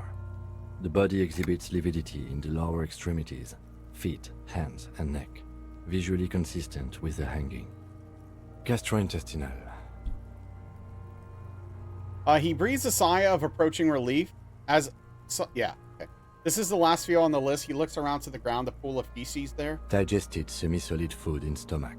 Voila. Write it down. Keep the voila. What's next on the list? Okay, description of injury, summary. Let's see. We have bite marks, contusions on the head and chest, and a ligature mark encircling the neck. You'll need 3 fields. Leave a 4th one too. Be thorough if you want maximum results. What about the injuries we have inflicted? Oh, so we inflicted them? This is a team effort! You mean the spin-stabilized munition from a Kill A990 muzzleloader lodged in his lung? That was not a team effort. I just missed my shot. Also, let's not mention it. Muddies the water. Okay, keep it minimal. Back to the Injuries. Okay, 1, bite marks. Head, chest, and scalp bite mark injuries. Predation by birds has caused damage to the body. Odontologist does not need to be consulted. Of course it's birds. Write it down. And your opinion, officer? Not fatal post-mortem. Agreed. Next injury? Contusion. So, the scalp bleeds from a post-mortem head injury, a stone. The injury does not have the rim of an early inflammatory response. The perpetrator on the scene has confessed to causing it post-mortem. At maximum velocity, fucko! Has confessed to causing it at maximum velocity. Write it down. Coagulated blood sticks to his scalp and chest, where the countless stones have hit the dead man. Beneath, the description of injury. 2 boxes. Not fatal post-mortem. Right. Next. Okay, 3, ligature mark. Finish the autopsy. Wait, what's the 4th injury field for? Nothing. Just in case. Oh, okay. 3, ligature mark. Finish the autopsy. A dark red abraded ligature mark encircling the neck, with a gap on the nape measuring, let's say, 7 centimeters. The hyoid bone is fractured, the cervical column intact. I see hemorrhaging on the skin, above and below the ligature mark. Depth of the mark, 1 centimeter. No signs of clawing on the neck. Below the note, 2 customary boxes wait to be ticked. The man's head jerks to the side. The ring around his neck is visible. Think for a moment. There's time. Don't rush. Not fatal post-mortem. A column of cold air encircles you, rising slowly upward in the shape of a courtyard, bordered by cracked plaster, windows, seagulls perched on air conditioning units, a small green enclosure in the middle of a corral of tenements, Cape-side apartments, whirling in rags, and the fortress wall of Terminal B. Above it, a thin blanket of coastal stratus clouds. Higher yet, coalition airships guard over the 21 cordons of the zone of control. The air is crisscrossed with radio transmissions. The hair on your neck rises. Is that right? You will. Ooh! Shivers says we were. Okay. Why do you say that? I'm serious. I don't think it was the sentry that killed him. Yeah, Shivers is awesome. Okay. Why don't you think it was fatal? Why weren't his hands tied? A big man like this, I would tie his hands down when marching him to the gallows. Honestly, I'm not sure there weren't marks on his wrist. That part got blurry for me. The stench. But you are right, I was ready to call this. Now I think we should leave it empty, at least for the time being. Let's wrap this up. I pronounce this field autopsy over. First, how did it go? It was an irregular field autopsy. We did not establish cause of death, which is supposed to be the goal of an autopsy. But, personally, I do not see this as a parameter for success. What else? We were thorough with the list of injuries, too. We described them all in detail. What is there to say? Given the circumstances, it was a professional field autopsy. Oh yeah, well done, Master Detective. Maybe a drink is in order? Perhaps a drink is in order. Later, Now, you see, that worries me. You will die if you drink. You know that, don't you? What? You are proving a useful detective. The organization would miss you. Wow, okay. What now? I need a copy of that autopsy form. Then I will drive him to Faubourg. Rip out a copy of the autopsy. For processing. He looks at the dead man one time, then the slip of red paper in his hand, then at the corpse again. You tilt your head, also looking at the corpse. Perception legendary. Wait, hold on. Do I have anything to increase my perception? What's my perception at? It's even.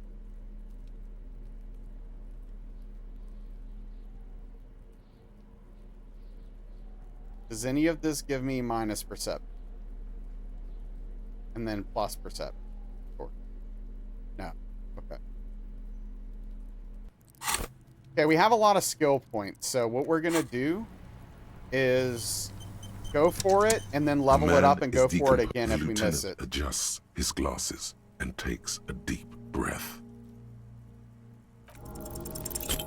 Oh, come on! Run your hands over the victim's cold body, his limbs, his torso with its swollen organs. Give up. The corpse seems to yawn contentedly, as though it's glad you've run out of steam.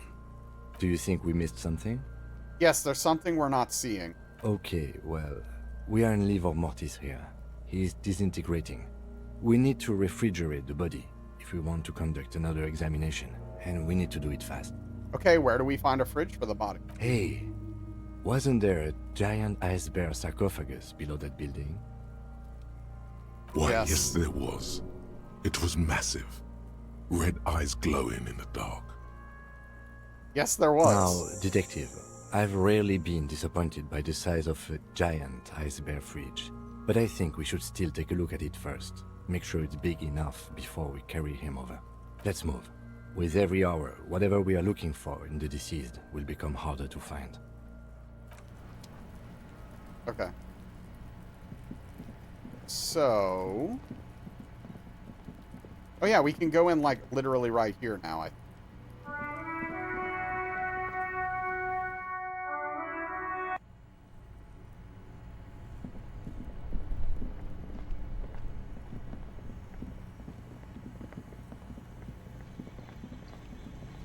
The bear's eyes are still glowing red, watching over all the ice cream wrappers hidden inside its belly. So what do you think of this fridge, Kim? It looks big enough for 2 corpses? It's certainly an eccentric choice, but it is capacious and cold enough, too. It's great, Chip. Shall we go and get the body, then? I'll take the head, you take the feet. The stairs won't be easy, but we'll manage. The two of you, easily. Okay, let's do this. Clap your hand. The body is heavier than you expected and stinkier. It takes half an hour to get it down to the butcher, then 10 more minutes to stuff it into the fridge. The lieutenant takes a step back to admire your handiwork. A slight sound mixing problem, it seems. Beautiful. A dead body in an ice bear fridge. This is some of the best police work I've ever done. You've definitely earned a drink after this. Perhaps even some pagan rites. Okay. Yes, we need to celebrate by performing pagan rites. Let's bring out the meat and set it on fire. I knew you would say that. I knew this would lead to drinking. No, no more. This is paganistic enough, and it does not leave this room. Whoa, okay, hold on. Wow, I think this is a glorious achievement and people need to hear about it. No, they do not. They need to hear about our uneventful, boring, downright conservative murder investigation. At least we've stopped the body from decomposing further. Now you can conduct another inspection under controlled circumstances. Inside the icy realm I could of do it the again. ice fridge, the corpse stands slumped, waiting. Okay, let's save, because if I'm wrong, if I The miss the bear's roll, I'm eyes dead. are still glowing red. It's guarding over the freezing corpse hidden inside its belly. All right, let's give it a go. Your arm reaches out and your eyes close, as if by their own volition. It's dark all around. You feel cold, dead flesh through the latex glove. It's right under the palm of your hand. Let's go. What is this?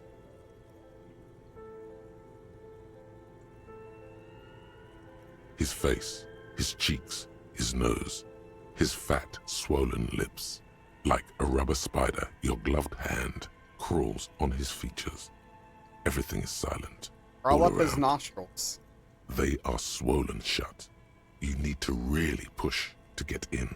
Push your fingers in his nose. Only the little one fits. The flesh changes shape as you bore in, searching for something in the cartilage. The thing you're looking for, it's not there. Okay. Crawl out, spider. Put your fingers in his mouth.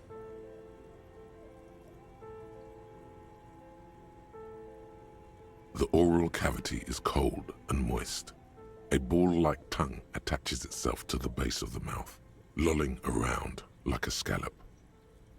Open your eyes and look. A vision of black and dark red death, pried open by your hands and studded with teeth. Looks like he's laughing. Death fumes rising from his throat. And there, in the back of his mouth, above the bell of the uvula, right in the soft palate.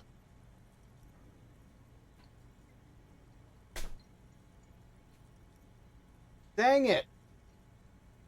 It is a mosquito and I just missed it. Frick.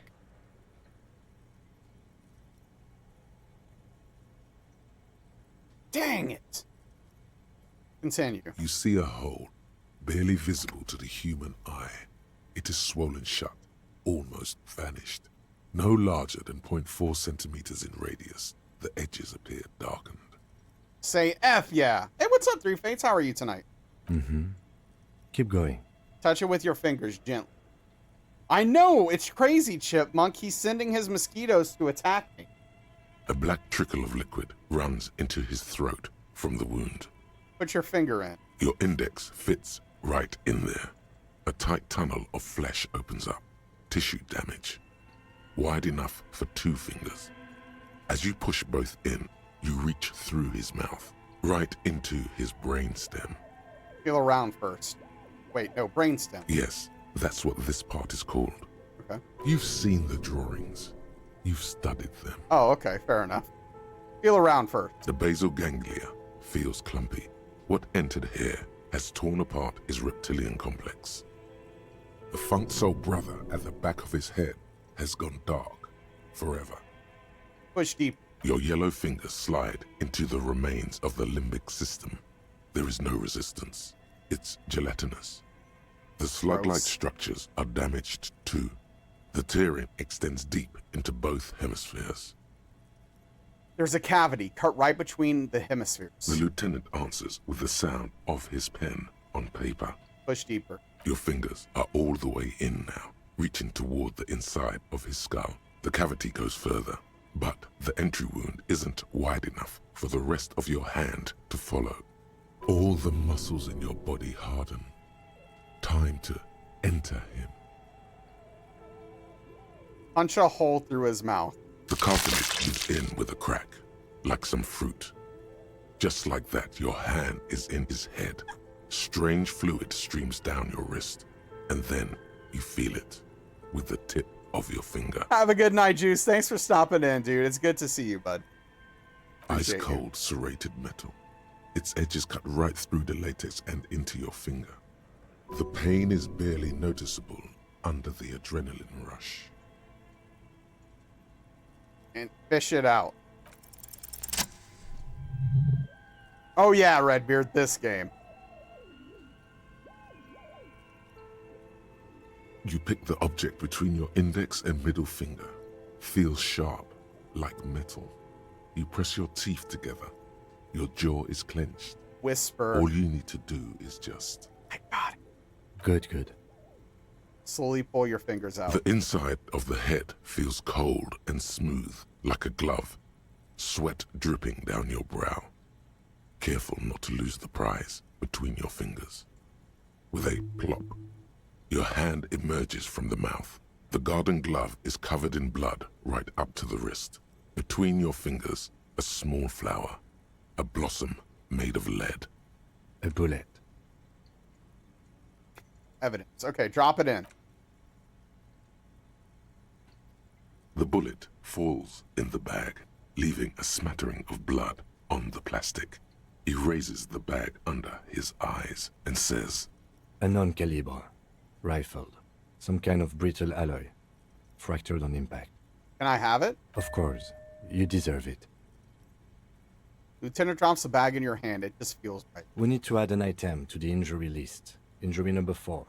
Oval entry wound with an abrasion collar. Soft palate, back of mouth. High velocity. Temporary cavity in brain tissue. Small exit wound on the occiput.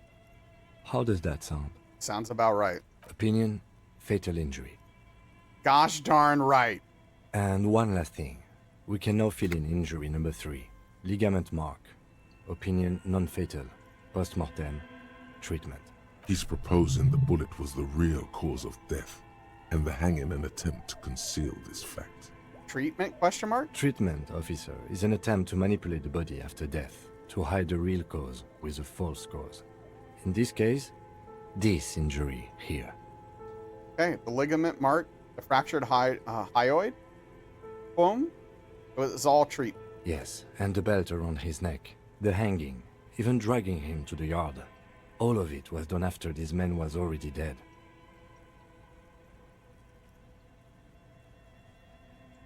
Agreed. I have had my doubts since you showed me the tracks.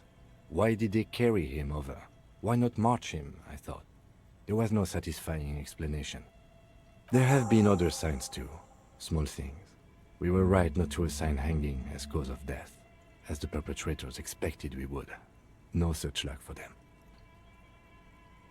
Maybe the bullet holds more answers? Yes, we should take a closer look at it.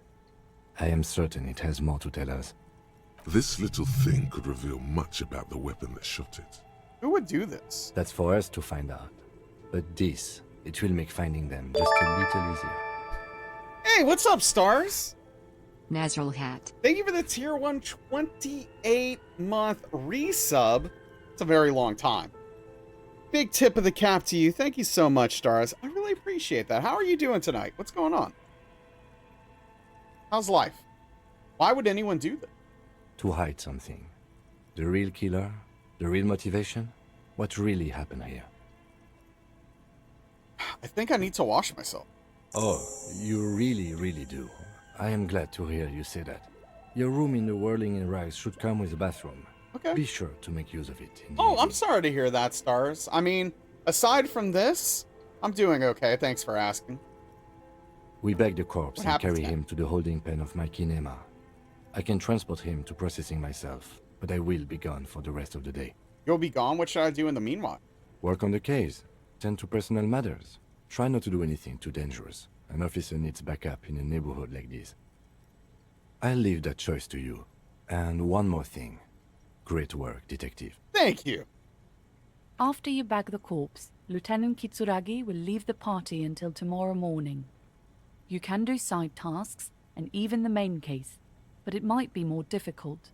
Plan his exit accordingly. Close the door. Kim can't leave yet. I need Kim to go to bed tonight so that we can steal the boots. We need those boots. The bullet mushroomed out on impact. It now looks more like a fanciful jacket button than something that could pierce skin, flesh, and bone. Interact. The bullet is safely sealed away in a plastic bag bearing the RCM stamp. Kim has filled out the label on the bag with the item number, case number, and date and location the bullet was found. Oh, yeah. We definitely have to. I haven't had any of it yet. The problem with that, Credo, is that it usually affects my morale poorly. And so, like, most of the time, if I drink it, it will kill me. So, we haven't done too many drugs and drinking because of that. What do I do with you, Bullet? Harry Cray. I want to give him that nectar, but I'll die. What? I said, what do I do with you, Bullet? Well, if I was the Bullet, which I'm not, I would say find the weapon that shot me. Good idea. If we find who owns it, we will have likely found who used it, possibly to kill our victim. In conclusion, the more we know about this bullet of yours, the better. All right, feel the bullet through the bag. The squashed bullet has some sharp edges where the jacket has split open. It feels cold, even through the bag. Inspect the bullet closer. The jacket of the bullet is made of a yellowish metal. It has blossomed out to reveal a dark grey core. The base of the bullet is close to 5 millimeters in diameter. Look at the jacket. You can just about make out a few striations near the base of the bullet. Little hairlines, linear. It feels standard. And the core? It's quite destroyed. Some of the fragments are still lodged in the wound. What can you say about the bullet so far? Wow, I actually know this. Yes, it's as if you've seen bullets before, officer. It's a jacketed bullet close to 5 millimeters in diameter. A jacketed bullet. Okay. It would have been shot from a military-grade breech-loading rifle, not from a muzzleloader like those typically found on the streets of Martinez. Even the RCM uses ordinary unjacketed conical bullets. This is strange. Very strange. I like this, officer. Strange means unique. Unique means incriminating. We need to find the gun that shot it. Okay, 28% chance isn't great for hand-eye coordination, but let's give it a shot. A rifle. Revolutionary period. Let's go! Your bullet looks to be an old 4.46 millimeter from the surplus left over from the turn of the century. Probably an antique or a retrofitted antique. We are, Picure. It's about time we needed one of these, man. We've gotten so many bad rolls and critical failures. Make? The 4.46 caliber was widely used with the Belmargrave rifle, a Revacholian manufacturer. The BM dominated the battlefields of the Insulindian theater of the anti-centennial revolution 50 years ago. Is anyone still making these rifles? No, but Zeliger, a major firearm manufacturer, ended up with a surplus after the war. So there are still a lot of these old military rifles floating around, usually broken. The quality was appalling. Who uses Belmargrave rifles these days? Antiques enthusiasts, guerrilla fighters in distant countries, a few lucky jamrock bangers. You're looking for a well-preserved antique, most likely. Okay. What are you thinking? Bullet? I think I know where this came from. Okay. And? The shot probably came from a Belmargrave rifle. An antique. That makes sense. There can't be many breech-loading rifles floating around in Martinez, or anywhere in Ravachol, really. Why not? Sure, there's some arms trafficking, but the laws prohibiting the use of breech loaders we inherited from the monarchy have been effective, from what I've seen. Some new RCM recruits get impatient with their muzzle loaders once they've trained with military-grade weapons, but they realize it's worth it in the end. Think we should have more powerful guns? We're the law. Imagine if everyone, cops, citizens, had access to firearms that could shoot multiple rounds without pausing to reload. After the first shot, the second, third, and so on come much easier. But back to the investigation. An interesting point, Tim. Could the victim be... Okay, so... What could go wrong? Seems like looking for antique enthusiasts. Could be the victims have been mixed up with some foreign guerrilla fighters. have a well-armed Jamrock bangers starting crossing over into Martinez. Yes, something mysterious is afoot with this antique bullet type. Oh, 4, mysterious, of course. Mysterious? Okay. Either way, we'll know when we find the gun. Okay, the bullet has nothing more to say. Put it away. All right. What's our journal look like? Find the murder weapon, wash off the death smell, send the body victim, interview the Wild Pines rep, get signatures for Everart. Okay, cool. So we've got some things to do here. That's for sure.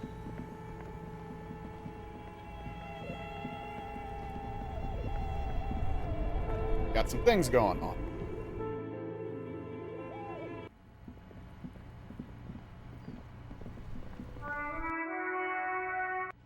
Oh, you know what? Let's go talk to the racist lorry driver and give him as much crap as possible. Welcome to Rivachol. This man looks like trouble. You might not want to get into this right now. Plenty of time later. Reaction speed? Come on, dude. It's fine. Why are you addressing my... Okay. Why are you addressing my partner like that? Don't you welcome to Revachol me. My grandfather came here from a 3,000-year-old racist isolationist culture, while your ancestors came to this island a mere 300 years ago. Tell him, Kim. Every school of thought and government has failed in this city, but I love it nonetheless. It belongs to me as much as it belongs to you. Hey, the game gave me the option to say exactly what I said out of my mouth, so that's easy. You tell him. It's men like you who keep Revachol divided, making it that much harder for everyone to climb out of this post-war limbo. Limbo? What's going on here? Oh, come on, man. I just said welcome to Rivachol. It's a lorry driver thing. I know exactly what you meant. You think my kind doesn't belong here, that I should watch myself and behave. But you see, I'm an officer of the RCM. It's actually my job to make sure you behave. I would advise you to remember that. Oh yeah, Kim's not pulling punches here. I love this side of Kim. Silence. The air between them becomes tense. Very aggressive. Your partner needs backup. Now's your moment to shine. F&A, Kim, I've got your back. Point your finger pistols at the lieutenant. You two make a cute couple. You know that? The lieutenant exhales and resumes his regular calmness. Now that that's settled, we have a couple of questions. Yeah, Kim getting feisty is amazing. Whatever you say, officers. He smells of heavy motor oils and his breath of high tar content cigarettes, probably Astra Whites. The mug. Found this mug in the trash. Yours? Oh man, that's great. Look at that guy go. Haven't seen anything that funny in a while. Is it yours? God damn. Thanks for that, but no, it's not mine. What are you hauling? Oh, not much anymore. I'm here to pick up some cargo, but the dock workers are on strike, so it's a sit and wait on your ass situation. What kind of cargo are you supposed to pick up? Apples. Apples? Yeah, apples. I take it you had other questions? He's given you the runaround. Let's be honest, you were bested. Oh no. Oh, not much How anymore. long has this been going the on? strike? I'd have been at it for a while. A month. A 2 month? months, maybe. But this here is just the last week or so. Okay. Apples. Fine. He's given you the runaround. Okay, that's real. I guess that's it for our conversation with him. What a dick.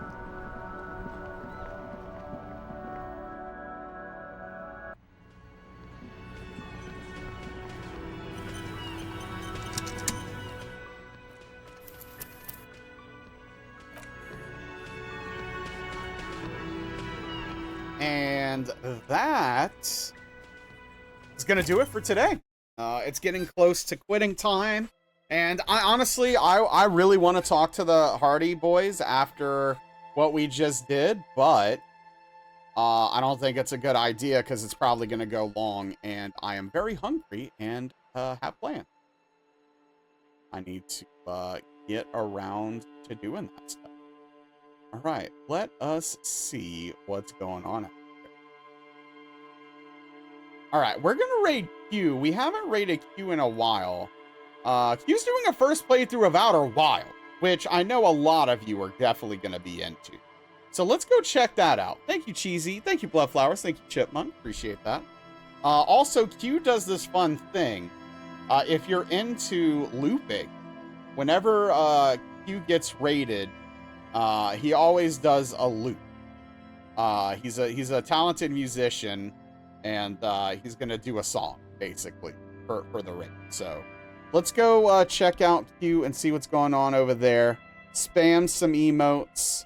Oh, you don't have to be sorry, Three Fates. I appreciate you showing up at all. Thank you for coming by. But yeah, spam some Velvet emotes, spam some OU emotes, and let's go say hello. Thank you, everyone. Take care of yourselves. Have a good night. See you tomorrow, 5 p.m. Central, 6 p.m. Eastern for more Disco Elysium. Have a good one. Night, everybody.